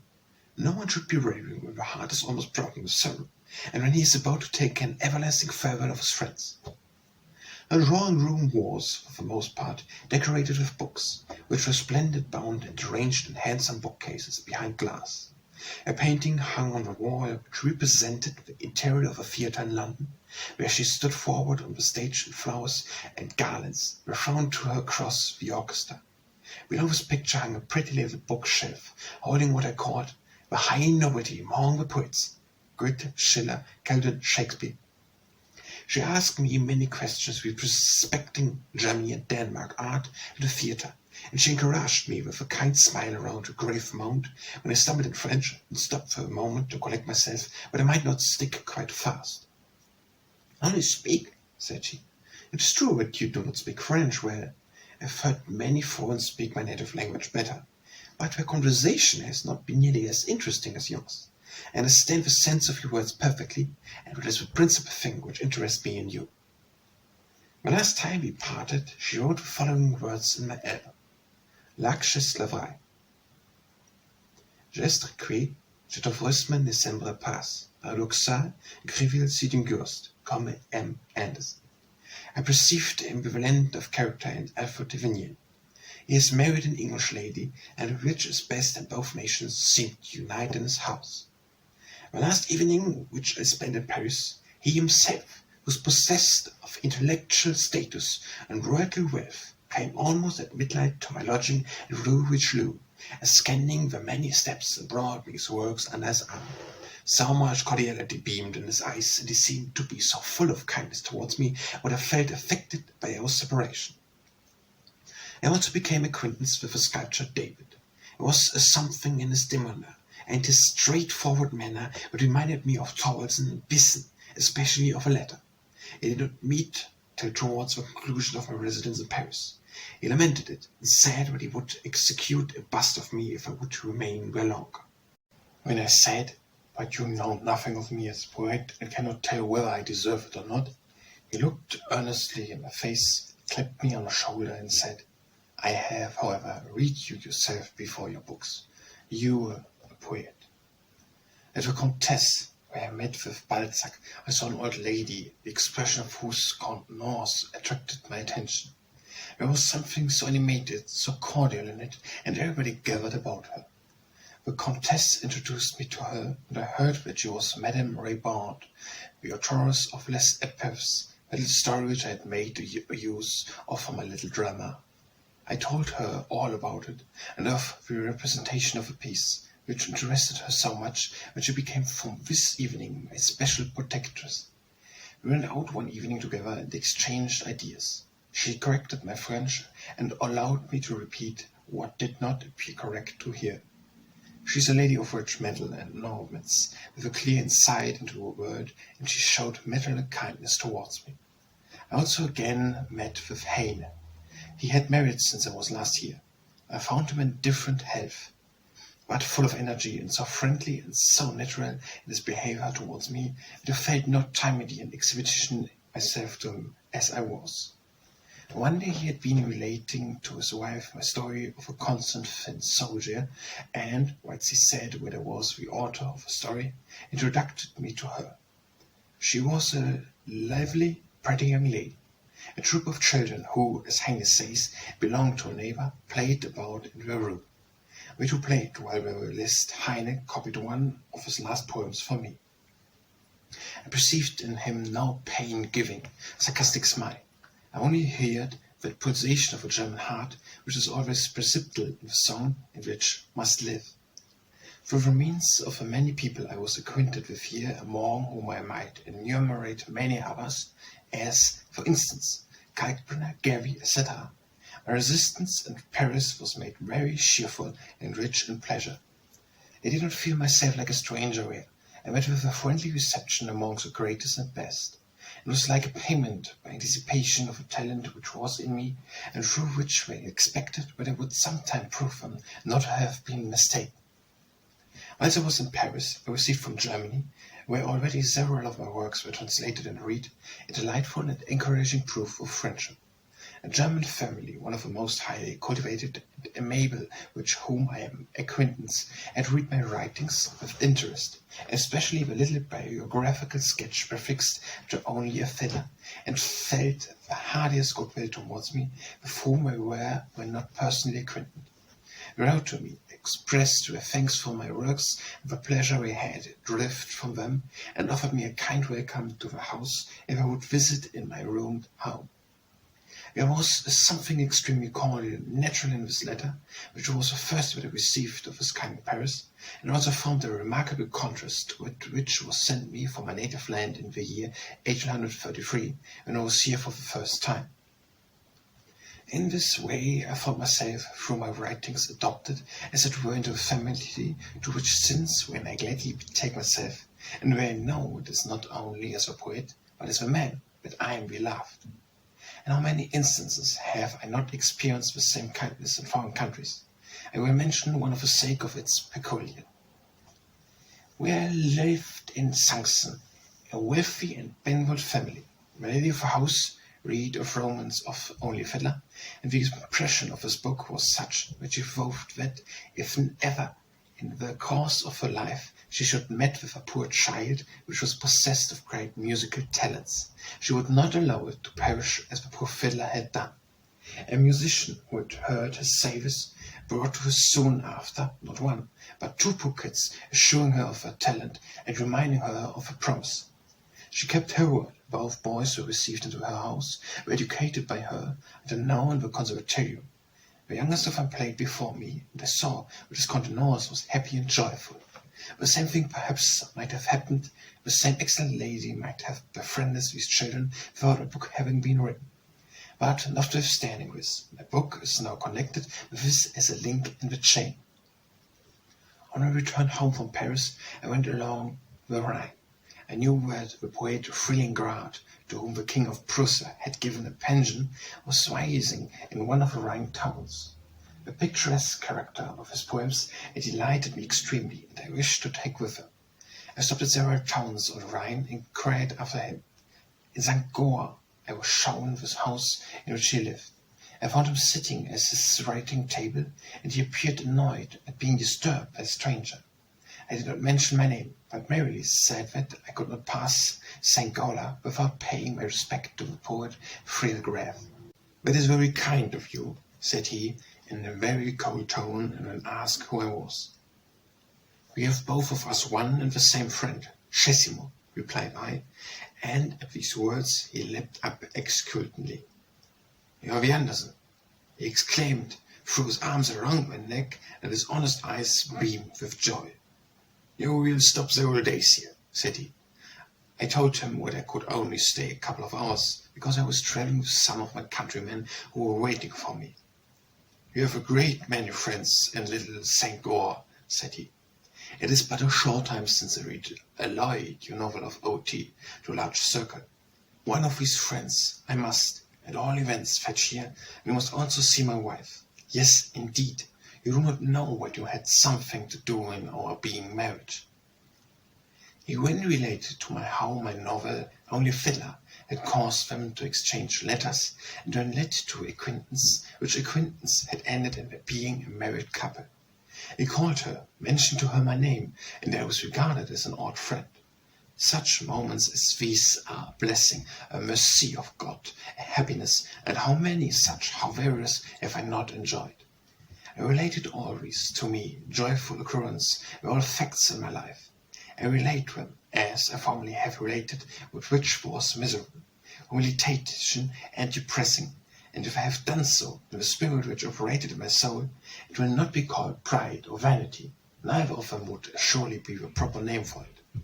But people may perhaps ask it how. Has Andersen never been attacked in foreign countries? I must reply, no. No regular attack has been made upon me, at least they have never at home called my attention to any such, and therefore they certainly cannot have been anything of the kind. But with the exception of one thing made its appearance in Germany, but which originated in Denmark, at the very moment when I was in Paris. A certain Mr. Boas made a journey at the time through Scandinavia and wrote a book on the subject. In which he gave a sort of survey of Danish literature, which he also published in the journey called Die Grenzboten, in which I was very servilely handled as a man, as a poet. Several other Danish poets also, as for instance Christian Winter, have an equally great right to complain. Mr. Boas had drawn his information out of a miserable gossip of everyday life. His work extinct attention in Copenhagen. Nobody there would allow himself to be considered as his informants. even Holst, the poet, who, as may be seen from his work, travelled with him through Sweden and received him at his house in Copenhagen, on this occasion published, in one of the most widely circulated of our papers, a declaration that he was in no way connected with Mr. Bowers. Mr. Bowers had in Copenhagen attached himself to a particular clique consisting of a few young men. He had heard them full of lively spirits, talking during the day of Danish poets and their writings. He had then gone home, writing down what he had heard, and afterwards published it in his work. This was, to use the Middle's term, in consideration. What my improvisator and only a fiddler did not pleasure him is a matter of taste, to what I must submit myself. But when he, before the whole of Germany, probably people will presume that what he has written is true, if he declared to be, as is the case, the universal judgment against me in my native land, when he, I say, declared me before the whole of Germany to be the most half of man, inflicts upon me a deeper wound than he perhaps imagined. He conveyed the voice of a party formerly hostile to me in the foreign countries, nor is he the true even in that which he represents. He gives circumstances as facts, which never took place. In Denmark, what he was written could not injure me, and many have declared themselves afraid of coming into contact with anyone who printed everything which he heard. His book was read in Germany, the public of which is known as mine, and I believe, therefore, what I may be here say how faulty is his view of Danish literature and Danish poets. In what manner his book was received in my native land, the people will know in what way it was put together. But after I had expressed myself thus on the subject, I will gladly offer Mr. Bowers my hand, and if, in his next visit to Denmark, another poet will receive him, I will do my utmost to him. I know that he will not be able to judge me more severe when we know each other, but when we knew each other not. His judgment would also have been quite of another character had he come to Denmark but 1 year later. Things changed very much in a year's time, when the tides have turned in my favor. I went and published my new children's choice, of which from the moment forward to the present there prevailed through the whole of my native land but one unchanging honourable opinion. When the edition of my collection of stories came out at this Christmas, 1843, the election began. Acknowledgment of my merits were made, and favour shown me in Denmark, and from the time I have no cause for complaint. I have obtained in my own land, but which I deserved, nay, perhaps much more. I will now turn to those little stories which in Denmark have been placed by everyone without any hesitation higher than anything else I had heretofore written. In the year 1835, some months before I published the improvisatory, I brought out my first volume of stories for children, which at that time was not so very much thought of. One monthly critical journal even complained that a young author who had just published a work like the improvisators should immediately come out with anything too childish as the tales. I repeat a harvest of blame, precisely where people ought to have acknowledged the advantage of my mind produced something in a new direction. Several of my friends, whose judgment was of value to me, counselled me entirely to abstain from writing tales, as these were as something for which I had no talent. I was aware of opinion that I had better, first of all, study the French fairy tale. I would willingly have discontinued writing them, but they forced themselves for me. In the volume which I first published, I had, like Mas As, but in my own manner, related all stories which I had heard as a child.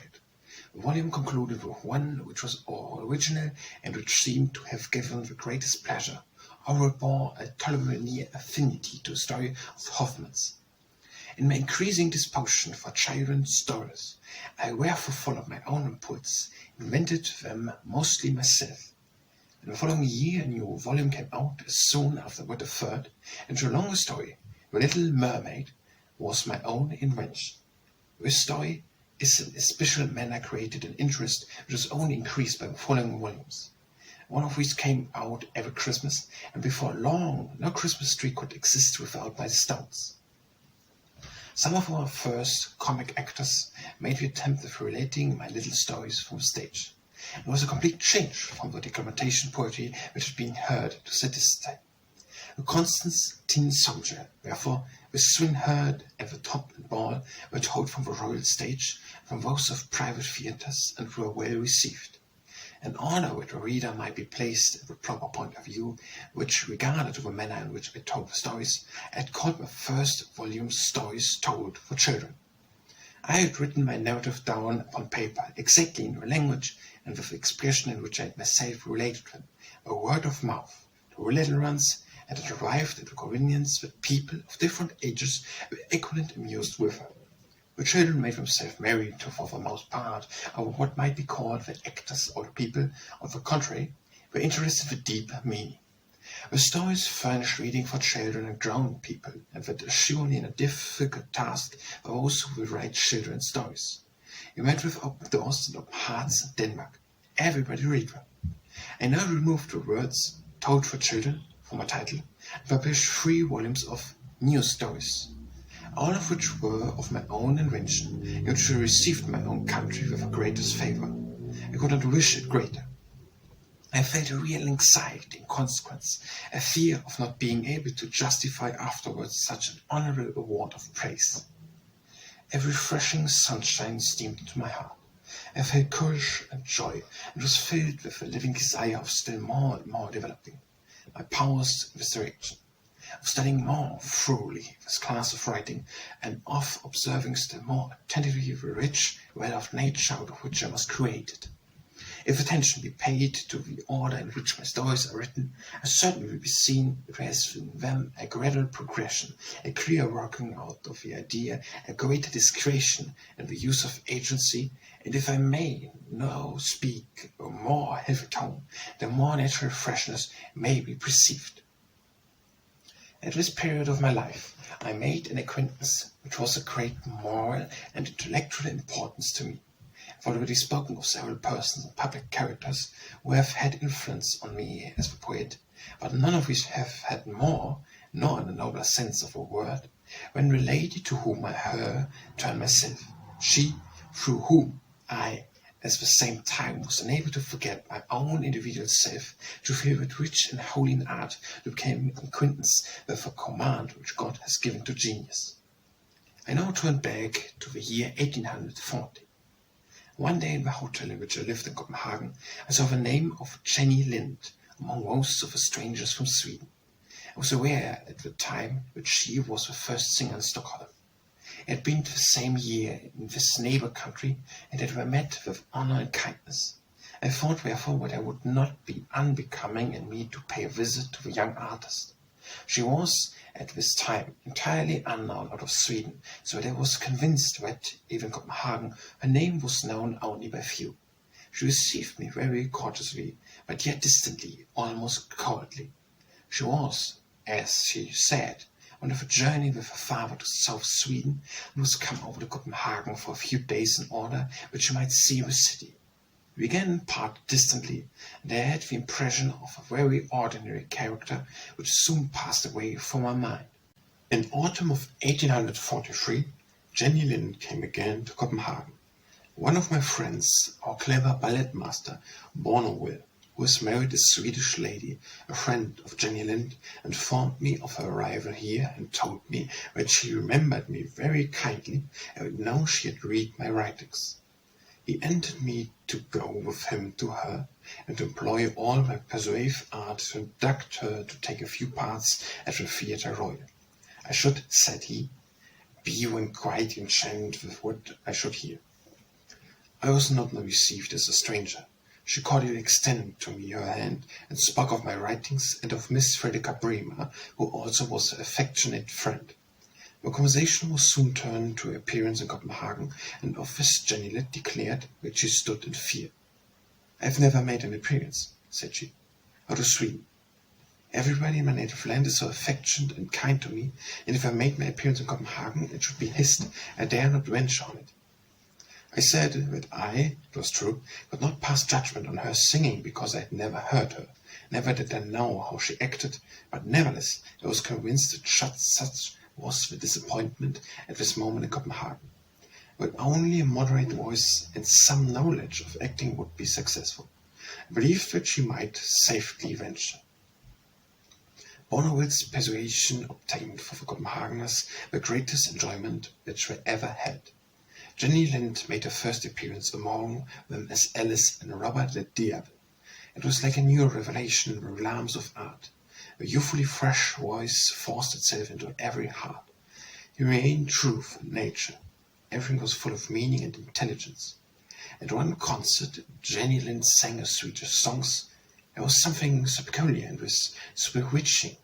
People thought nothing about the concert room. The popular melodies uttered by being so purely feminine and being the universal stamps of genius, exercised the opinion upon and swayed the whole of Copenhagen was in raptures.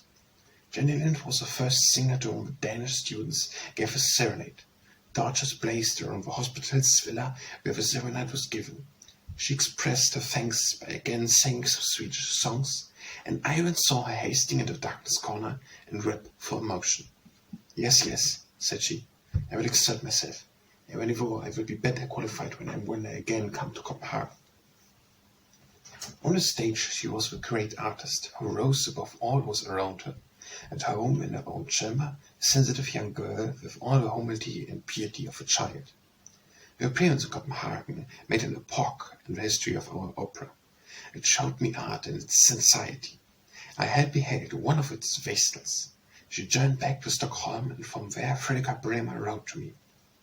With regard to Jenny Lind as a singer, we both of us perfectly agreed. She stands as high as any artist of our time can stand. But as yet you do not know her in her full greatness. Speak to her about her art, and you will wonder at the expansion of her mind, and will see her countenance beaming with inspiration. Converse then with her of God and of the holiness of religion, and you will see tears in those innocent eyes. She is great as an artist, but she is still greater in a pure human existence. In the following year I was in Berlin. The conversation with Meyerbeer turned upon Jenny Lind. He had heard her sing in Swedish songs, and was transported by her. But how does she act? Asked he. I spoke in rapture of her acting, and gave him at the same time some idea of her representation of Alice. He said to me that perhaps it might be possible for him to deny her to come to Berlin. It is sufficient, well known, when she made her appearance where threw everyone into astonished and delight, and won for herself in Germany a Europe name. Last autumn she came again to Copenhagen, and the investment was incredible. The glory of renown makes genius predictable to everyone. People bevoked regularly before the theatre to obtain a ticket. Jenny Lind appeared still greater than ever in her art, because they had an opportunity of seeing her in many and such extremely different parts. On almost plastic, every attitude might serve as the most beautiful model to a sculptor, and yet people felt that these were the inspiration of the moment and had been studied before the glass. No one's no raving Italian. She is the suffering, sorrowing Roman, the Roman possessed of a heart to sacrifice herself for an unfounded rival, a Roman to whom, in the violence of a moment, the thought may suggest itself of murdering the children of a faithless lover, but who is immediately disarmed when she gazes into the eyes of the innocent ones. Norma, our holy priestess, sings the cries, and Jenny Lind is comprehended and shows to us this holy priestess in the aria, Casta Diva. In Copenhagen she sang all her parts in Swedish, and the other singers sang theirs in Danish, and the two kindred languages mingled very beautifully together. There was no jeering, even the daughter of a regiment, where rare is the dial of dialogue. The Swedish had something agreeable, and what acting! The word itself is a contraction. It was nature. Anything as true never before appeared on the stage. She shows us perfectly the true child of nature grown up in the camp, but an inborn nobility pervades every movement. The daughter of a regiment and the somnambule are certainly Jenny Lind's most unsurpassable parts. No second can take their place in these beside her. People laugh, they cry. It does them as much good as going to church. They become better for it. People feel that God is in art, and where God stands before us face to face, there is a holy church. We were not in a whole shanty, said Mendelssohn, speaking to me of Jenny Lind. We born in our being so gifted as she. and his words expressed by full convenience. One feels, as she makes her appearance on the stage, that she is a pure vessel, from which a holy draught will be presented to us. This is not anything which can lessen the impression which Jenny Lind's greatness on the stage makes, except her own personal character at home. An intelligent and childlike disposition exercises here is astonishing power. She is happy, belonging as it were no longer to the world, a peaceful, quiet home, is the object of her thoughts, and yet she loves art with her whole soul and feels a vocation in it. A noble, pious disposition like hers cannot be spoiled by homage. On one occasion only did I hear her expression, her joy in her talent, and her self-consciousness. It was during her last residence in Copenhagen. Almost every evening she appeared either in the opera or at concert. Every hour was in recreation. She heard of a society, the object of which was to assist unfortunate children and to take them out of the hands of their parents by whom they were misused and compelled either to beg or steal, and to place them in other or better circumstance. Benevolent people subscribed annually a small sum each for their support. Nevertheless, the means for this excellent purpose were small. "But have I not still a distinguished evening?" said she. "Let me give a night's performance for the benefit of these poor children. But we will have double prices." Such a performance was given, and returned large proceeds. When she was informed of this, and wed by this means, a number of poor children would be benefited for several years. Her countenance beamed, and the tears filled her eyes. "Is it, however, beautiful," said she, "that I can sing so? I value her with the whole feeling of a brother, and regard myself as happy when I know and understand such a spirit. God give to her that peace, that quiet happiness which she wishes for herself." Through Jenny Lind I first became sensible of the holiness here in its art. Through her I learned that one must forget oneself in the service of the Supreme. The books no man have had a better or more ennobling influence on me as a poet, but Jenny Lind and I wherefore have spoken of her so long and so warmly here. I have made the happy discovery by experience that inasmuch as art and life are more clearly understood by me, so much more sunshine from without has streamed into my soul. A blessing hath not compensated me for former dark days. Repose and certainty have forced themselves into my heart. Such repose can easily unite itself with the changing life of travel. I feel myself everywhere at home, attached myself easily to people, and they give me in return confidence and cordiality. In the summer of 1844, I once more visited North Germany. An intellectual and amiable family in Oldenburg had invited me in the most friendly manner to spend some time at their house. Count von Ratzenburg-Breitenberg repeated, also in his letter, how welcome I should be to him. I set out on a journey, and this journey was, if not one of my longest, still one of my most interesting. I saw the rich marshland in its summer luxuriations, and made with Ratzen several interesting little excursions. Breitenberg lies in the middle of woods on the river Ström. The steam voyage to Hamburg gives animation to the river. The situation is picturesque, and life in the castle itself is comfortable and pleasant. I could devote myself perfectly to reading and poetry, because I was just as free as the bird in the air, and I was as much cared for as if I had been a beloved relation of a family. Alas, it was the last time that I come hither. Count Ratzburg had, even when, a presentiment of his approaching death. One day we met in the garden. He seized my hand, pressed it warmly, expressed his pleasure in my talents being acknowledged abroad, and his friendship for me, adding, in conclusion, "Yes, my dear young friend, God always know, but I have a firm belief that this year is the last time when we two shall meet here. My days will soon have run out of full course." He looked at me with so grave an expression that it touched my heart deeply, but I knew not what to say. We were near to the chapel. He opened a little gate between some thick hedges, and we stood in a little garden, in which was a turf's grave and a seat beside it. "Here you will find me when you came the next time to Breitenberg," said he, and his sorrowful words were true. He died the following winter in Wiesbaden. I lost in him a friend, a protector, a noble, excellent heart. When I, on the first occasion, went to Germany, I visited the Harz and the Saxon Switzerland. Goethe was still living. It was my most heartful wish to see him. I was not far from the Harz to Weimar, but I had no letter of introduction to him, and at that time not one line of my writings was translated. Many persons had described Goethe to me as a very proud man, and the question arose whether indeed he would receive me. I doubted, and determined not to go to Weimar until I should have written some work which could convey my name to Germany. I succeeded in this, but alas, Goethe was already dead. I had met the acquaintance of his daughter-in-law, Mrs. van Goethe, born at Pogwitz at the house of Mendelssohn Bartholdy in Leipzig on my return from Constantinople.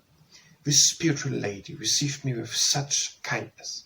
She told me what her son Walter had been my friend for a long time, that as a boy he had made a whole play out of my improvisator, that his piece had been performed in Goethe's house, and lastly, that Walter had once wished to go to Copenhagen to make my acquaintance.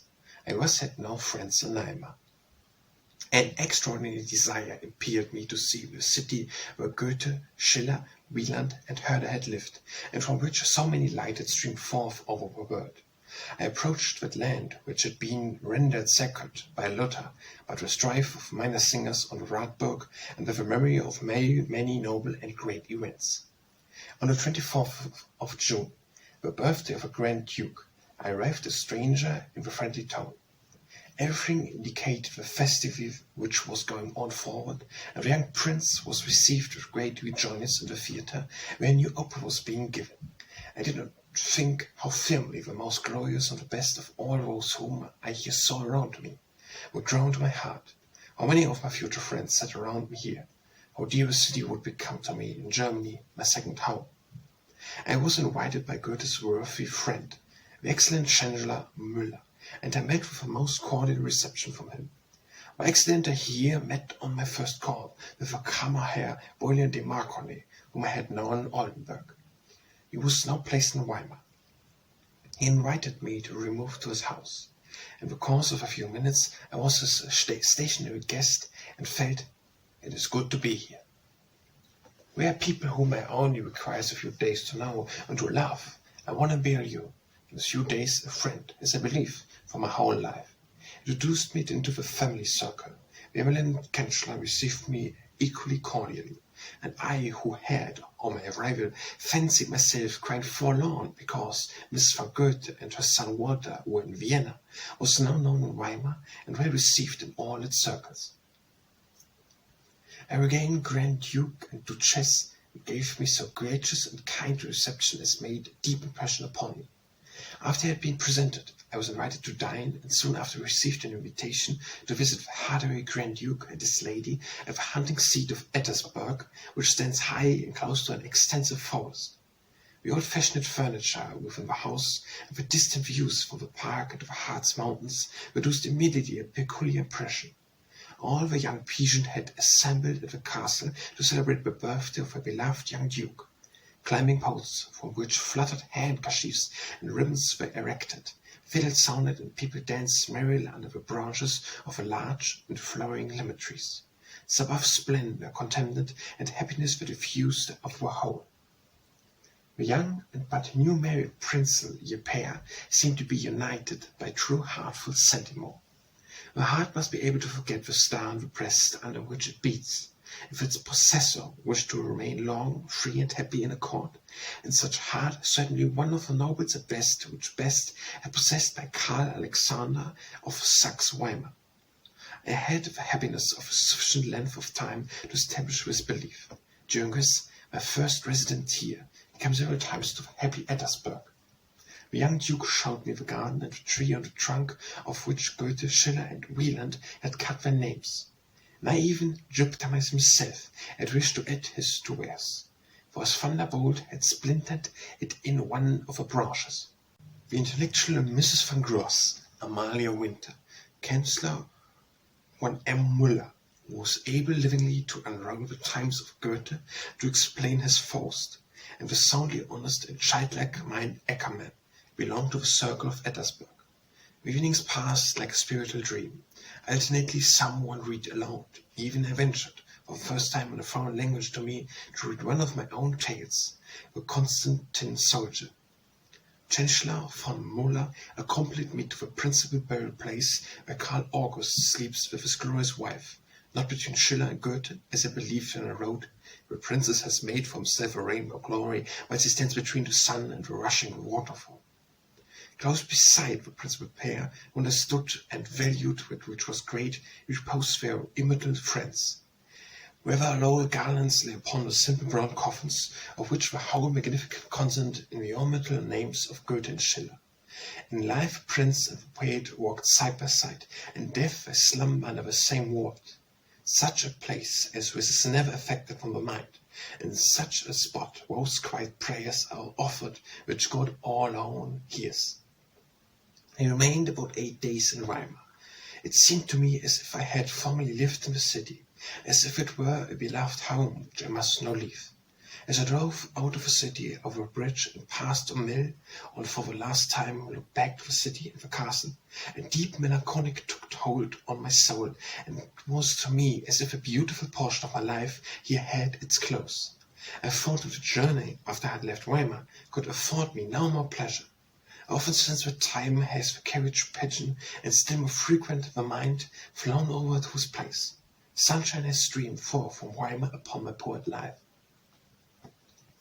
From Weimar I went to Leipzig, where a truly poetical evening awaiting me with Robert Schumann. This great composer had a year before surprised me with the honor of dedicating to me the music which he had composed to 4 of my songs. The lady of Dr. Freak, whose singing, so full of soul, has splashed and enchanted so many thousands, accompanied Clara Schumann, and the composer and the poet were alone the audience. A little festive supper and a mutual interchange of ideas shortened the evening only too much. I met with the old cordial reception the house of Mr. Brookhouse, to which from former visits I had always accustomed myself. The circle of my friends increased in the German cities, but the first heart is still to which we most gladly turn again. I found in Dresden old friends with youthful feelings, the gifted half-countryman Dale, the Norwegian who knows how upon canvas to make a waterfall rush foaming down, and the birch tree to grow as in the valleys of Norway, and Vogel van Vogelstein, who did me the honor of painting my portrait, which is included in the Royal Collection of Portraits. The theatre intended Herr von Lüttichau provide me every evening with a seat in the manager box, and one of the noblest ladies in the first circles of Dresden, the worthy Baroness von Decken, received me as a mother and would receive her son. It was character was every afterward received in the family and in the eminent circle of her friends. How bright and beautiful is the world! How good are human beings! But it is a pleasure to live becomes even more and more clear to me. Value's younger brother Edmund, who was an officer in the army, came one day from Tarrant, where he had spent the summer months. I accompanied him to various places, spent some happy days among the peasant scenery of the hills, and was received at the same time into various families. I visited with the Baroness Decken for the first time the celebrated and clever painted Reach, who have published the bold outlets of Goethe, Shakespeare. He lives a sort of Acadian life among lovely vineyards on the way to Meissen. Every year he makes a present to his wife, on a birthday, of a new drawing, and always one of his best. The collection has grown through a course of years to a valuable album, which she, if he died before her, is to publish. Among the many glorious ideas were, one struck me as peculiar, the flight into Egypt. It is night, everyone sleeps in the picture. Mary Joseph of flowers, the shrubs, and even the yes which carries her. All except the child Jesus, who, with open-round countenance, watches over and illuminates all. I related one of my stories to him, and for this I received a lovely drawing, a beautiful young girl hiding herself behind the mask of an old room. Why should the eternal youthful soul, which is blooming loveliness, be from the behind the old mask of a fairy tale? Edge pictures are rich in thought, full of beauty and a genial spirit. I enjoyed the country life of Germany with Major Serra and his amiable wife at the splendid residence of Marek. It is not possible for anyone to exercise greater hospitality when it is done by these two kind-hearted people. A circle of intelligent, interesting individuals were here assembled. I remained among them about 8 days, and there became acquaintance with Cole, the traveller, and the clever authoress, the Countess Han, in whom I discovered a woman by disposition and individual character, and on whom confidence may be placed. They were wonders well received, where one gladly lingers. I found myself unspeakably happy on this little journey in Germany, and became convinced that I was where no stranger. It was heart and truth to nature, which people value in my writings, and, however excellent and praiseworthy the exterior beauty may be, ever opposing the maxims of this world wisdom, still it is heart and nature which have least changed by time, and which everybody is best able to understand. I returned home by way of Berlin, where I had not been for several years, but the dearest of my friends were, Chamisso, was dead. The fair white swan, which flew far over the world, and laid its head upon a wild swan's breast, was now flown to a more glorious hemisphere. I saw children who were now fatherless and motherless. While the young who here surrounded me discovered that I am grown older. I feel it not in myself. Chamisso's sons, whom I saw the last time playing here in the little garden, which bare necks, come now to meet me with helmet and sword. We were officers of the Prussian service. I felt in a moment how the years have rolled on, how everything was changed, and how one loses so many. Yet it is not so hard as people dream, to see their souls beloved from the river. God has the dearest ones in the deathly scene, to form a bridge which lead up to heaven. I met with a most cordial reception, and have since then always met with the same. In the house of a minister Savigny, where I became acquaintance with a clever, singularly gifted Bettina and a lovely, spiritual-minded daughter. 1 hour's conversation with Bettina, during which she was the chief speaker, was so rich and full of interest that I was almost rendered dumb by all this eloquence, this firework of wit. The world knows her writings, but another talent which she is possessed of is less generally known, namely a talent for drawing. Her again is the ideas which astonish us. It was thus I observed. She had threatened in a sketch an accident which had occurred just before, a young man being killed by the fumes of wine. You saw him descending, half naked, into a cellar, around which lay the wine cases like monsters. Bacchanal and bacchanals danced towards him, seized the victim and destroyed him. And our Torvaldsen, to whom she once showed all her drawings, was in the highest degree astonished by the ideas they contained. It does the heart such good when abroad to find a house, where when immediately you enter, eyes flash like fast lamps, a house where you can take peeps into quiet, happy domestic life. Such a house is that of Professor Wace. Yet how many new acquaintances which were found, and all the acquaintances which were renewed, ought I not to mention. I met Cornelius from Rome, Schelling from Munich, a countryman, I might almost call him Stephens, Norway, and once again Tieck, whom I had not seen since my first visit to Germany. He was very much altered, yet his gentle, wise eyes were the same. The shake of his hand was the same. I felt that he loved me and wished me well. I must visit him in Potsdam, where he lived in ease and comfort. At dinner I became acquaintance with his brother, the sculptor. From Tieck I learned how kindly the king and queen of Prussia were disposed towards me. But I had to read my romance of Only a Fiddler, and inquired from Tieck about me. Meantime their majestics were absent from Berlin. I had arrived the evening before their departure, when that abominable attempt was made upon their lives. I returned to Copenhagen with Stettin and Stormy River, full of the joy of life, and again saw my dear friends, and in a few days set off to Count Mortix in Funen, where to spend a few lovely summer days. I here received a letter from the Minister Count Ratzenau-Breitenberg, who was with the King and Queen of Denmark at the rotting place of Fur. He wrote, saying that he had the pleasure of announcing to me the most gracious invitation of their Majesty to Fur. This island, as are well known, lies in the North Sea, not far from the coast of Schleswig, in the neighborhood of the interesting Hallex. Those little islands, which Bizenaski described so charmingly in his novels, was in a manner wholly unexpected by me. I should see scenery of a very peculiar character even in Denmark. The favour of my king and queen made me happy, and I rejoiced to be once more in close intimacy with Ratzenau. Alas, it was for the last time.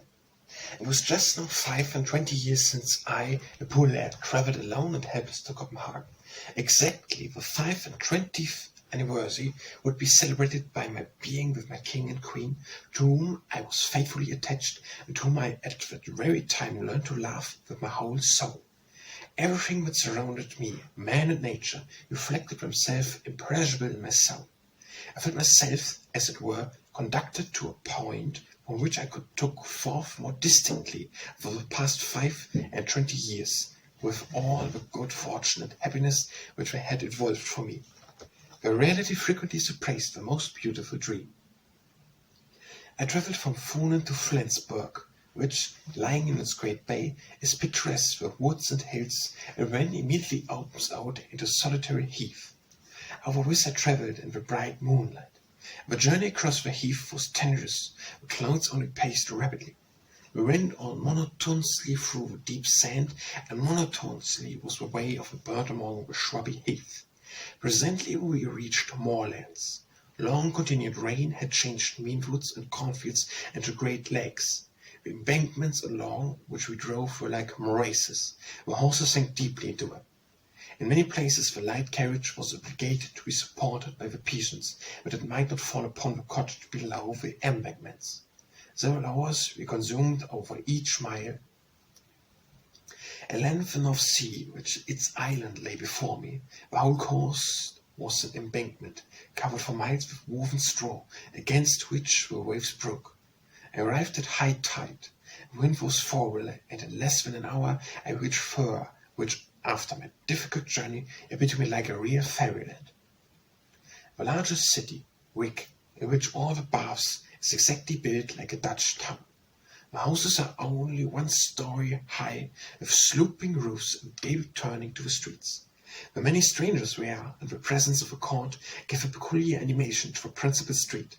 Well-known faces looked out from almost every house. Within fleck waves, music was heard. I was soon established in my quarters, and every day, until the departure of Her Majesty, had I the honour of an invitation from them to dine, as well as to pass the evening in the circle. On several evenings I read aloud my little stories to the king and queen, and both of them were gracious and affectionate towards me. It is so good when a noble human nature will reveal itself, where otherwise only the king's crown, the purple mantle, might be discovered. Few people can be more eminent in private life than the present majestics of Denmark. May God bless them and give them joy, even as they filled with my breast with happiness and sunshine. I sailed in the train to the largest of the hulks. There was grassy ruins in the ocean which bear testimony to a sunken country. The violence of the sea has changed the mainland into islands, has driven reefs against and buried men in villages. Year after year our new portions went away, and in half a century time there will be nothing here but sea. The hulks are now only low isles covered with dark turf on which a few flocks graze. When the sea rises, we are driven into the garrets of the house, and race all over this little region which is miles distant from the shore. Holland, which we visited, contains a little town. The houses stand closely side by side, as if in the saw neatly would all huddle together. They are all erected upon a platform, and have little windows, as in the cabin of a ship. There in the little room, solitary through half a year, sit the wife and her daughter spinning. There, however, one always finds a little collection of books. I found books in Danish, German, and Frieslandish. The people read and work. The sea rise around the houses, which lie like a wreck in the ocean. Sometimes in the night, a ship having mistaken the lights, driven on here and is stranded. In the year 1825, a tempestuous tide rushed away man and house. The people sat for days and nights half naked upon the roofs till we gave way, nor from Föhr nor the mainland could help be sent to them. The churchyard is half washed away. Coffins and corpses were frequently exposed to view by the breakers. It is an appealing sight, and yet the inhabitants of the Helix are attached to a little home. They cannot remain on the mainland, but are driven thence by homesickness. We found only one man upon the island, and he had only lately risen from sick bed. We always were out on long voyage. We were received by girls and women. We had erected before the church a triumphal arch of flowers which we had fetched from Föhr, but it was so small and low that one was obligated to go round it.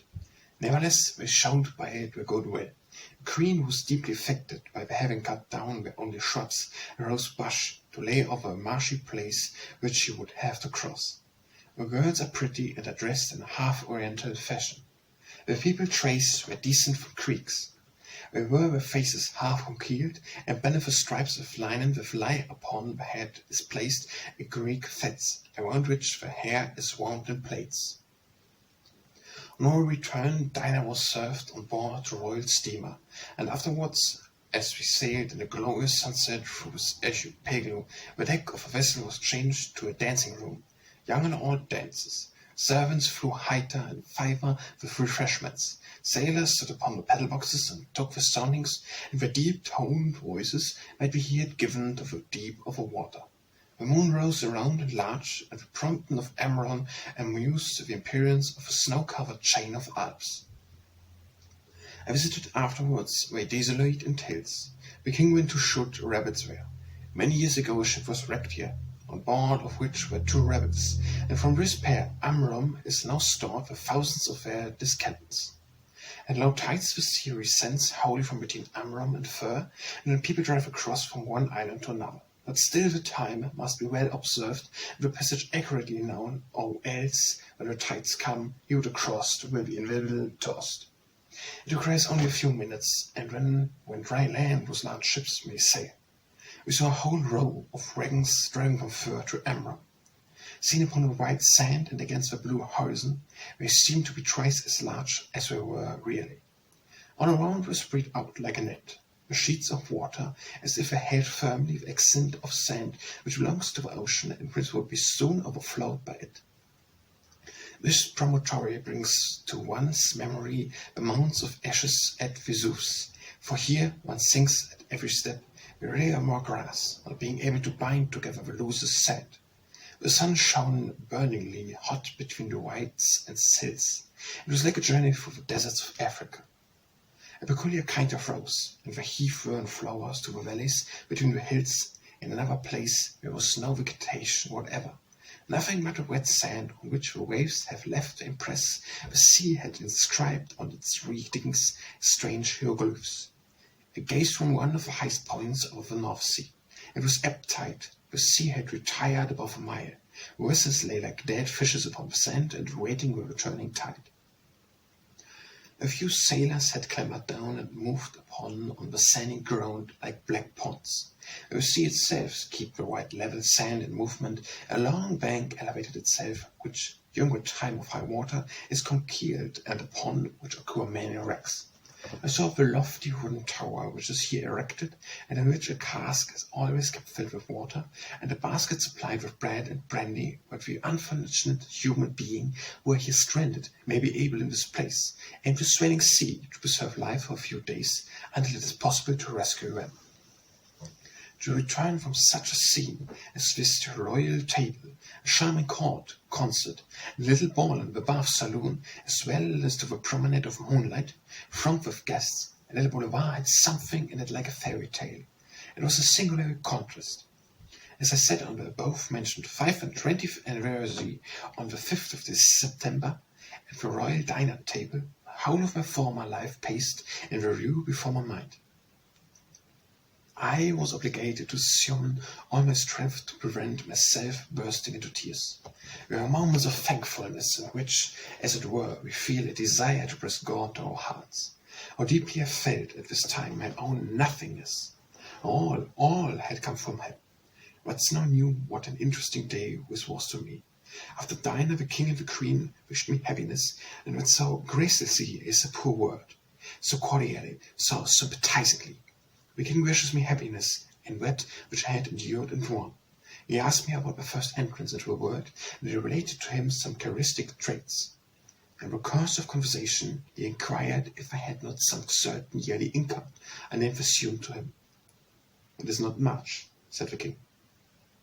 "But I do not require much," replied I, "and my writings produce me something." The king, in the kindest manner, inquires farther into my circumstance, enclosed by saying, "If I can, in any way, be serviceable to your little labours, then come to me." In the evening, during the concert, the conversation was renewed, and some of those who stood near me reproached me for not having made use of my opportunity. "The king," said they, "put the very words into your mouth. If I could not, I would not have done it. If the king," I said, "found that I required something more, he could give it to me of his own will." And it was not mistaken. In the following year, King Christian VIII increased my annual stipend, so that with this and with which my writings bring in, I can live honorably and free from care. My king gave it to me out of the pure gold will of his own heart. King Christian is enlightened, clear-sighted, with a mind enlarged by science. The gracious sympathy, therefore, which he has felt in my fate, is to me double cheering and ennobling. The 5th of September was to me a festival day. Even the German visitors of the baths honored me by drinking my health in the pump room. So many flattering circumstances, some people argue, may easily spoil a man and make him vain. But no, we do not spoil him, we make him, on the contrary, better. We proof his mind, and he must invariably feel an impulse, a wish to deserve all that he enjoys. At my parting audience with the Queen, she gave me a valuable ring as a remembrance of our residence at Fur, and the King again expressed himself full of kindness and noble sympathy. God bless and preserve this exiled pair. The Duchess of Augustenburg was at this time also at Fur with her 2 eldest daughters. Had daily the happiness of being with them, and received repeated invitations to take Augustenburg on my return. For this purpose I went from Fur to Als, one of the most beautiful islands in the Baltic. The little region resembled a blooming garden, luxuriant corn and clover fields enclosed, with hedges of hazels and wild roses. The peasant houses are surrounded by large apple orchards full of fruit. Wood and hill alternate. Now we see the ocean, and now the narrow lesser belt, which resembles a river. The castle of Augustenburg is magnificent, with its gardens full of flowers, exciting down to the very shores of the Serpentine Bay. I met with the most cordial reception, and found the most amiable family life in the ducal circle. I spent 14 days here, and was presented at the birthday festivities of the Duchess, which lasted 3 days. Among these festivities was racing, and the town and the castle were filled with people. Happy domestic life is like a beautiful summer's evening. The heart is filled with peace, and everything around derives a peculiar glory. The full heart says, "It is good to be here," and this I felt at Augustenburg. Chapter 8. In the spring of 1844 I had finished a dramatic tale, The Flower of Fortune. The idea of this was that it is not the immortal name of an artist, nor the splendor of a crown which can make you happy, but that happiness is to be found where people satisfied with little laugh and are laughed again. The scene are perfectly Danish, an idyllian sunbright life, in whose clear heaven 2 dark pictures are reflected as in a dream. The unfortunate Danish poet Evert and Prince Bruce, who strangely sung out in our heroic ballads. I wish to show in honor of our times the Middle Ages to have been dark and miserable as they were, but which many poets only represents to us in a beautiful light. Professor Heiberg, who was appointed censor, declared himself against the reception of my piece. During the last years I had met with nothing but hostility from his party. I regarded it as personal ill will, and this was to me still more painful than the rejection of a piece. It was painful for me to be placed in a constrained position with regard to a poet whom I respected, and towards whom, according to my own conviction, I had done everything in order to obtain a friendly relationship. A further attempt, however, must be made. I wrote to Heiberg, expressed myself candidly and as I thought cordially, and entreated him to give me explicitly the reason of his rejection of a piece and for his ill will towards me. He immediately paid me a visit, which I, not being at home when he called, returned on the following day, and I was received in the most friendly manner. A visit and the conversation belongs certainly to the extraordinary but very occasion and explanation, and I hope led to a better understanding for the future. He clearly set before me his views and the rejection of my piece. Seen from his point of sight, they were unquestionably correct, but they were not mine, and thus we could not agree. He declared decidedly that he cherched no against me, and that he acknowledged my talent. I mentioned his various attacks upon me, for example, and the intelligence, and that he had denied to my origin inventions. I imagined, however, that I had shown with my novels. But of these, said I, you have read none. You, yourself, have told me so. Yes, what is truth, replied he. I have not yet read them, but I will do so. Since when, continued I, you have turned me and my bazaar to ridicule in your poem called Denmark, and spoken about my fanatism for the beautiful Dardanelles, and yet I have precisely in that book described the Dardanelles as not beautiful. It is the Bosporus which I thought beautiful. You seem not to be aware of it. Perhaps you have not read the bazaar either. Was it the Bosporus? Said he, with his own peculiar smile. Yes, I had quite forgotten it, and you see, people do not remember it either. The object in this case was only to give you a step. This confession sounded so natural, so like him, that I was obligated to smile. I looked into his clever eyes, thought how many beautiful things he had written, and I could not be angry with him. The conversation became more lively, more free, and he said many kind things to me. For example, he esteemed my story very highly, and entreated me frequently to visit him. I have become more and more acquainted with his poetical temperament, and I fancy that he too will understand mine. We are very dissimilar, but we both strive after the same object. Before we separated, he conducted me to his little observatory. Now his dearest word. He seems now to live for poetry, and now for philosophy, and in Dufour, which I fancy is least of all calculated for astronomy. I could almost cite and sing. Or waste a while the star at which we gazed now. My dramatic story came at length of a stage, and in the course of the session was performed 7 times. As old grown people, however much they may be tossed about in the world, some one place must be the true home, even the bird of passages, as one fixed spot in which it hasteth. Mine was, and is, the house of my friend Colin. Treated as a son, almost grown up with the children, I have become a member of a family, a more heartful connection, a better home have I never known. A little broken with chain, and precisely in the hour of bereavement, did I feel how firmly I have been engraved here, so that I was regarded as one of the children.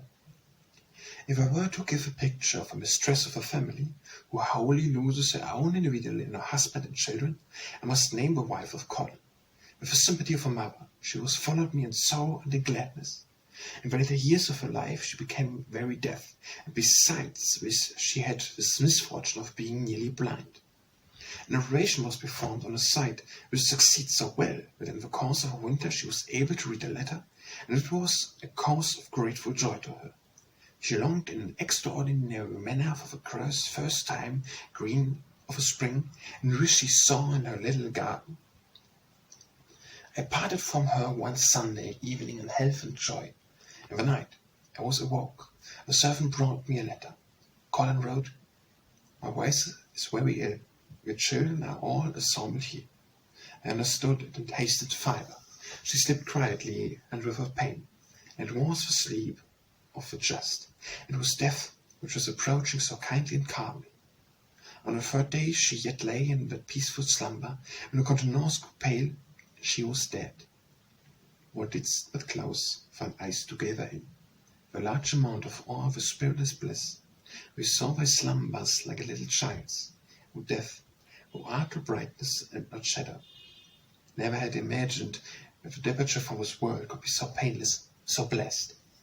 A devotion arose in my soul, a conviction of God and eternity, which was moment enveloped in an epoch in my life. And it was the first death-bed at which I had been present since my childhood. Children and children's children were assembled. In such moments all is holy around us. The soul was love, she went to love and to God. At the end of July, the monument of King Frederick VI was to be uncovered at Skandenberg in the middle of Jutland. I had, by solicitation, written the cantata for the festival, to which Hartmann had furnished the music, and this was to be sung by Danish students. I had been invited to the festival with thus was to form the object of my summer excursion. Skanderborg lies in one of the most beautiful districts of Denmark. Agreeable hills rise covered with vast beech woods, and a large inland lake of a pleasant form extends among them. On the outside of the city, close by the church, which is built upon the ruins of an old castle, now stands the monument, a work of Thorvaldsen. The most beautiful moment to me at this festival was the evening, after the unveiling of the monument. Torches were lighted around it, and through the unsteady flame over the lake. Within the woods blazed thousands of lights, and music from the dance sounded from the tents. Round about upon the hills, between the woods and high above them, bonfires were lighted at one and the same moment, which burned in the night like red stars. It was spread over lake and land appear, a summer fragrance which is peculiar to the north in its beautiful summer nights. The shadows of those who paced between the monument and the church glid gigantically along its red walls, as if they were spirits who were taking part in the festival. I returned home. In this year my novel of the Improvisator was translated into English by a well-known authoress, Mary Howard, and was received by her countrymen with great applause. O.T. and the Fiddler soon followed, and met with, as it seemed, the same reception. After that appeared a Dutch and lastly a Russian translation of the Improvisator, which would never have ventured to have dreamed of what accomplished. My writing seems to come forth under a lucky star. We fly over all lands. There is something elevating, but at the same time there's something terrific in seeing one's thoughts spread so far and among so many people. It is indeed almost a fearful thing to belong to so many. The noble and the good in us becomes a blessing. With the bad, one's errors shot forth also, and involuntarily the thoughts forces itself from us. God, let me never write down a word of which I shall not be able to give an account to thee. A peculiar feeling, a mixture of joy and anxiety, fills my heart every time my good genius conveys my affections to foreign people.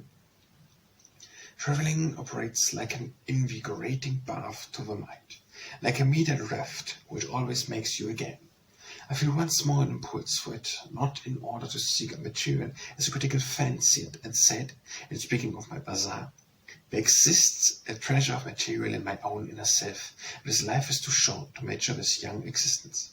What one needs refreshment of spirit in order to convey it vigorously and literally to paper, and travelling is to me, as I have said, this invigoration bath, in which I return as it were younger and stronger. By prudent economy and the proceed of my writings, I was in a condition to undertake several journeys during the last year. That which for me is the most sunlight is the one in which the pages were written. Esteem, perhaps overestimation, but especially kindness, in short, happiness and pleasure have followed toward me in abundant measure. I wished to visit Italy for the third time, where to spend the summer, that I might become acquainted with the south in its warm season, and probably return thence by Spain and France. At the end of October 1845, I left Copenhagen. Formerly, I had thought when I set out on the journey, God, what will thou permit to happen to me on this journey? This time my thoughts were, God, what will happen to my friends at home during this long time? And I feel a real anxiety. Now 1 year the hearers may drive up to the door many times, whose name may ship down the coffin. As the proverb says, when one suddenly feels a cold shudder, now death passes over my grave. The shudder is still colder when the thoughts pass over the graves of our best friends. I spent a few days at Count Moltke's at Glorup. Strolling players were acting some of my dramatic works at one of the nearest provincial towns. I did not see them. Country life firmly withheld me. There was something in the late autumn poetical beautiful. The leaf is fallen from a tree, and the sun shines still upon the green grass, and the bird twitters. One may often fancy that it is a spring day, but certainly also has the old moments in his autumn in which his heart dreams of spring. I passed only 1 day in Odense. I feel myself more of a stranger than in the great cities of Germany. As a child, I was solitary and had therefore no youthful friends. Most of the family whom I knew have died out. A new generation passed along the streets, and the streets even are altered.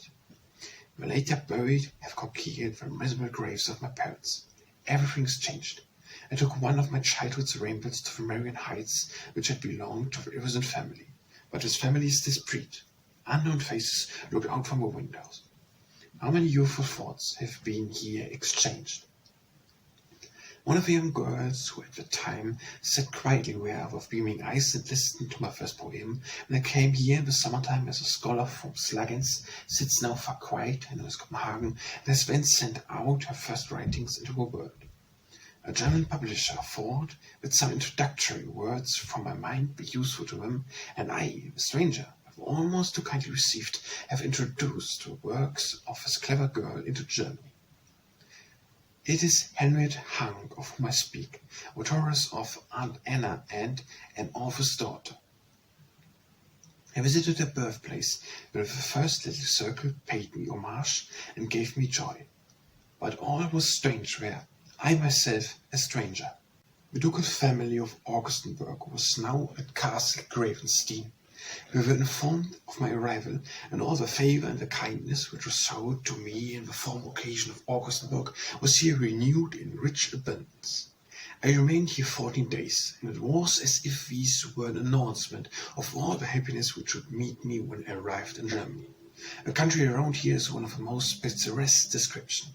Vast woods, cultivated uplands, and picturesque variety, with a winding shore of a bay and the many quiet inland lakes. Even the floating misty of autumn lent to the landscape a somewhat picturesque something stranger to the islander. Everything here is on a larger scale than on the island. Beautiful was it without, glorious was it within. I wrote here a new little story. The girl with the brimstone matches, the only thing which I wrote upon this journey. Receiving the invitation to come often to Gravenstein and Augsburg, I left with a grateful heart, a place where I had spent such beautiful and such happy days. Now, no longer the traveller goes at a snail pace through the deep sand of the heath. The railway conveys him in a few hours to Altona and Hamburg. The circle of my friends there has increased within the last years. The greater part of my time I spent with my oldest friend Count Heuk and resident minister Billy, and with Zeiss, the excellent translator of my stories. What a spectre, who is full of genius, surprised me by his bold, glorious drawing of my stories. He had made a whole collection of them, 6 only of which were known to me. The same natural freshness which shows itself in every one of his works and makes them or a little work of art exhibits itself in his whole character. He appears to possess a particular family, an affectionate old father and gifted sisters who love him with their whole souls. I wished one evening to go to the theatre. It was scarcely a quarter of an half hour before commencement of the opera. Spectre accompanied me, and on our way we came up to an elegant house. "You must first go in here, dear friend," said he. "A worthy family lives here, friends of mine and friends of your stories. The children will be happy." "But Roper," said I. "Only for 2 minutes," returned he, and drew me into the house. Mentioned my name in the circle of children collected around me. "And now tell us a tale," said he. "Only one." I told one, and then hasted away to the theatre. "Well, it was an extraordinary visit," said I. "An excellent one. One entirely out of a common way. One entirely out of a common way," said he exultingly. "I only think what children are full of Andersens and stories. He suddenly makes his appearance amongst them, till one of them himself, and when is gone, vanished. All is of itself like a fairy tale to the children, but will remain vividly in their remembrance."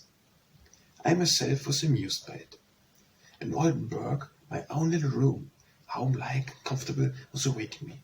Frau von Eisendecker and this well-informed lady whom, among all my former friends, I may consider as my most sympathized, expected me. I had promised to remain with them a fortnight, but I stayed much longer. A house where the best and the most intellectual people of the city meet, and an agreeable place of residence, and such a one had I here.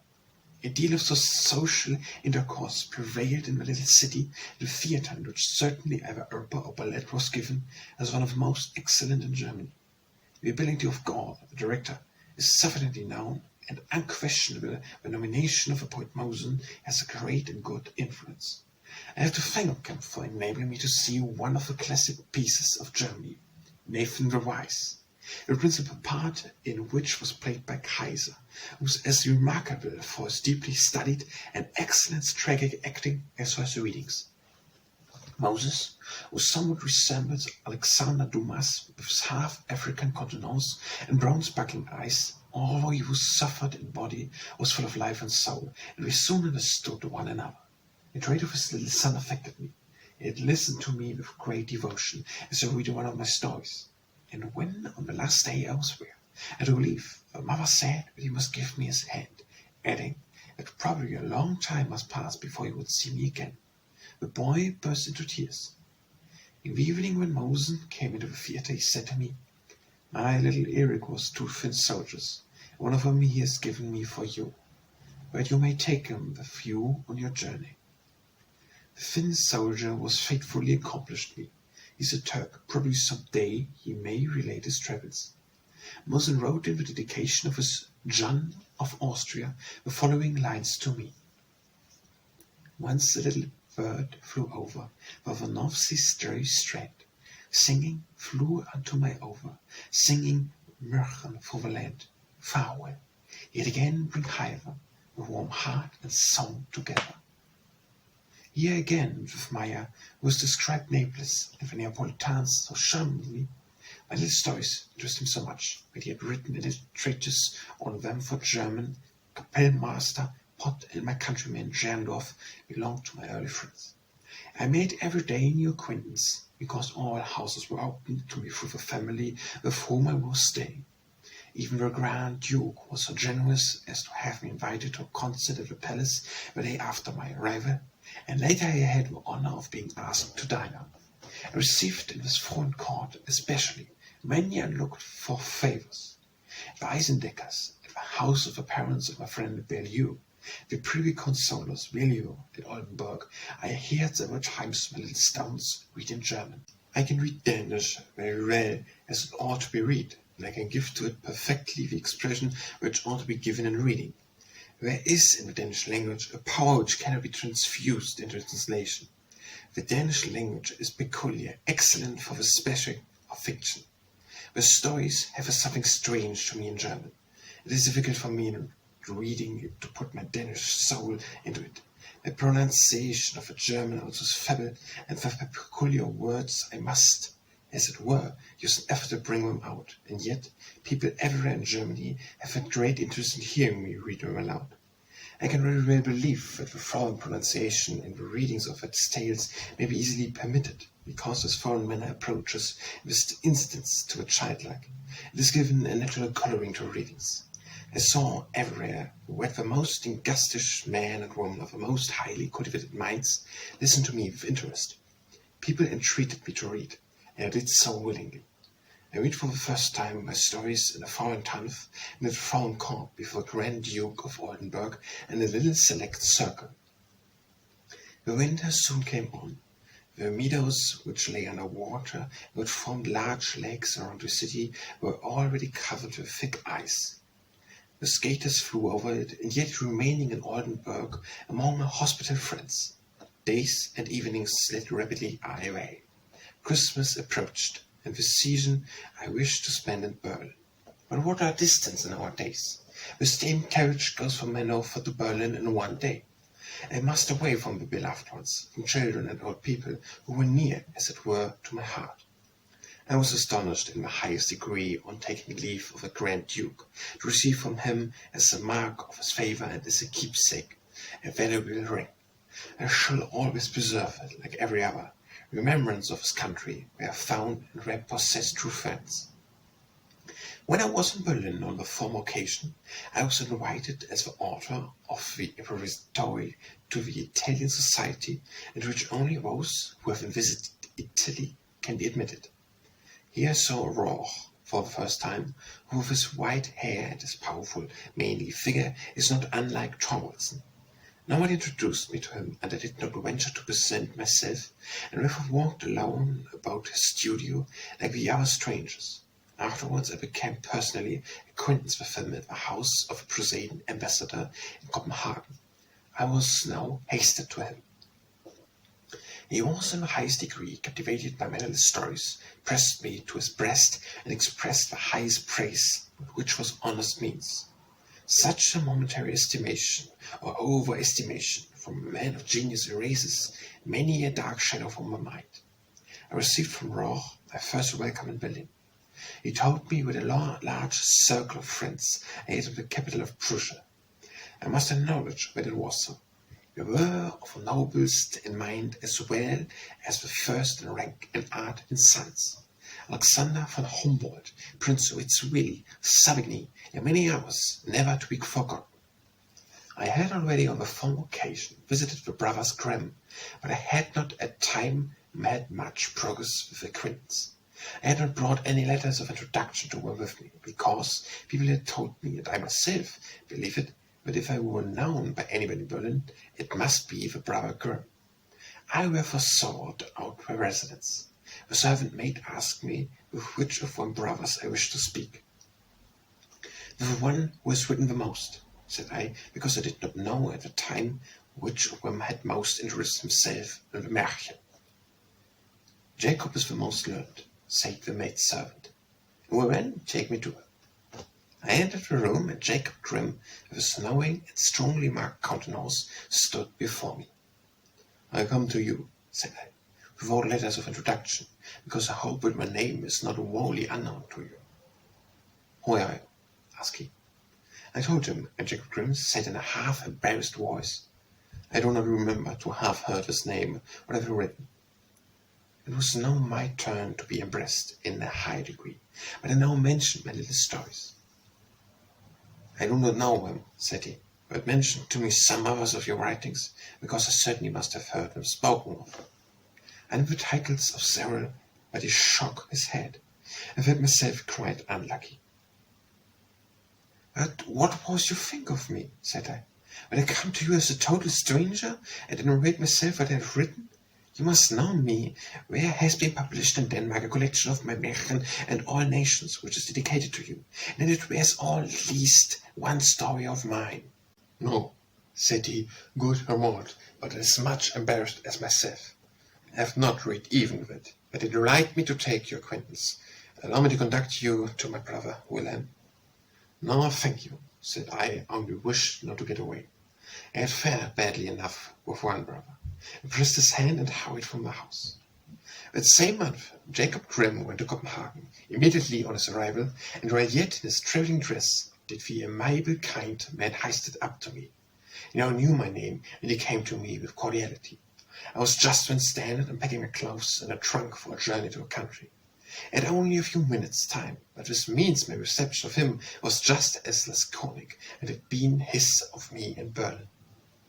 Now, however, we met in Berlin as old acquaintance. Jacob Grimm is one of those characters whom one must love and attach oneself to. One evening, as I was reading one of my little stories to Countess Bismarck-Bohlens, there was in the little circle one person in particular who listened with immense fellowship of feeling, and who expressed himself in peculiar and sensible manner on the subject. This was Jacob's brother, Wilhelm Grimm. I should have known you very well if you had come to me, said he, the last time you were here. I saw these two highly gifted and amiable brothers almost daily. The circles into which I was invited seemed also to be theirs, and it was my desire and pleasure that they should listen to me my little stories, that they should participate in them. Their hosts' names will be always spoken as long as the German Volksmärchen are read. The fact of me not being known to Jacob Grimm, one of my first visits to Berlin, had so discerned me that when only one asked me whether I was being received in the city, I shook my head doubtfully and said, but Grimm did not know me. I was told that Dick was ill, could see no one. I therefore only sent in my card. Some days afterwards I met at a friend's house. A large birthday was being celebrated. Dirk, the sculptor, who told me that his brother had lately waited 2 hours for me at dinner. I went to him and discovered that he had sent me an invitation, which, however, had been taken to wrong inn.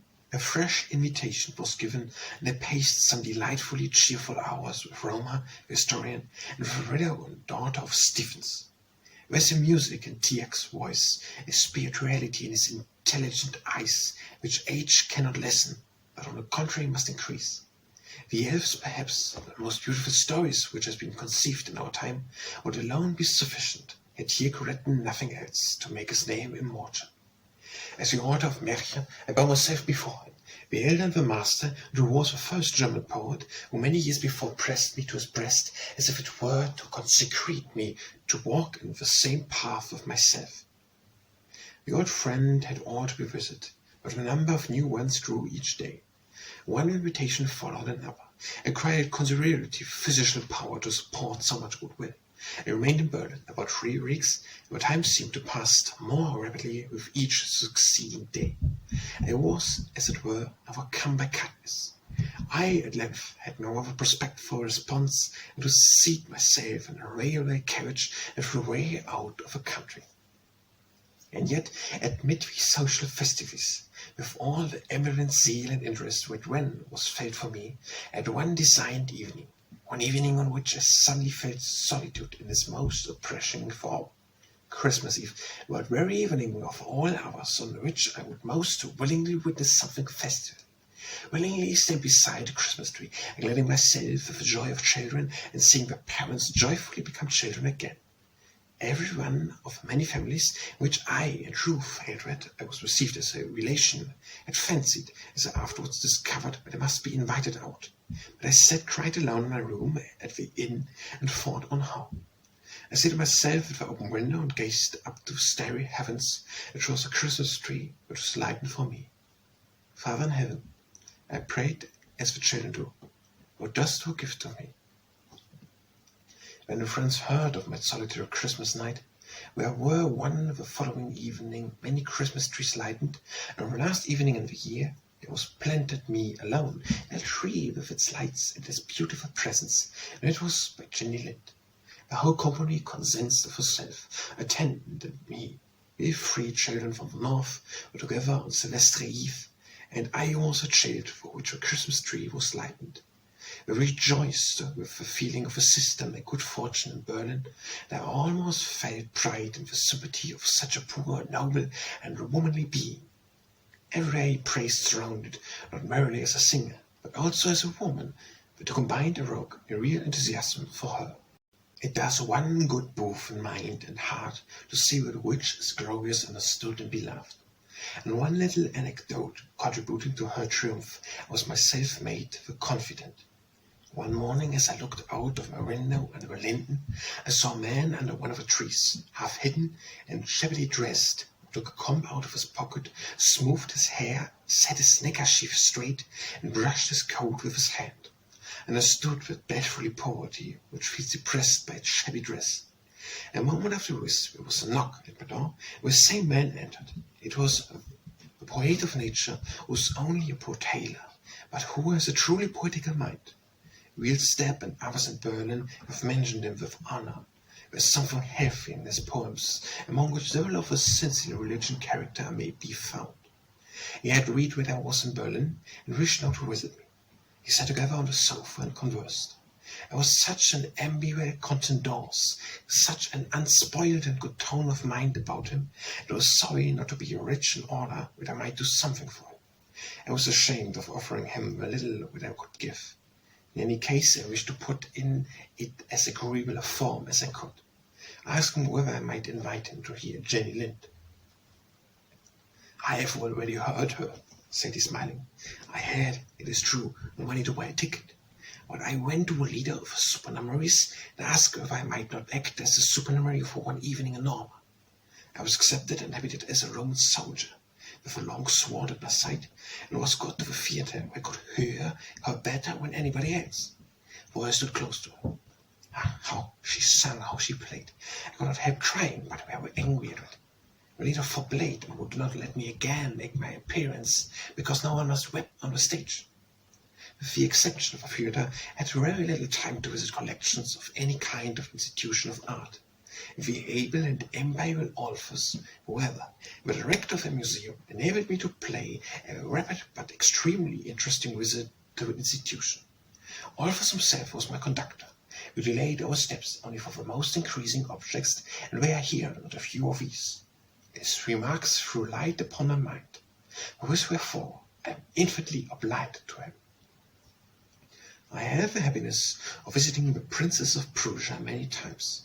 The ring of a castle in which she resided was so comfortable and yet like a fairy place.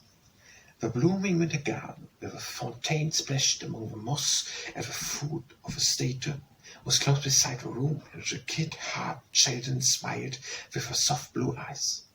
On taking leave, she honored me with a richly bound album in which, beneath the pictures of a palace, she wrote her name. I shall guard this volume as a treasure of the soul. It is not a gift which has a value only, but is of the manner in which it is given. One afternoon I read to her several of Melon's stories, and the noble husband listened kindly. Prince Musco also was present. A few days after my arrival in Berlin, I had the honor to be invited to the royal table. As I was better acquaintance with Humboldt with anyone where, and he it was my precipitate interest himself about me, and to my place at his side. Not only on account of his high intellectual character and his amiable and polite behavior, but also from his infinite kindness towards me. During the whole of my residence in Berlin, is he become unchangeably dear to me. The king received me most graciously, and said that during his stay in Copenhagen he had inquired after me and had heard that I was travelling. He expressed a great interest in my novel of Only a Fiddler. Her Majesty the Queen also showed herself graciously and kindly disposed towards me.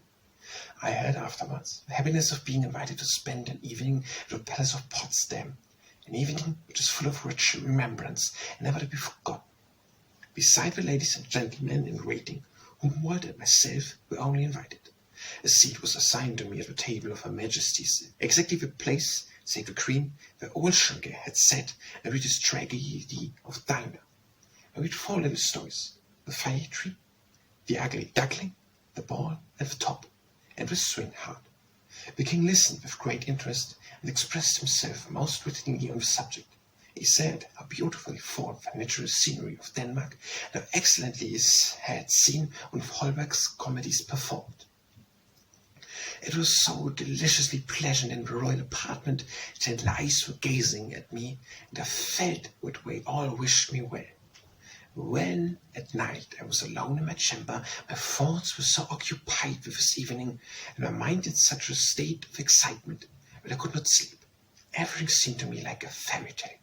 Through the whole night the chimes sounded the tower, and the area music mingled itself with my thoughts. I received still one more proof of the favour and kindness of the King of Prussia towards me, on the evening before my departure from the city. The order of a Red Eagle of the 3rd class was conferred upon me. Such a mark of honour delights certainly everyone who receives it.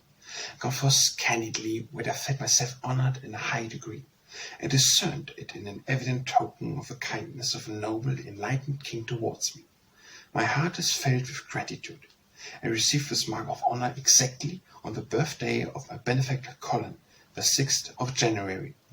This day has now a twofold festival signification for me. My God, filled with gladness of mind of my royal donor, who wished to give me pleasure. The last evening was spent in a warm-hearted circle for the greater part of young people. My health was drunk, a poem Der Drachenkönig declaimed, and it was not until late in the night that I reached home, that I might set off early in the morning by railroad. I have here given in part a proof of a favour and kindness which was shown to me in Berlin. I feel like someone who has received a considerable sum of a certain object from a large assembly, and now would give an account wherefore. I might still add many other names as well from the learned world, as Theodor Magel, Gabel, Herring, as from the social circle. The recruiting is too large. God give me strength for it, which I now have to perform, after I have, as an earnest of God will, received such a richly abundant sum. After a journey of a day and night, I was once more in Weimar, with my noble Harriet Grand Duke. What a cordial reception! A heart rich in goodness, and a mind full of noble endeavours, live in this young prince. I have no words for the infinite favour which, during my residence here, I received daily from the family of a Grand Duke, but my whole heart is full of devotion. At the court festival, as well as in the familiar family circle, I had many evidences of the esteem in which I was held. Milieu cared for me with the tenderness of a brother. It was to me a month-long Sabbath festival. Never shall I forget the quiet evenings spent with him, when my friend spoke freely to friend. My old friends were also unchanged. Weiss and Abel Scholl, as well as Schober, joined them also. Jenny Lind came to Weimar. I heard her at the concert and at the theatre. I visited with her the places which I become scared through Goethe and Schiller. We stood together beside the coffins where Chancellor von Muller led.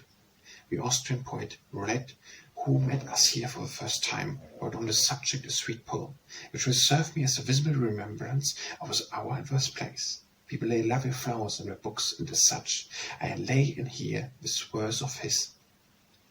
Weimar, the 29th January, 1846. Märchen rose, which I so often charmed me with a pregnant breath, where the prince, applauded slumber, or hasteth the hall of death, and with her beside each coffin, and when they had husk clamber pale, I beheld grief enchained, sweetly dreaming nightingale.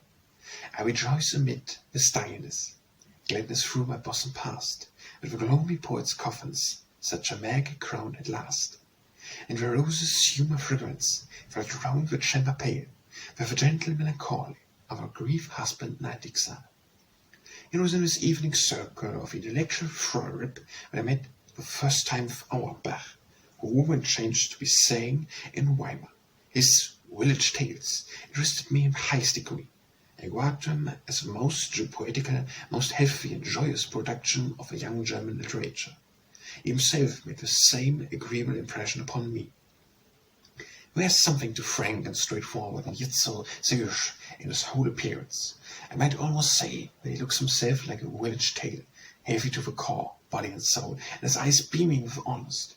He soon became friends, and I hope forever. My stay in Weimar was prolonged. It became even more difficult to tear myself away. A Grand Duke's birthday occurred at this time, and after attending all the festivities to which I was invited, I departed. I would and must be in Rome at Easter.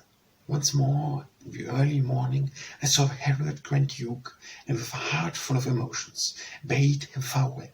Never, in presence of the world, will I forget the high position which his birth gives me. But I may say, as a very poorest subject may say of a prince, I love him as one who is dearest to my heart. God give me joy, and bless him in his noble endeavours. A generous heart beats beneath the prince's star. Values accompanied me to Jena. Your hospitality home invaded me and filled with beautiful memories from the time of Goethe, the house of the publisher's Frohman. And it was this kind, warm-hearted sister who had shown me such sympathy in Berlin. The brother was not her less kind. Holsteiner Mackelsen, who has a professorship at Jena, assembled a number of friends one evening, and in a graceful and cordial toast for me expressed his sense of the importance of Danish literature and the healthy, natural spirit which flourished in it. At Mackelsen's house I also became acquainted with Professor Hayes, who, one evening having heard some of my little stories, seemed filled with great kindness towards me. When he wrote in this moment of interest on an album, he expressed this sentiment. Schelling, not he who now lives in Berlin, but he who lives in a moral hero in the world of mind, once said, Nature is the visible spirit. This spirit, this unseen nature, last evening was given rendered visible to me through my little tales. If one were only hand you pretended deeply into the mysteries of nature, no one understand the language of birds, nor the feelings of a fire tree or a daisy, so that each seems to be rare on its own account, and we and our children sympathize with them in their joys and sorrows. Yet on the other hand, all is but the image of mind, and the human heart in its infinite trembles and throbs throughout. May this fountain reports heart, which God has lent you, still for a time your path, with refreshingly, and may stories and the memories of the Germanic nations became a legend of a people. That object, for which as a writer of poetical fictions I must strive after, is contained in these last lines. It is also to Hayes and the gifted and provostatus Professor Wolf of Jena, to whom I may most indebted for the appearance of a uniform German edition of my writings. This was all arranged on my arrival at Leipzig. Several hours of business were added to my travels mode of life. The city of bookselling presents me with a bouquet, a sum of money, but she presented me with even more. I met again with Brockhaus, and paced heavily hours with Mendelssohn, a glorious man of genius. I heard him play again and again. It seemed to me that his eyes, full of soul, looked into the very depths of my being. Few men have more the stamp of inward fire than he. A gentle, friendly wife and beautiful children make his rich, well-appointed house blessed and pleasant. And he waved me about the stalk, and its frequent appearance in my writings was something so childlike that envy railed in this great artist. I also met my excellent countryman Gade, whose compositions have been so well received in Germany. I took him to the text for a new opera, which I had written and which I hoped to see brought out on the German stage. Gade had written music to a drama of Agnete and the Merman, composed which were very successful. Auerbach, whom I again found here, introduced me to many agreeable circles. I met with the composer Kellywood and with Kane, whose charming little son immediately won my heart. On my arrival at Dresden, I instantly hasted to my motherly friend, the Baroness of Decken. It was a joyous, hearty welcome. With equal cordial I met with von Dahl. I saw once more my Roman friend, who poet of world and colour, Rennick, and with the kind-hearted Benderman. Professor Gray painted me. I missed, however, one among my old friends, the poet Bruno. With life and cordiality he received me the last time in his room, where stood lovely flowers, which grew over his grave. It awakes a peculiar feeling was once to met on the journey of life, to understand and love each other, and then to part, until the journey for both is ended. I spent, to me, a highly interesting evening with the royal family, who received me with extraordinary favour. Here also the most happy domestic life appeared to regain. A number of amiable children, all belonging to Princess Joan, were presented. The least of the princesses, a little girl, who knew that I had written the story of a fire tree, began very confidently with, "Last Christmas we also had a fire tree, and it stood here in this room."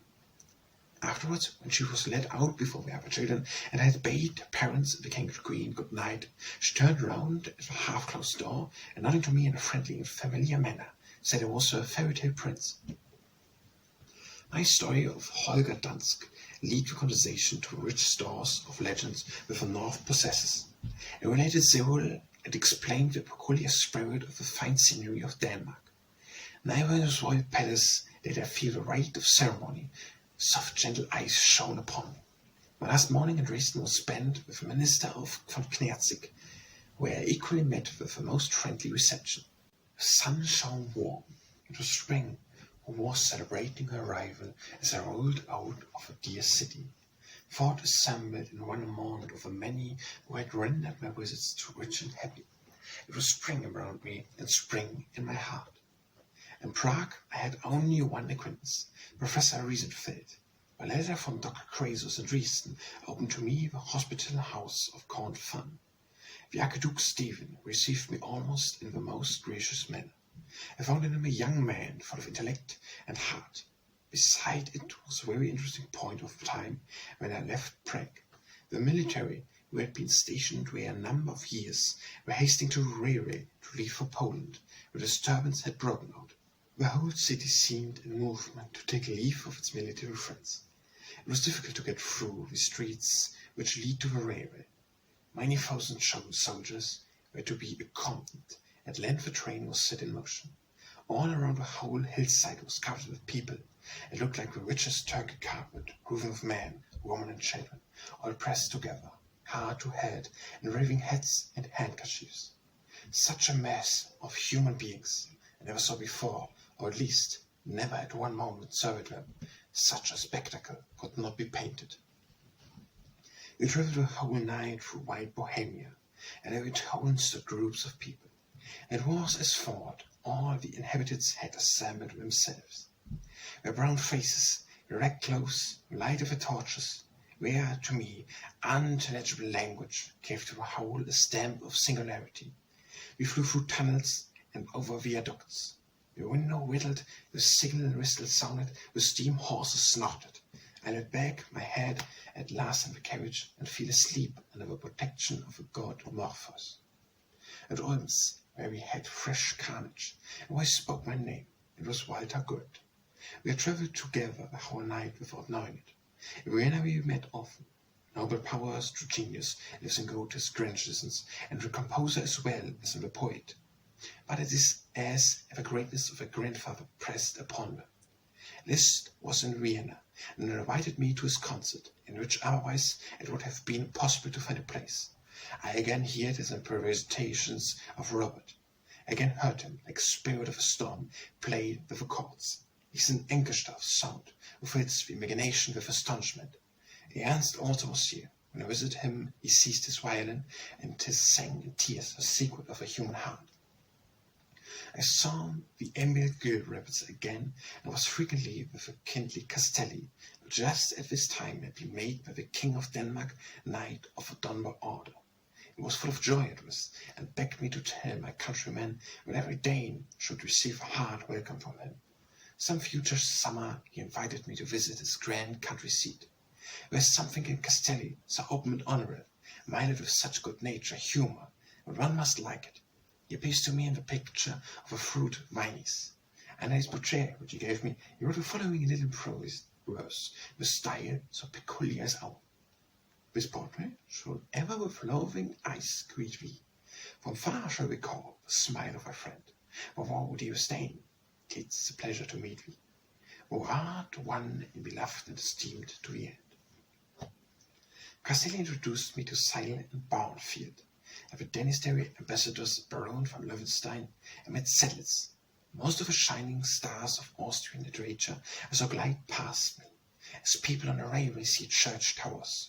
You can still see you have seen them, and still retain the smiles of the stars. I can see that in the cordial society and also the entire galaxy. There was a host of young growing intellects, and here were men of importance. In the house of Count Snitz, who hospitably invited me, I saw his brother from Pest, whose noble activity in Hungary is known. A short meeting and account of one of the most interesting events at my stay in Vienna. The man revealed himself in all his individuality, and his eyes said that he must feel confident in him.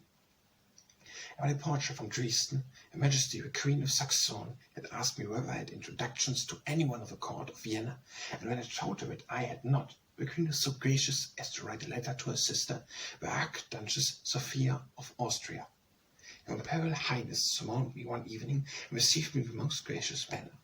But our emperors, the winner of the Emperor of France the First, was present and full of kindness and friendship towards me. Also Prince Weiser and the hereditary Archduchess of Hesse-Darmstadt. The remembrance of this evening will always remain dear and interesting to me. I read several of my little stories aloud. When I wrote them, I thought least of all that I should some day read them aloud in the Imperial Palace. Before my departure, I had still another visit to make, and this was to the intellectual authoress Frau von Weisenthurn. She had just left a bed of sickness and was still suffering, but wished to see me. As thought she was already standing on the threshold of a realm of shades, she pressed my hand and said that this was the last time we should ever see each other. With a soft, motherly gaze, she looked at me, and at parting, a penetrating eye followed me to the door. With railway and diligence my road now lead towards Trieste. With steam, a long train of carriage flies along a narrow rocky way, following all the windings of a river. One wonders what with all these abrupt turnings one is not dashed against a rock, or flung down into a roaring stream, and is glad that the journey is happily accomplished. But in the slow diligence one wished its more rapid journey might recommence, and praise the power of the age.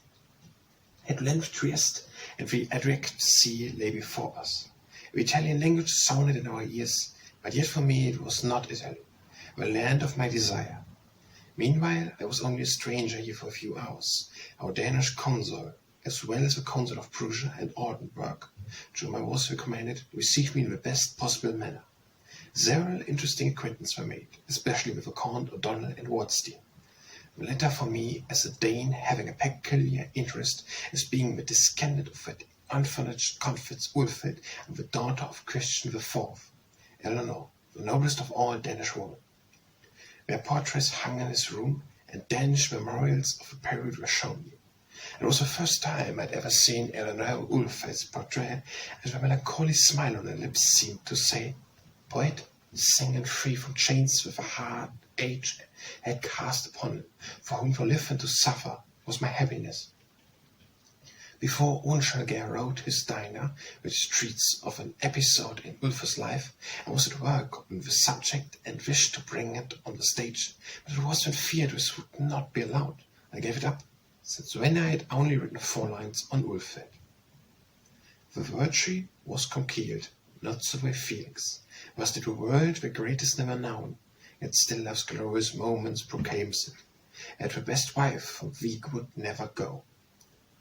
On the Adriatic Sea, I, in thoughts, was carried back to Ulfhed's time and the Danish islands.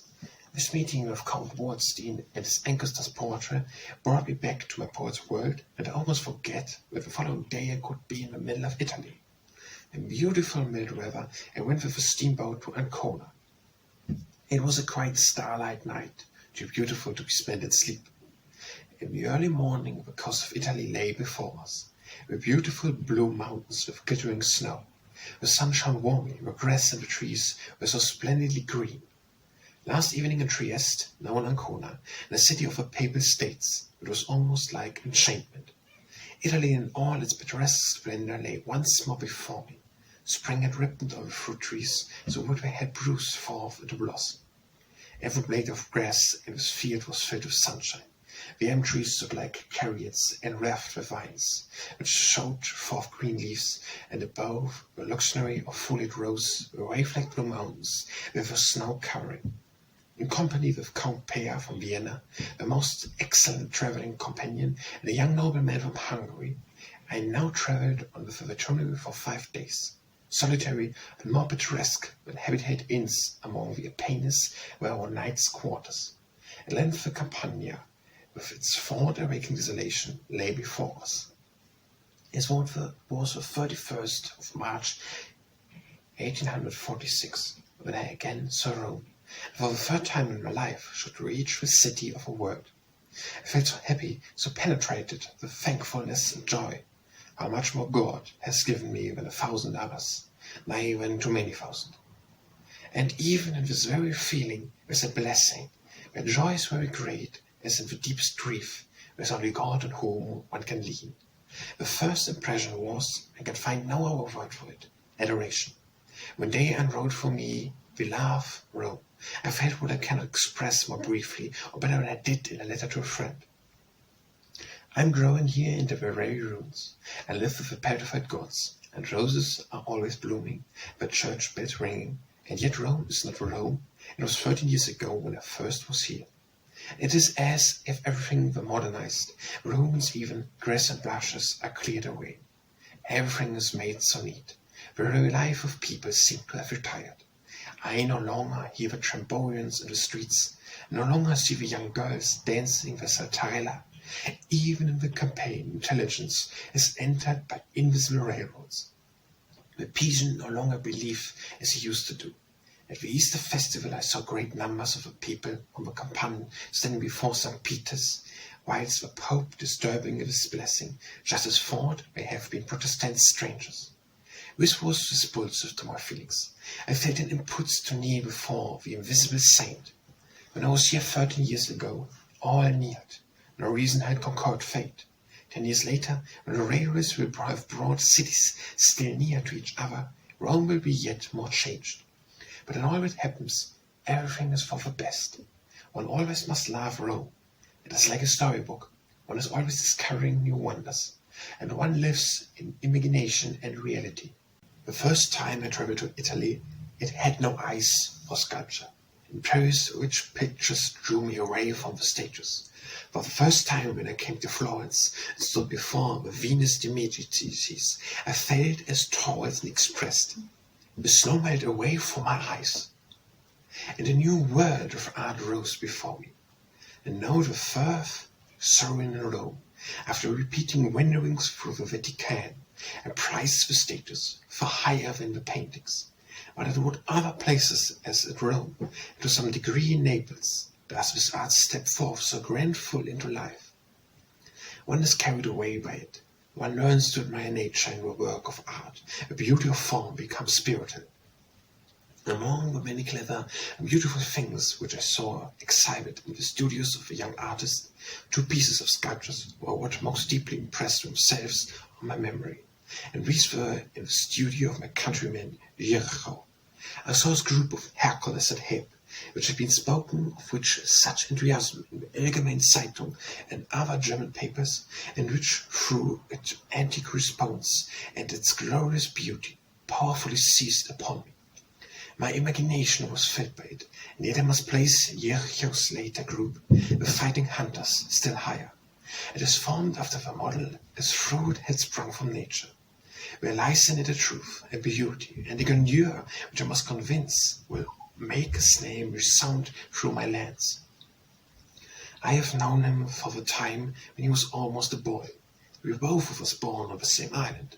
He is from the little town of Essens. We met in Copenhagen. No one, not even he himself, knew what lay within him.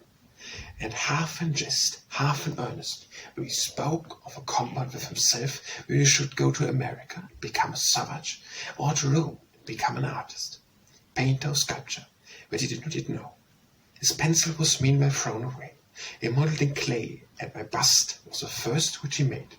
He received no travelling stipendium from the Academy. As far as I know, it was a noble-minded woman, an artist herself, and provided with means, who, from the interest she felt for the spark of genius she observed in him, assisted him so far that he reached Italy by means of a trading vessel. In the beginning, he worked in Travelsen's atelier. During a journey of several years, he has doubtless experienced the struggles of genius and the galling fetters of want. But now the star of fortune shines upon him. When I came to Rome, I found him physically suffering and melancholy. He was unable to bear the warm sun of Italy, and many people said he could not recover unless he visits the north, breathing the cooler air and took sea baths. His praise resounded through the papers. The glorious work stood in his atelier, but man does not live on heavily bread alone. There came one day a Russian prince, I believe, and he gave a commission for the hunter. Two other commissions followed on the same day. Virchow came full of rejoicance and talked this to me. A few days after he travelled with his wife, a highly gifted painter, to Denmark. From Rennes, strength, body and soul, he returned the winter to Rome, where the strokes of his child will resound so that, I hope, the world will hear them. My heart will beat joyfully with them. I also met in Rome Kohlberg, another Danish sculptor, until now only known in Denmark, but very highly thought of, a scholar of Thorvaldsen and a favorite of that great master. He honored me by making me a bust. I also sat once more with a kindly color and saw the forms fresh as nature spring themselves of the canvas. I sat once again with the Roman people in the amusing puppet theatre and heard the children's merriment. Among the German artists, as well as among the Swedes and my own countrymen, I met with a hearty reception. My birthday was joyfully celebrated. Frau von Goethe was in Rome, and who changed to be living in the very house where I brought my inferior's data into the world and made him spend his first years of childhood, sent me from thence a large true Roman bouquet, a fragrant mosaic. The Swedish painter's Swallermark proposed my half to the company from the dance, sweets, and nomains had invited me to meet. From my friends I received some pretty pictures and friendly keepsakes. The Hanoverian minister Köster, to whose friendship I am indebted for many pleasant hours, is an extremely agreeable man, possessed of no small talent for poetry, music, and painting. In his house I really saw for the first time flower painting, elevated by a poetical idea. In one of his rooms he was introduced an arabesque of flowers, which present us with a flora of a whole year. It commences with the first spring flowers, the crocus, the snowdrop, and so on, When come the summer flowers, and the autumn, and the nymph garland ends with the red berries and yellow-brown leaves of December. Constantly in motion, always striving to employ every moment and to see everything, I felt myself at last very much affected by the uncushioned cigar. The Roman air did not agree with me, and I hasted, wherefore, as soon as I had seen the illumination of the dome and the Girandola, immediately after the Easter festival through Terence to Naples. Count Parr travelled with me. We entered St. Lucia. The sea lay before us. Vesuvius blazed. Those were glorious evenings, moonlight nights. It was as if the heavens had elevated themselves above, and the stars were withdrawn. What effect of light! And the northern moon scattered silver over the water. Here it was gold. The circulating lanterns of the lighthouse now exhibit the dazzling light, now totally extinguished, or torched over fishing boats through the obliques formed blaze along the surface of the water, whilst the boat concealed them like a black shadow, below which the surface of the water was illuminated. One fancied one could see to the bottom, where fishes and plants were in motion. Along the street itself thousands of lights were burning in the shops of the dealers in fruit and fish. Now came the troop of children with lights, and went in procession to the church of St. Lucia. Many fell down with the lights, but above the house stood, like the hero of a great drama of light, Vesuvius, with his blood-red flame and his illuminated cloud of smoke. I visited the island of Capri and Ischia once more, and as the heat of the sun and the strong sirocco made a longer residence in Naples oppressed to me, I went to Sorrento, Tasso city, where the effulgence of a wine cased the shade, and where the air appears to me lighter. Here I wrote these pages. In Rome, by the Bay of Naples, and amid the prints, I put on paper the story of my life. The well-known festival of Madonna dell'Arco called me again to Naples, where I took up my quarters at an hotel in the middle of the city, near the Toledo Street, and found an excellent host and hostess. I had already resided here, but only in the winter. I had now to see Naples in its summer heat, with all its wild tumult, but in what degree I had never imagined. The sun shone down with its burning heat into the narrow streets, in at the balcony door. It was necessary to shut up every place, not a breath of air stirred. Every little corner, every spot in the street on which a shadow fell, was covered with working handcraftsmen, who chattered loudly and merrily. The carriage roared past, the driver screamed, the tumult of the people roaring like a sea in the other streets. The church bells sounded every minute. The opposite neighbor, God knows who he was, played the musical scales from morning till evening. It was enough to make one lose one's senses. The sirocco blew its boiling hot breath, and I was perfectly overcome. There was not another room to be had at St. Lucia, and the sea bathing seemed rather to weaken than to invigorate me.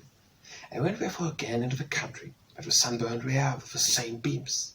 Yet still the air was more elastic. Yet for all, but it was to me like the poisoned mantle of Hercules, which, as it were, drew out of my strength and spirit. I, who had fancied that I must be precisely a child of the sun, so firmly did my heart always cling to the south, was forced to acknowledge that the snow of the north was my blood, that the snow melted, and that I was more and more miserable. Most strangers felt as I myself did in this, as the Neapolitans themselves said, unusual hot summers. A greater number went away. I also would have done the same, but I was obligated to wait several days for a letter of credit. I had arrived at the right time, but lay forgotten in the hands of my banker. Yet there was a deal for me to see in Naples. Many houses were open to me. I tried whether the will were no stronger than the Neapolitan heat, but I fell into such a nervous state in consequence that at the time of my departure I was obligated to lie quietly in my hot room, where the night brought to coolness. From the morning twilight to midnight roaring, the noise of bells, the cry of the people, the trampling of horses on the stone pavement, and the before-mentioned practice of the scales. It was like being on a wreck. This caused me to give up my journey to Spain, especially as I was assured, for my consolation, that I should find it just as warm where as here. The physicians said that, at this season of the year, I could not sustain the journey. I took a berth into a steamboat and coasted to Marseille. The vessel was full to overflowing with passengers. The whole quarterdeck, even the best place, was occupied with travelling carriage. On one of these I had my bed laid. Many people followed my example, and the quarterdeck was soon covered with mattresses and carpets. I blew strongly. The wind increases, and the second and third night reached to a perfect stop. The ship rolled from side to side like a cask in the open sea. The waves dashed on the ship's side and lifted up their broad heads above the bulwarks as if they would look in upon us. It was as if the carriage under which we lay would crush us to pieces, or else would be washed away by the sea. There was a lamentation, but I lay quiet, looked up at the dark clouds, and thought upon God and my beloved. When at length we reached Genoa, most of the passengers went on land. I should have willing enough to have followed their example, but I might go by Milan to Switzerland, but my letter of credit was drawn upon Marseille and some Spanish seaports. I was obligated to go again on board. The sea was calm, the air fresh. It was the most glorious voyage along the charming Sardinian coast. Full of strength and my new life, I arrived at Marseille, and as I hear breathing more easily, my longing to see Spain was again renewed. I had laid the plan of seeing the country at last as a boycott of my journey. In the suffering state in which I had been, I was obligated to give it up, but I was no better. I regarded it therefore as a pointing of a finger of heaven that I should be compelled to go to Marseille, and determined to venture upon the journey. The steam vessel to Barcelona had in the meantime just sailed, and several days must pass before another set out. And in mind therefore to travel by short days' journeys to the south of France across the Pyrenees. Before leaving Marseille, chance favored me with a short meeting with one of my friends from the north, and this was Ole Bull. It came from America and was received in France with jubilees and serenades, of which I was myself a witness. At the table d'Arte in the Hotel des Emperors, where we both lodged, we flew towards each other. He told me what I should have expected least of it. What my works had also many friends in America, and people had inquired from him about me with the greatest interest, and that the English translations of my romances had been reprinted and spread through the whole country in cheap editions. My name flown over the great ocean. I felt myself, as was thought, quite insignificant, but yet glad and happy. Wherefore should I, in preference to so many thousand others, receive such happiness? I had and still have a feeling as thought I were a poor peasant lad over whom a royal mantle is thrown. Yet I was, and I made happy by all this. Is this vanity, or does it show itself in these expressions of my joy? Ole Bull went to Agigias, and towards the Pyrenees. Through Provence, which looked to me quite Danish, I reached Nimes, where the grandeur of a splendid Roman amphitheatrum at once carried me back to Italy. The memorials of Antique and the south of France I have never yet praised as their greatness and number deserved. The so-called Maison Croix is still standing in all its splendor, like the Typhus temples at Athens. Rome is nothing so well preserved. I in Nismes dwell the bakery bowl, who writes the most charming poems. Whoever may not change to know him from these is, however, well acquainted with him through Lamartine's journey to the East. I found him at the house, stepped into the bakehouse, and addressed myself to a man in shirt sleeves who was putting bread into the oven. It was Roybal himself, a noble countenance which expressed a manly character greeted me. And I mentioned my name, he was courteous enough to say he was acquainted with it through a revue de Paris, and begged me to visit him in the afternoon when he should be able to entertain me better. When I came again, I found him in a little room, which might be called almost elegant, adorned with pictures, casts, and books, not alone French literature, but translation of the Greek classics. A picture on the wall represented his most celebrating poem, The Dying Child, from Mims Chenson du Nord. He knew I had threatened the same subject, and I told him that this was written in my school days. If in the morning I had found him in the Industries baker, he now was a poet completely. He spoke with animation of the literature of his country, and expressed a wish to see the north, the scenery and intellectual life of which seemed to interest him. With great respect I took leave of a man whom the Moses have not meanly endowed, and who yet has good senses enough, spite of all the marsh paint him, to remain steadfast to his honest business, prefer being the most remarkable baker of Nimses to losing himself at Paris after short triumph among hundreds of other poets. By the railway I now travelled by way of Montpellier to Sète, but rapidly with a train possessed in France. You fly where there's fought for wager with wild huntsmen. I involuntarily remembered when at Basel, at the corner of a street, where formerly the celebrated Dance of Death was painted, it was written up in large letters, Dance of Death, and on the opposite corner, Way to the Railroad. The singular juxtaposition, just at the front of France, gives play to the fancy. In a rushing flight it came into my thoughts. It seemed as though the steam whistle gave a signal to the dance. On German railways one does not have such wild fancies. The islander loves the sea as the mountainer loves his mountains. Every seaport town, ever shall it may be, receives with my eyes a peculiar charm from the sea. What is the sea? In connection perhaps with the Danish tongue, which sounded in my ears in 2 houses, and said it made this town so homelike to me. And onward, but I feel more in Denmark than in South France. When far from your country you enter a house, where all, from the master and mistress to the servants, speak your own language, as was here the case, these hometowns have a real power of enchantment, like the mantle of Faust, and the moment when it transported you, house and all, into your own land. Here, however, it was no northern summer, with the hot sun of Naples. It might even have burned Faust's camp. The sun's rays destroyed all strength. For many years we had not seen such a summer, even here, and from the country road about arrived accounts of people who died from the heat. The very nights were hot. I was told beforehand I should be unable to bear the journey in Spain. I felt this myself, but when Spain was to be the banquet of my journey, I already saw the Pyrenees, the blue mountains entranced me, and one morning early I found myself on the steamboat. The sun rose higher. It burned above. It burned from the expanses of water. Myriads of jelly-like medusas filled the river. It was as though the sun rays had changed the whole sea into a heaving world of animal life.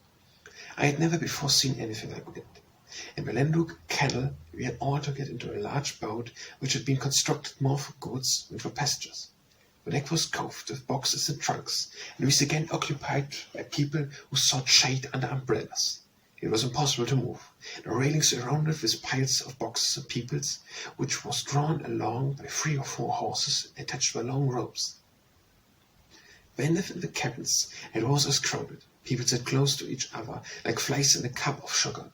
A lady who had fainted from the heat and tobacco smoke was carried in and laid upon the only unoccupied spot on the floor. She was brought here for air, but here there was none, in spite of a number of fans in motion. There were no refreshments to be had, not even a drink of water, except the warm, yellow water which the canal afforded. Our cabin windows hung boated legs which at the same time were to deprive the cabin of light, seemed to give a substance to the oppressive air. Shut up in this place, one had always the torment of being forced to listen to a man who was always trying to say something witty. A stream of words played about his lips as the candle water about the boat. I made myself away through boxes, people, and umbrellas, and stood in the boiling hot air. On either side the prospect was utterly the same: green grass, a green tree, floodgates, green grass, a green tree, floodgates, and when again the same. It was enough to drive on insane. At the distance of a half-hour's journey from Béziers, we were put on land. I felt almost ready to faint. There was no carriage here, for the omnibus had not expected us so early. The sun burned infernally. People say the south of France is a portion of paradise. Under the present circumstances, it seemed to me a portion of hell with all its heat. In Béziers, the diligence was waiting, but all the best places were already taken, and I here for the first time, and I hope for the last time, got into the hinder part of such a conveyance. An ugly woman in slippers, with a headdress a yard high, with such hung up, took a seat beside me, and now came a singing sailor who had certainly drunk too many halves, when a couple of dirty fellows, whose first manoeuvres was to pull off their boats and coats and sit upon them, hot and dirty, whilst the thick cloud of dust reeled into the vehicle, and the sun burned and blinded me. It was impossible to endure with father or Narbon. Sick and suffering, I sought rest, but when came gendarmes and condemned my passport, and when just as night began, a fire must needs break out in the neighborhood village. The fire alarm resounded, the fire engines rolled along. It was just as thought of manner of tormenting spirits were let loose. For me as far as the Pyrenees were followed repeated demands for your passport, so wearisome that you know nothing like it even Italy. They gave you reason, the nearness to the Spanish frontier, the number of fugitives from thence, and several murders which had taken place in the neighborhood, all conducted to make the journey in my wet state of health a real torment.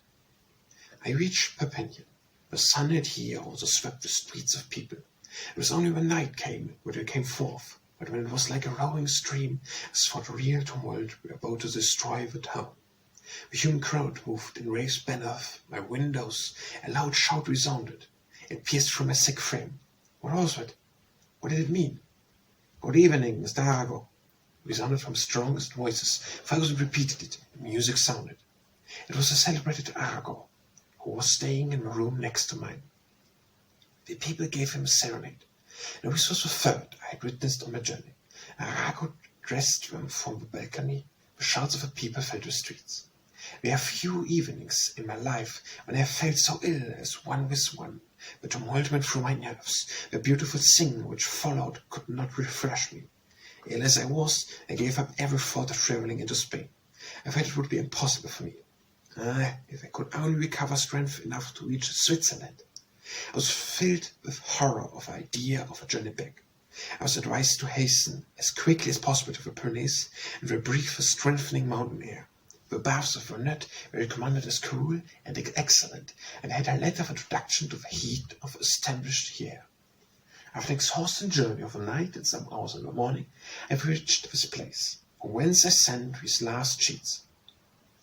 They are so cool, so strengthening, such as I have not breathed for months. A few days here have entirely restored me. My pen flies again over the paper, my thoughts towards that wonderful Spain. I stand like Moses and see the land before me, yet may not tread upon it. But if God so wills it, I will at some future time in the winter fly from the North Hiver into this rich, beautiful land, from which the sun with so sword of flame now holds me back. Vernet as yet is not only one of the well-known bathing places, although it possessed the peculiarity of being visited all the year round. The most celebrated visitor last winter was Ibrahim Pacha. His name still lives on the lips of the hostess and waiter as the greatest glory of the establishment. His rooms were shown first as a curiosity.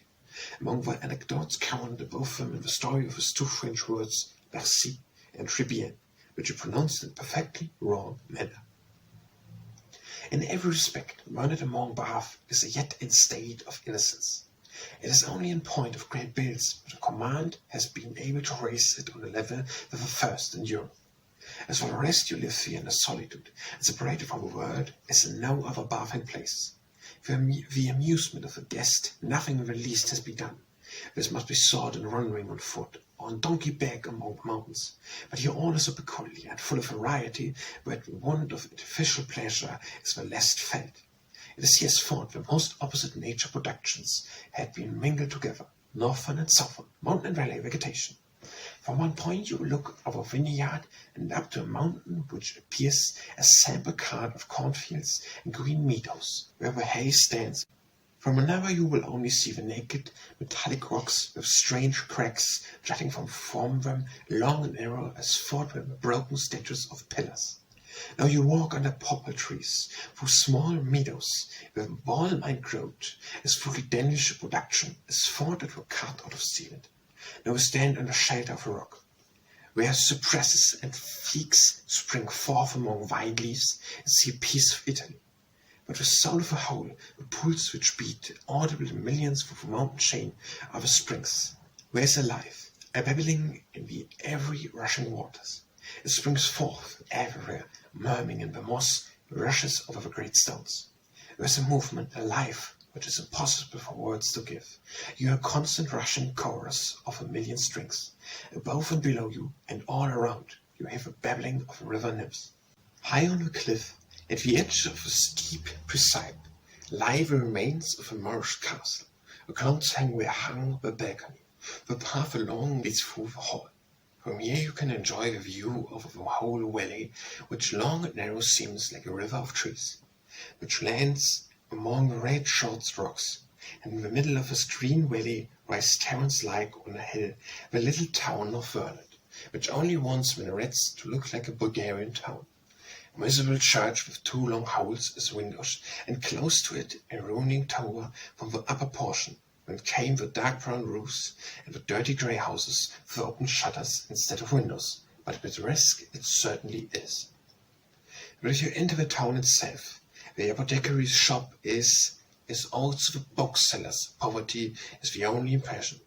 Almost all the houses are built of unhewn stones, piled one upon another, and 2 or 3 gloomy holes from door and windows through which the shadows fly out and in. Wherever I entered, I saw through a worn floor of the first store down into a chaotic gloom beneath. On the whole hangs generally a bit of fat meat with the hare's skin attached. It was explained to me what it was used to rub the stones with. The sleeping room is painted in the most glary manner with saints, angels, garlands, and crowns as fresco, as if done when the art of painting was in its greatest state of imperfection. The people are unusually ugly. The very children are real gnomes. The expression of childhood does not soften the clumsy features, but a few hours' journey on the other side of the mountains, on the Spanish side, where blooms beauty, where fresh, merry brown eyes. The only poetic picture I retain of Vernet was this. In the marketplace, under a splendid large tree, a wandering peddler had spread out all his wares, handkerchiefs, books, and pictures. A whole bazaar, but the earth of his table, all the ugly children of the town burnt through by the sun, stood assembled round with splendid things. The old room looked out from the open shops on horses with visitors to the bath. Ladies and gentlemen rode by in long processions, while 2 little children, half buried behind a heap of planks, played and shouted all the time, "Kekereke." Far more of a town, habitable and well appointed, is the garish town of Villefranche, with its castle of the age of Louis XIV, which lies a few hours' journey from this place. A road by letter to Spain pays through it, and there is also some business. Many houses attract your eye by their beautiful Moorish windows carved in marble.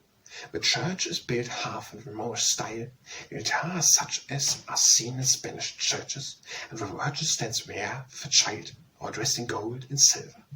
I visited Villefranche one of the first days of my sojourn here. All visitors made the excursion with me, to with and all the horses and asses far and near were brought together. Horses were put into the commandant's venerable coach, and was occupied by people within and without, just as thought it had been a French public vehicle. A most amiable Holsteiner, the best rider of the company, the well-known painter Doris, a friend of Alexander Dumas, led the train. The forts, the barracks, and the caves were seen. The little town of Cornelia also, with its interesting church, was not paced over. Everywhere were found traces of the power and art of the Moors. Everything in this neighborhood speaks more of Spain than France, the very language waver between the two. And here, in this fresh mountain nature, on the frontiers of a land whose beauty and effects I am not yet to become acquaintance with, I will close these pages, which will make in my life a frontier to coming years, with their beauty and effects, before I leave the Pyrenees, where certain pages will fly to Germany, a great section of my life. I myself shall follow, and a new and unknown section will begin. What may it unfold? I know not, but thankfully, hopefully, look forward. My whole life, the bright as well as the gloomy days, lead to the best. It is like a voyage to some known point. I stand at the rudder, I have chosen my path, but God rules the storm and the sea. He may direct it otherwise, and when, happen what may, it will be the best for me. With fate is firmly planted in my breast, and makes me happy. The story of my life, up to the present hours, lies unrolled before me, so rich and beautiful that I could not have invented it. I feel that I am a child of good fortune. Almost everyone meets me full of love and candor, and seldom has my confidence in human nature been devised. From the prince to the poorest peasant, I felt the noble human heart beat. It is a joy to live, and to believe in God and man, openly and full of confidence, as if I sat among dear friends. I have heard related the story of my life, I have spoken both of my sorrows and joys, and have expressed my pleasures of each mark of applause and recognition, as I believe I might even express it before God himself. But when words may be valid, I know not. My heart was affected and humble at the same time. My thought was gratitude to God.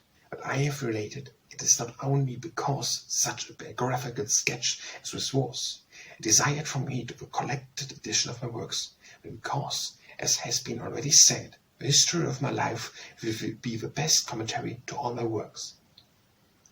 In a few days I shall say farewell to the Pyrenees and return through Switzerland to dear, kind Germany, where so much joy has flowed into my life, where I possessed so many sympathized friends, where my writings have been so kindly and encouragingly received, and where also my sheets will be gently criticized. When the Christmas tree is lighted, when, as people say, the white bees swarm, I shall be, God willing, again in Denmark with my dear ones, my heart filled with the flower of travel, and strength both body and mind. When will new works grow upon paper? May God lay his blessing upon me. He will do so. A star of good fortune shines upon me, where thousands who deserve it far more than I. I of myself cannot convince why I, in preference to numberless others, should receive so much joy. May it continue to shine. What should it set? Perhaps, whilst I conclude these lines, still it has shone. I have received my rich portion. Let it see. Who is also the best will spring. To God and man my thanks, my love. Vernet, Department of the East Pyrenees, July 1846. H. C. Andersen.